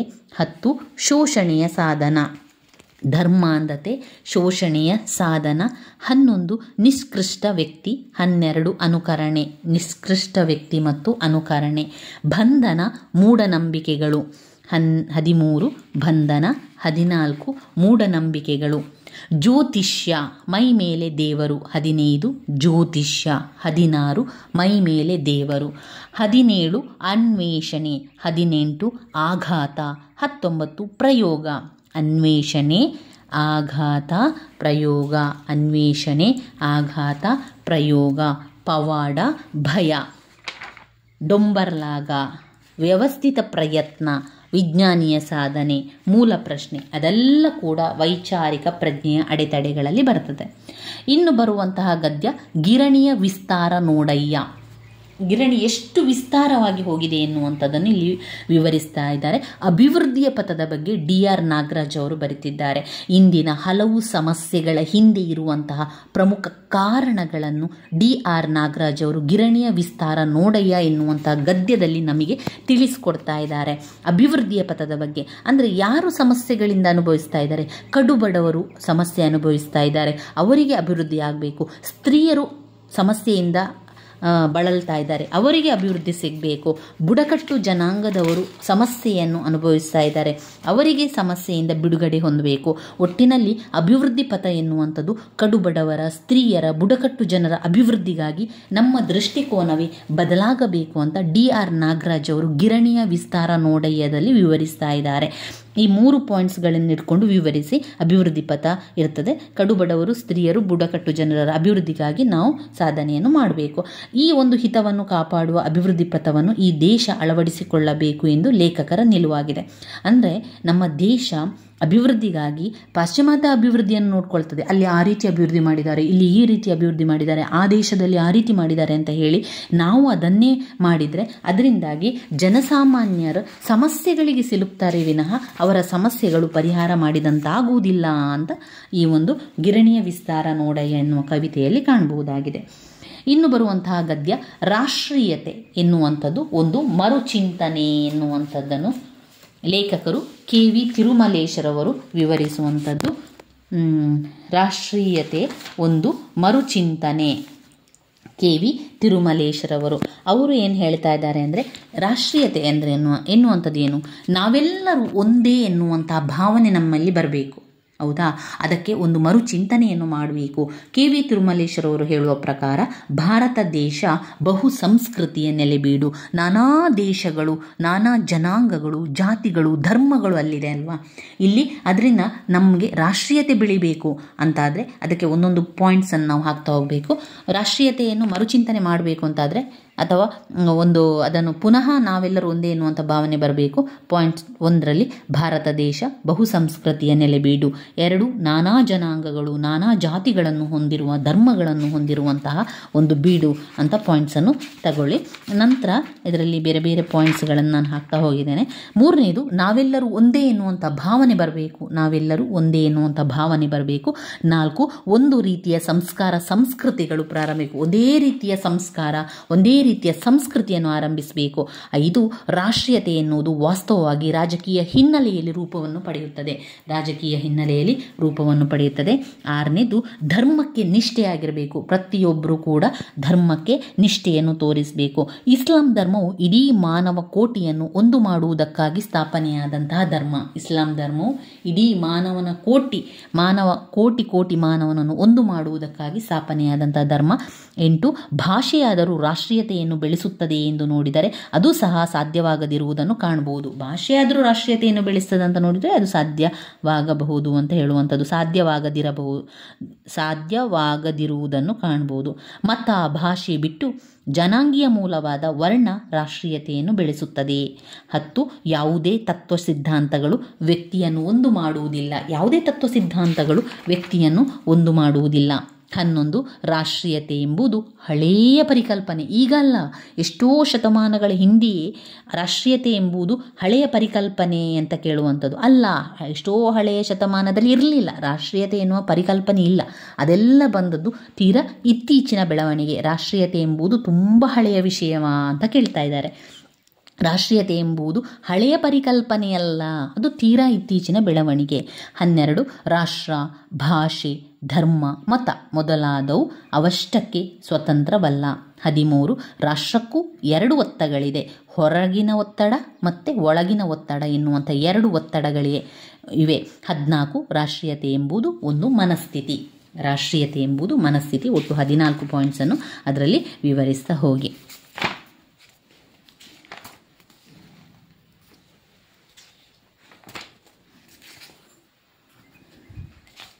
ಇನ್ನು ಬರುವಂಥದ್ದು ಮಹಿಳಾ ರಾಜಕೀಯ ಮೀಸಲಾತಿ. ಡಾಕ್ಟರ್ ಹೇಮಲತಾ ಮಹಿಷಿಯವರು ಈ ಗದ್ಯವನ್ನು ಬರೆದಿದ್ದಾರೆ. ಮಹಿಳಾ ರಾಜಕೀಯ ಮೀಸಲಾತಿ ಅಂತ ಹೇಳಿದರೆ ರಾಜಕೀಯದಲ್ಲಿ ಮಹಿಳೆಯರಿಗೂ ಸ್ಥಾನಮಾನ ಕೊಡಬೇಕು, ರಾಜಕೀಯದಲ್ಲಿ ಮಹಿಳೆಯರಿಗೆ ಎಲ್ಲ ರೀತಿಯ ಸ್ಥಾನವನ್ನು ಕೊಡಬೇಕು ಅಂತ ವಿವರಿಸುವಂಥದ್ದು. ಇಲ್ಲಿ ಮುಖ್ಯವಾಗಿ ಸಂವಿಧಾನದಲ್ಲಿ ಮೀಸಲಾತಿಯ ಪರಿಕಲ್ಪನೆ, ಮಹಿಳಾ ರಾಜಕೀಯ ಮೀಸಲಾತಿಯ ಔಚಿತ್ಯ, ಮಹಿಳಾ ರಾಜಕೀಯ ಮೀಸಲಾತಿ ಮಸೂದೆ, ಮಹಿಳಾ ಮೀಸಲಾತಿ ಮಸೂದೆಯು ಜಾರಿಗೊಳ್ಳಲು ಇರುವ ತೊಡಕುಗಳು. ಈ ಒಂದು ಲೇಖನದಲ್ಲಿ ಮಂಡನೆಗೊಂಡಿರುವಂಥ ವಿಚಾರವನ್ನು ನೀವು ಫಸ್ಟಿಗೆ ಬರಿಬೇಕು. ಯಾವುದೆಲ್ಲ? ಸಂವಿಧಾನದಲ್ಲಿ ಮೀಸಲಾತಿಯ ಪರಿಕಲ್ಪನೆ. 2 ಮಹಿಳಾ ರಾಜಕೀಯ ಮೀಸಲಾತಿಯ ಔಚಿತ್ಯ. 3 ಮಹಿಳಾ ರಾಜಕೀಯ ಮೀಸಲಾತಿ ಮಸೂದೆ. 4 ಮಹಿಳಾ ಮೀಸಲಾತಿ ಮಸೂದೆಯು ಜಾರಿಗೊಳ್ಳಲು ಇರುವಂತಹ ತೊಡಕುಗಳು. ಸಂವಿಧಾನದಲ್ಲಿ ಮೀಸಲಾತಿಯ ಪರಿಕಲ್ಪನೆ ಬಗ್ಗೆ ಬರೀಬೇಕು. ಮಹಿಳಾ ರಾಜಕೀಯ ಮೀಸಲಾತಿಯ ಔಚಿತ್ಯವನ್ನು ವಿವರಿಸಿ, ಮಹಿಳಾ ರಾಜಕೀಯ ಮೀಸಲಾತಿ ಮಸೂದೆ, ಮಹಿಳಾ ಮೀಸಲಾತಿ ಮಸೂದೆಯು ಜಾರಿಗೊಳ್ಳಲಿರುವಂಥ ತೊಡಕುಗಳನ್ನು ಅದರಲ್ಲಿ ಹಾಕಿದರೆ ಆಯಿತು. ಇನ್ನು ಬರುವಂತಹ ಘಟಕ ಹಸಿವು ಮತ್ತು ಸಂತೃಪ್ತಿ ಎನ್ನುವಂಥ ಗದ್ಯ. ಡಾಕ್ಟರ್ BA ವಿವೇಕ್ ರೈ ಅವರು ಬರೆದಿದ್ದಾರೆ. ಹಸಿವು ಮತ್ತು ಸಂತೃಪ್ತಿ. ಹಸಿವು ಮತ್ತು ಸಂತೃಪ್ತಿ. ಹಸಿವು ಮತ್ತು ಸಂತೃಪ್ತಿಯಲ್ಲಿ ಅವರು ಏನು ಹೇಳ್ತಾ ಇದ್ದಾರೆ ಅಂತ ಹೇಳಿದರೆ, ಡಾಕ್ಟರ್ BV ವಿವೇಕ್ ರೈ ಅವರು ಆಹಾರ ಮತ್ತು ಜನಪದ ಸಂಸ್ಕೃತಿಯ ಪದ್ಧತಿಯ ಬಗ್ಗೆ, ಆಹಾರ ಮತ್ತು ಜನಪದ ಪದ್ಧತಿ ಸಂಸ್ಕೃತಿಯ ಬಗ್ಗೆ ಹೇಳ್ತಾ ಇದ್ದಾರೆ. ಇಲ್ಲಿ ನೋಡಿ, ಈ ಪಾಯಿಂಟ್ಸನ್ನು ಬರೀರಿ. ಹಸಿವು ಮತ್ತು ಸಂತೃಪ್ತಿಯಲ್ಲಿ ಈ ಪಾಯಿಂಟ್ಸನ್ನು ತಗೊಂಡು ಅದನ್ನೇ ವಿವರಿಸಿದರೆ ಆಯಿತು. ಆಹಾರ ಮತ್ತು ಜನಪದ ಸಂಸ್ಕೃತಿ ಪದ್ಧತಿ, ಆಹಾರ ಮತ್ತು ಆರ್ಥಿಕ ಮತ್ತು ಸಾಮಾಜಿಕ ವ್ಯವಸ್ಥೆ, ಸ್ಥಳೀಯ ಆಹಾರವೆಂಬ ಪರಿಕಲ್ಪನೆ, ಆಹಾರ ಮತ್ತು ಪರಿಸರ. ಈ 4 ಪಾಯಿಂಟ್ಸನ್ನು ವಿವರಿಸಿ, ಅಷ್ಟೇ ಸಾಕು. ಹಸಿವು ಮತ್ತು ಸಂತೃಪ್ತಿಯಲ್ಲಿ ಮನುಷ್ಯ ಕೇಂದ್ರಿತ ಆಲೋಚನೆಗಳು ಎಂಬ ಲೇಖನವು ಹಸಿವು ಮತ್ತು ಆಹಾರ ಪರಿಕಲ್ಪನೆಯನ್ನು ಹಲವು ನೆಲೆಗಳಲ್ಲಿ ನಿರೂಪಿಸುತ್ತದೆ. 1 ಆಹಾರ ಮತ್ತು ಜನಪದ ಸಂಸ್ಕೃತಿ ಪದ್ಧತಿ, ಆಹಾರ ಮತ್ತು ಆರ್ಥಿಕ ಮತ್ತು ಸಾಮಾಜಿಕ ವ್ಯವಸ್ಥೆ, ಸ್ಥಳೀಯ ಆಹಾರವೆಂಬ ಪರಿಕಲ್ಪನೆ, ಆಹಾರ ಮತ್ತು ಪರಿಸರ. ಇವಿಷ್ಟನ್ನು ಇಟ್ಕೊಂಡು ವಿವರಿಸ್ತಾ ಹೋಗಿ ಸ್ನೇಹಿತರೆ. ಎಲ್ಲವನ್ನು ಕೂಡ ತುಂಬ ವಿವರಿಸಲಿಕ್ಕೆ ಹೋದರೆ ಈ ವಿಡಿಯೋ ತುಂಬಾ ಲೆಂತಿ ಆಗ್ತದಲ್ವ.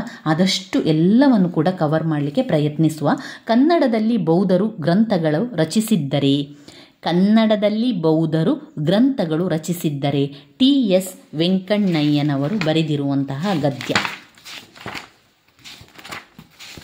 ಯಾವ ವಿಚಾರವನ್ನು ಅವರು ಹೇಳ್ತಾ ಇದ್ದಾರೆ ಎನ್ನುವಂಥದ್ದನ್ನು ನಾನು ನಿಮಗೆ ಸ್ವಲ್ಪ ಹೇಳ್ತಾ ಹೋಗ್ತೇನೆ ನೋಡಿ. ಕನ್ನಡದಲ್ಲಿ ಅವರು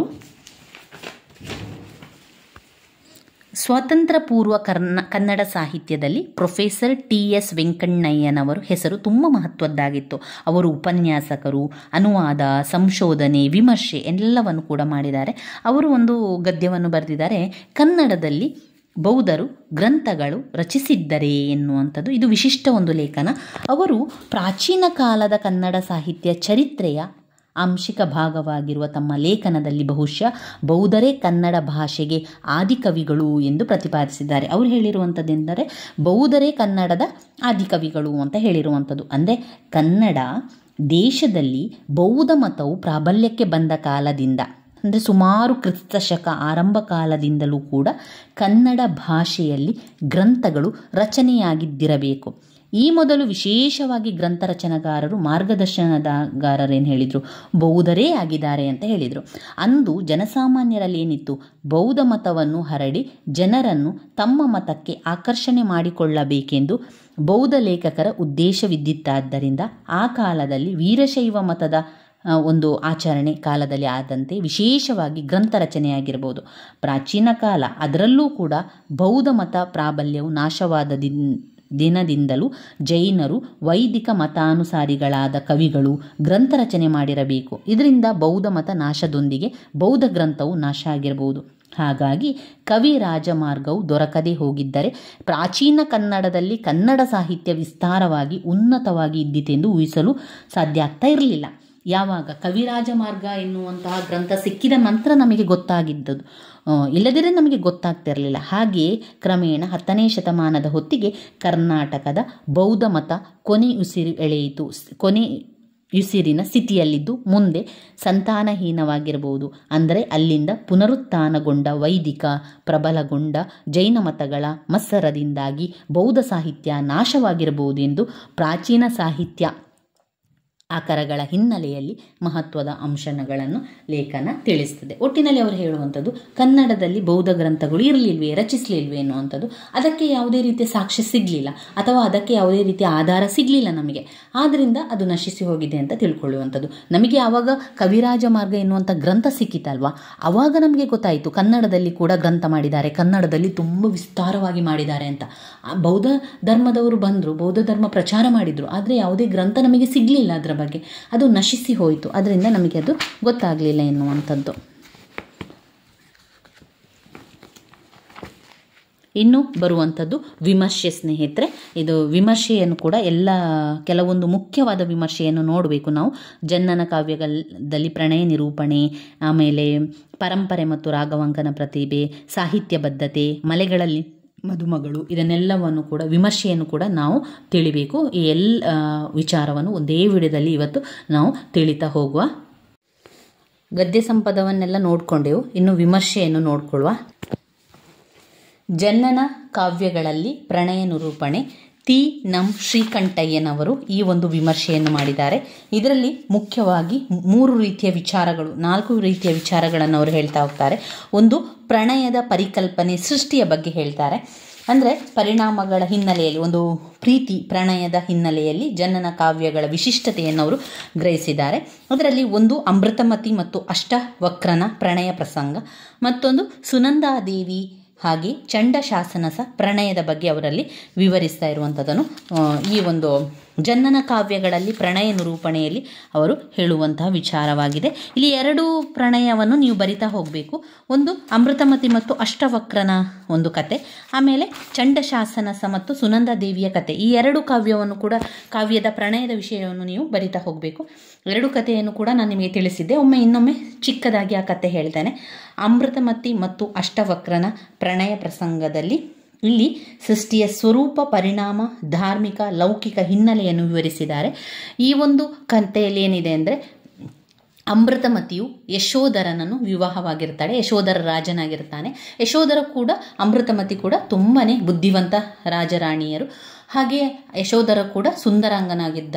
ಆದರೆ ಅಮೃತಮತಿಯು ಅಷ್ಟವಕ್ರನಾದಂತಹ ಮಾವಾಟಿಕನನ್ನು ಪ್ರೀತಿಸುವಂಥದ್ದು, ಅಷ್ಟವಕ್ರನಾದಂತಹ ಮಾವಾಟಿಕನ ಹಾಡಿಗೆ ಮರಳಾಗಿ ಮನಸ್ಸೋತು ಪ್ರೀತಿಸುವಂಥದ್ದು. ಕೊನೆಗೆ ಯಶೋಧರನಿಗೆ ಗೊತ್ತಾದಾಗ ಸಂದರ್ಭದಲ್ಲಿ ಅವನು ಎಲ್ಲವನ್ನು ರಾಜ್ಯವನ್ನೆಲ್ಲ ಬಿಟ್ಟು ಅವನು ಹೋಗ್ತಾನೆ. ನಂತರ ಇಲ್ಲಿ ಅಮೃತಮತಿಯು ಅಷ್ಟವಕ್ರನನ್ನು ಪ್ರೀತಿಸಿ ಅವನ ಜೊತೆಗೆ ಇರುವಂಥದ್ದು ಗೊತ್ತಾದಂಥ ಯಶೋಧರನು ತನ್ನ ತಾಯಿಯ ಬಳಿ ಹೇಳಿದಾಗ ತಾಯಿಯು ಒಂದು ಹಿಟ್ಟಿನಿಂದ ಕೋಳಿಯನ್ನು ಮಾಡು, ಅದನ್ನು ತಲೆ ಕಡಿಬೇಕು ಅಂತ ಹೇಳ್ತಾನೆ. ಅದರ ರೀತಿಯಲ್ಲಿ ಹಿಟ್ಟಿನಿಂದ ಕೋಳಿ ಮಾಡಿದಾಗ ಆ ಹಿಟ್ಟಿನ ಒಳಗೆ ಒಂದು ಪಿಶಾಚಿ ಬೆಂತರ ಬಂದು ಕೂತ್ಕೊಳ್ತದೆ. ತಲೆಯನ್ನು ತುಂಡು ಮಾಡುವ ಸಂದರ್ಭದಲ್ಲಿ ಅದು ಬೊಬ್ಬಿಡುತ್ತಾ ಹೋಗ್ತದೆ.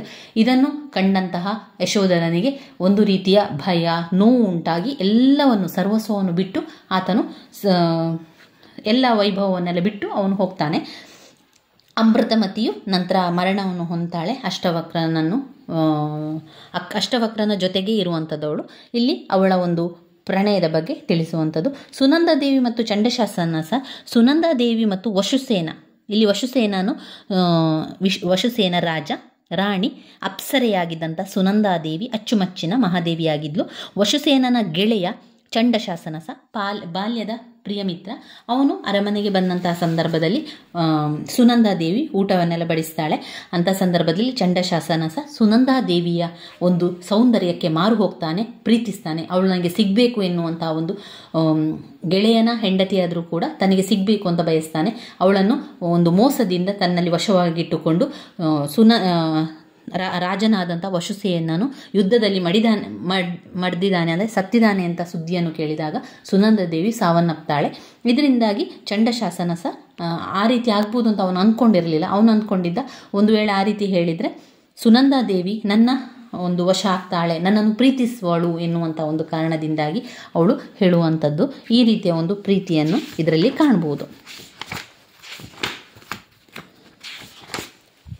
ಇನ್ನು ಬರುವಂಥದ್ದು ಪರಂಪರೆ ಮತ್ತು ರಾಘವಾಂಕನ ಪ್ರತಿಭೆ. ಪರಂಪರೆ ಮತ್ತು ರಾಘವಾಂಕನ ಪ್ರತಿಭೆಯ ವಿಮರ್ಶೆ ಏನು, ಅದರಲ್ಲಿ ಏನೆಲ್ಲ ವಿಷಯಗಳು ಹೇಳಿದ್ದಾರೆ ಅಂದರೆ ರಗಳೆಯ ಬಗ್ಗೆ, ಷಟ್ಪದಿಗಳು, ಹೊಸ ಪರಂಪರೆಯ ಹರಿಕಾರವಾಗಿ ವಿಶಿಷ್ಟ ಕಾಣಿಕೆಯನ್ನು ನೀಡಿದ್ದಾರೆ ಅಂತ ಹೇಳಿದ್ದಾರೆ. ಹರಿಹರ ರಾಘವಾಂಕ ಕವಿಗಳು 12ನೇ ಶತಮಾನದ ವಚನಗಾರರು. ಅವರು ರಗಳೆ ಮತ್ತು ಷಟ್ಪದಿ ಎಂಬಂಥ ಹೊಸ ಪರಂಪರೆಯ ಹರಿಕಾರವನ್ನು ಹೇಳಿರುವಂಥದ್ದು. ಅಂತಿಮವಾಗಿ ಹರಿಹರನು ಮನುಜರ ಮೇಲೆ, ಸಾವವರ ಮೇಲೆ, ಕನಿಷ್ಠರ ಮೇಲೆ ಕಾವ್ಯ ಬರೆಯುವುದಿಲ್ಲ ಎಂದು ಹೇಳ್ತಾರೆ.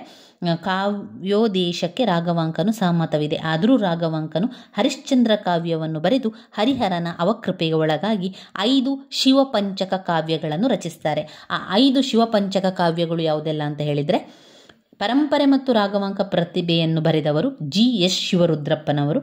ನಂತರ ಇಲ್ಲಿ ಅವರು ಬರೆದಿರುವಂಥ ಶಿವಪಂಚಕ ಕಾವ್ಯ ಅಂದರೆ ಸಿದ್ಧರಾಮಚರಿತ್ರ, ಸೋಮನಾಥ ಚರಿತ್ರ, ವೀರೇಶ್ವರ ಚರಿತ್ರ, ಶರಬೇಶ್ವರ ಚರಿತ್ರ, ಹರಿಹರ ಮಹಾತ್ಮೆಯನ್ನು ರಚಿಸಬೇಕಾಯಿತು. ಇದು ಮೊದಲನೆಯ ಕಾವ್ಯ ಸಾತ್ವಿಕ ನಿಷ್ಠೆಯನ್ನು ಬಯಸ್ತದೆ. ಇಲ್ಲಿ ಅವರು ಮುಖ್ಯವಾಗಿ 3 ವಿಚಾರವನ್ನು ಹೇಳ್ತಾ ಹೋಗ್ತಾರೆ, ಅದನ್ನು ವಿವರಿಸಿ. ಕಾವ್ಯ ಸಾತ್ವಿಕ ನಿಷ್ಠೆಯನ್ನು ಬಯಸುವಂಥದ್ದು. 2 ತಾಮಕಾಂಶ, ಕಾವ್ಯ ತಾಮಕಾಂಶವನ್ನು ಕಾಣಿಸಿದೆ. ಇನ್ನುಳಿದ ಕಾವ್ಯಗಳಲ್ಲಿ ಪೌರಾಣಿಕ ಅಂಶಗಳು ಹೆಚ್ಚು ಕಾಣುವಂಥದ್ದು.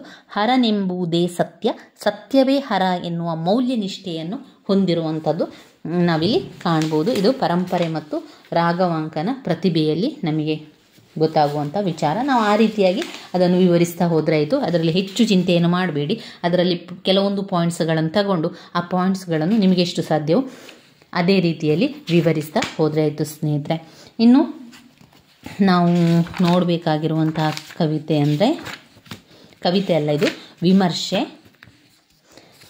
ಸಾಹಿತ್ಯ ಮತ್ತು ಬದ್ಧತೆ. ಬರಗೂರು ಸಾಹಿತ್ಯ ಮತ್ತು ಬದ್ಧತೆಯನ್ನು ನೋಡಿ.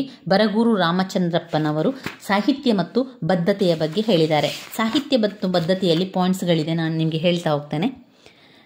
ಇವತ್ತು ಸಾಮಾಜಿಕ ಕಳಕಳಿಯ ಹಿನ್ನೆಲೆಯಲ್ಲಿ ಸಾಹಿತ್ಯದಲ್ಲಿ ಬದ್ಧತೆ ಅಥವಾ ತಾತ್ವಿಕ ನಿಷ್ಠೆ ಅಗತ್ಯ. ಅದನ್ನು ಪಾಯಿಂಟ್ಸ್ ರೀತಿಯಲ್ಲಿ ಬರಿತಾ ಹೋಗಿ. ನಾನಿಲ್ಲಿ ಪಾಯಿಂಟ್ಸನ್ನು ಮಾಡ್ಕೊಂಡಿದ್ದೇನೆ ನೋಡಿ. ಸಂಪೂರ್ಣ ಅದನ್ನೆಲ್ಲ ಓದ್ಕೊಂಡು ಅದರಲ್ಲಿರುವಂಥ ಮುಖ್ಯವಾದ ವಿಚಾರವನ್ನು ಗುರುತನ್ನು ಹಾಕ್ಕೊಂಡು ಪಾಯಿಂಟ್ಸ್ ರೀತಿಯಲ್ಲಿ ಮಾಡ್ಕೊಂಡಿದ್ದೇನೆ. ನಿಮಗೆ ಸಾಧ್ಯ ಆದರೆ ಅದರ ಸಂಪೂರ್ಣ ವಿವರಣೆಯನ್ನು ನೋಡಿಕೊಂಡು ಅದನ್ನು ನಿಮಗೆ ಅದರಲ್ಲಿ ಮುಖ್ಯವಾದಂಥ ವಿಚಾರ ಯಾವುದು ಅಂತ ನೋಡಿ ಗುರುತನ್ನು ಕೂಡ ಹಾಕ್ಕೊಳ್ಬೋದು. ಇಲ್ಲಿ ಇದು ನಾನು ಓದ್ಕೊಂಡು ನಾನು ಗುರುತನ್ನು ಹಾಕ್ಕೊಂಡಿರುವಂಥದ್ದು. ಒಟ್ಟು 14 ಪಾಯಿಂಟ್ಸ್ಗಳನ್ನು ಮಾಡಿದ್ದೇನೆ. ಆ ಪಾಯಿಂಟ್ಸ್ಗಳನ್ನು ಹೇಳ್ತಾ ಹೋಗ್ತೇನೆ. ಇದು ಸಾಹಿತ್ಯ ಮತ್ತು ಬದ್ಧತೆಯ ಪ್ರಶ್ನೆ ಬಂದಾಗ ಬರೀಬೇಕಾಗಿರುವಂಥದ್ದು. ಬರಗೂರು ರಾಮಚಂದ್ರಪ್ಪನವರು ಸಾಹಿತ್ಯ ಬದ್ಧತೆಯ ಬಗ್ಗೆ ಅವರ ಒಂದು ವಿಚಾರವನ್ನು ಹೇಳ್ತಾರೆ. ಇವತ್ತು ಸಾಮಾಜಿಕ ಕಳಕಳಿಯ ಹಿನ್ನೆಲೆಯಲ್ಲಿ ಸಾಹಿತ್ಯದಲ್ಲಿ ಬದ್ಧತೆ ಅಥವಾ ತಾತ್ವಿಕ ನಿಷ್ಠೆ ಅಗತ್ಯ. ಸಾಹಿತ್ಯದಲ್ಲಿ ಏನು ಬೇಕು ಅಂತ ಹೇಳ್ತಾ ಇದ್ದಾರೆ. ಸಾಹಿತ್ಯದಲ್ಲಿ ಅಂದರೆ ನಾವು ಬರೆಯುವಂತಹ ಕತೆ, ಕವನ ಅದೆಲ್ಲ ಸಾಹಿತ್ಯವೇ. ಸಾಹಿತ್ಯದಲ್ಲಿ ಬದ್ಧತೆ ಅಥವಾ ತಾತ್ವಿಕ ನಿಷ್ಠೆ ಅಗತ್ಯ. ಸಾಹಿತ್ಯದಲ್ಲಿ ಬದ್ಧತೆಯ ಪ್ರಶ್ನೆಯ ಕುರಿತು ಅದರ ಪ್ರತಿಪಾದಕರು ಇಲ್ಲಿಯವರೆಗೆ ಯಾವುದೇ ರೀತಿಯ ಪ್ರಣಾಳಿಕೆಯನ್ನು ಮಂಡಿಸಿಲ್ಲ. ಸಾಹಿತ್ಯ ಬದ್ಧತೆಯ ಬಗ್ಗೆ ಅದರಲ್ಲಿ ಯಾವುದೇ ರೀತಿಯ ಪ್ರಣಾಳಿಕೆಯನ್ನು ಮಂಡಿಸಿಲ್ಲ. 3. ಬದ್ಧತೆಯ ಮಾತನ್ನೇ ಸಂಪೂರ್ಣ ಧಿಕ್ಕರಿಸುವ ಬಂಧುಗಳಲ್ಲಿ ನನ್ನದೊಂದು ಸವಿನಯ ವಿನಂತಿ ಅಂತ ಲೇಖಕರು ಹೇಳ್ತಾ ಇದ್ದಾರೆ. ಏನು? ದಯವಿಟ್ಟು ಕನ್ನಡ ಸಾಹಿತ್ಯವನ್ನಾದರೂ ಚೆನ್ನಾಗಿ ಗಮನಿಸಿ ಎನ್ನುವಂಥದ್ದು. ಕನ್ನಡ ಸಾಹಿತ್ಯವನ್ನಾದರೂ ಚೆನ್ನಾಗಿ ಗಮನಿಸಿ. 4ನೇ ಪಾಯಿಂಟ್, ಶೋಷಣೆ ಸೂಕ್ಷ್ಮಗಳನ್ನು ಹೊಂದಿದ್ದು ಅವತ್ತಿನ ಸಾಂಸ್ಕೃತಿಕ ಸಂದರ್ಭದಲ್ಲಿ ಶೋಷಣೆ ಸೂಕ್ಷ್ಮತೆ ಹೊಂದಿದ್ದು ಸಮಾಜ ಜೀವನದ ನೈತಿಕ ನಿಯಂತ್ರಣ ಶಕ್ತಿ ಎಂಬಂತೆ ಹಾಸುಹೊಕ್ಕಾಗಿದೆ. ಧರ್ಮ, ಹಳೆಗನ್ನಡದ ಕವಿಗಳಿಗೊಂದು ನಂಬಿಕೆ, ನಿಷ್ಠೆ ಬೇಕು. ಬದ್ಧತೆ ಅಥವಾ ಕಮಿಟ್ಮೆಂಟ್ ಎಂಬ ಮಾತು ಬೇಕು. ಸಂಸ್ಕೃತಿಯ ಸೂಕ್ಷ್ಮಗಳಿಗೂ ಸಂಬಂಧವಿಲ್ಲ ಎಂದು ಹೇಳಲಾಗದು. ಸಾಹಿತ್ಯದಲ್ಲಿ ತಾತ್ವಿಕ ಬದ್ಧತೆ ಇದ್ದರೆ ಅದು ಕೃತಿಯ ಕಲಾತ್ಮಕತೆಗೆ ಧಕ್ಕೆ ತಂದು ಪ್ರಚಾರದ ಮಟ್ಟಕ್ಕಿಳಿಯುತ್ತದೆ ಎಂಬ ಭಾವನೆ ಇದೆ. ಸಾಹಿತ್ಯ ಜೀವನಾವಲಂಬಿ, ಅದಕ್ಕೆ ಒಂದು ಅವಲಂಬಿ ಬೇಕು, ಜೀವನಾವಲಂಬಿ. ಕೇವಲ ಕಮಿಟೆಡ್ ಬರವಣಿಗೆಯಿಂದ ಕ್ರಾಂತಿಯಾಗುತ್ತದೆ ಎಂದಾಗಲಿ ರಾಜಕೀಯ ಗುರಿ ಸಾಧನೆಯಾಗುತ್ತದೆ ಎಂದಾಗಲಿ ಯಾರೂ ಭಾವಿಸಬೇಕಾಗಿಲ್ಲ. ಇಂದು ಬದ್ಧತೆಯ ಬಗ್ಗೆ ಮಾತನಾಡುತ್ತಿರುವವರು ಹಳ್ಳಿಯ ಬದುಕು, ದೀನದಲಿತರ ಬಗ್ಗೆ ಹೆಚ್ಚು ಕಾಳಜಿ ವಹಿಸಿದ್ದಾರೆಂಬುದು ನಿಜ. ಕಮಿಟೆಡ್ ಬರವಣಿಗೆಗೆ ಹಳ್ಳಿ ನಗರ ಎಂದು ಗೆರೆ ಕೊಯ್ಯಬೇಕಿಲ್ಲ. ತನ್ನ ಕೈಗೆಟಗಿದ ಯಾವುದೇ ಬದುಕನ್ನು ಅದು ಚಿತ್ರಿಸಬಹುದು. 12ನೇ ಪಾಯಿಂಟ್, ಬದ್ಧ ಸಾಹಿತ್ಯ ಪ್ರತಿಪಾದಕರು ಹಳೆಯ ಮತ್ತು ಪ್ರಮುಖ ಸಮಕಾಲೀನ ಕೃತಿಗಾರರನ್ನು ಸಾರಸಗಟು ತಿರಸ್ಕರಿಸುತ್ತಾರೆ. ಬದ್ಧ ಸಾಹಿತ್ಯ ಪ್ರತಿಪಾದಕರು ಕೆಲವು ಗೊಂದಲಗಳಿಗೆ ಕಾರಣವಾಗಿರಬಹುದು. ನಮಗೆ ಸಂಗತವೆನಿಸಿದ ಪ್ರತಿಗಾಮಿ ಅಥವಾ ಯಥಾಸ್ಥಿತಿ ಧೋರಣೆಗಳ ಬಗ್ಗೆ ನಮ್ಮ ವಿರೋಧವಿದೆ ಎಂದಾಕ್ಷಣ ಕಲಾತ್ಮಕ ಮೌಲ್ಯಗಳನ್ನು ಸಂಪೂರ್ಣ ಅಲ್ಲಗಳೆಯುವಂತಿಲ್ಲ. ಈಗ ನಮಗೆ ಅದು ಒಂದು ವಿರೋಧ ಇದೆ ಅಥವಾ ಅದರ ಬಗ್ಗೆ ಧೋರಣೆ ಇದೆ ಅಂತ ಹೇಳಿದ ತಕ್ಷಣ ಒಂದು ಕಲಾತ್ಮಕ ಮೌಲ್ಯಕ್ಕೆ ಸಂಪೂರ್ಣ ಅಲ್ಲಗಳೆಯಬೇಕು ಅಂತ ಇಲ್ಲ ಅಂತ ಅವರು ಹೇಳ್ತಾ ಇದ್ದಾರೆ. ಇನ್ನು ಬರುವಂಥದ್ದು ಮಲೆಗಳಲ್ಲಿ ಮದುಮಗಳು, ಕಾನೂರು. ಮಲೆಗಳಲ್ಲಿ ಮದುಮಗಳು HM ಚಿನ್ನಯ್ಯನವರು ಬರೆದಿದ್ದಾರೆ. HI ಚಿನ್ನಯ್ಯನವರು ಮಲೆಗಳಲ್ಲಿ ಮದುಮಗಳು ಎನ್ನುವಂಥ ವಿಮರ್ಶೆಯನ್ನು ಮಾಡಿದ್ದಾರೆ. ಇಲ್ಲಿ ಅವರು ಯಾವ ವಿಚಾರದ ಬಗ್ಗೆ ಹೇಳ್ತಾ ಇದ್ದಾರೆ ಅಂತ ಹೇಳಿದರೆ,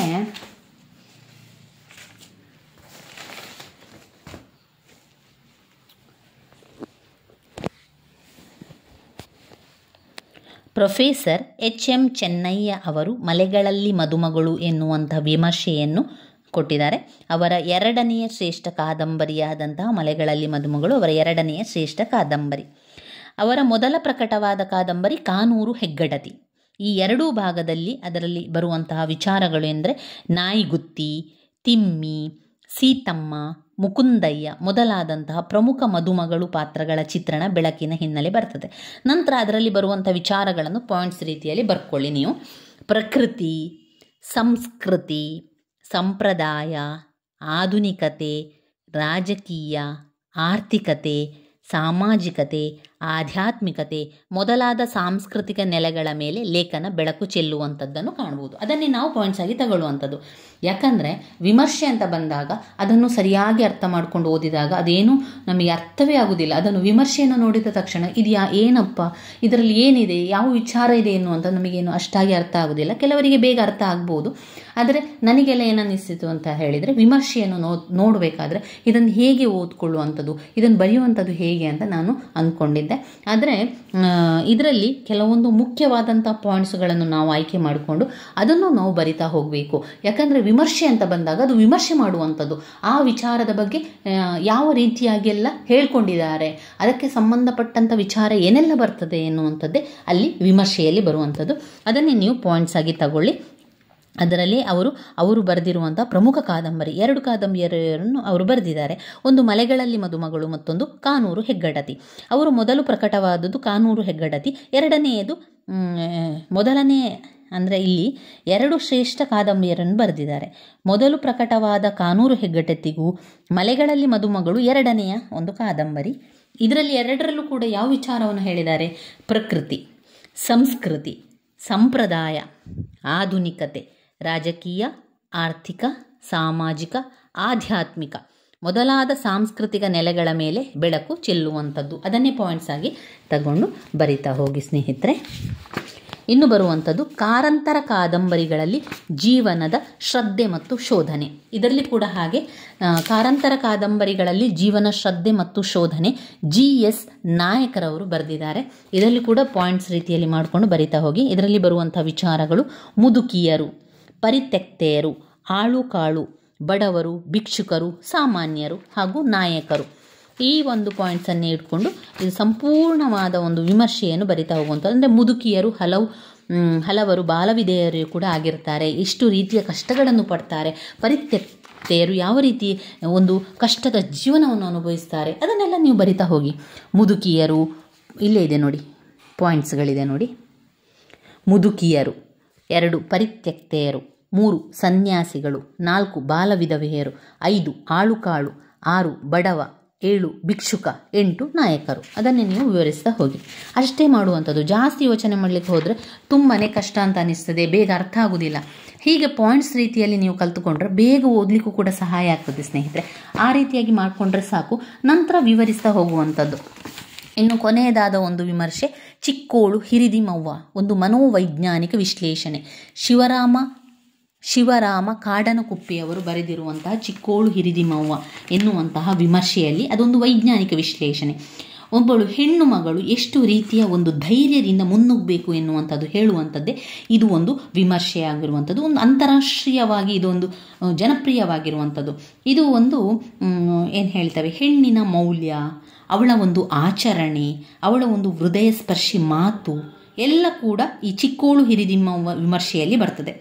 ಜಾನಪದ ಸಾಹಿತ್ಯದ ಮೂಲಕ ಇಲ್ಲಿ ಬರುವಂಥದ್ದು ಅವರ ಜೀವನದ ನೇರ ಒಂದು ಕಷ್ಟದ ಜೀವನ, ಸಾಮಾನ್ಯರ ಸ್ಮಾರಕ, ಬಾಳಿನ ಮೌಲ್ಯ, ನಂಬಿಕೆ, ನಡವಳಿಕೆ ಎಲ್ಲ ಕೂಡ ಇದರಲ್ಲಿ ನಾವು ಹಾಕಬೇಕು.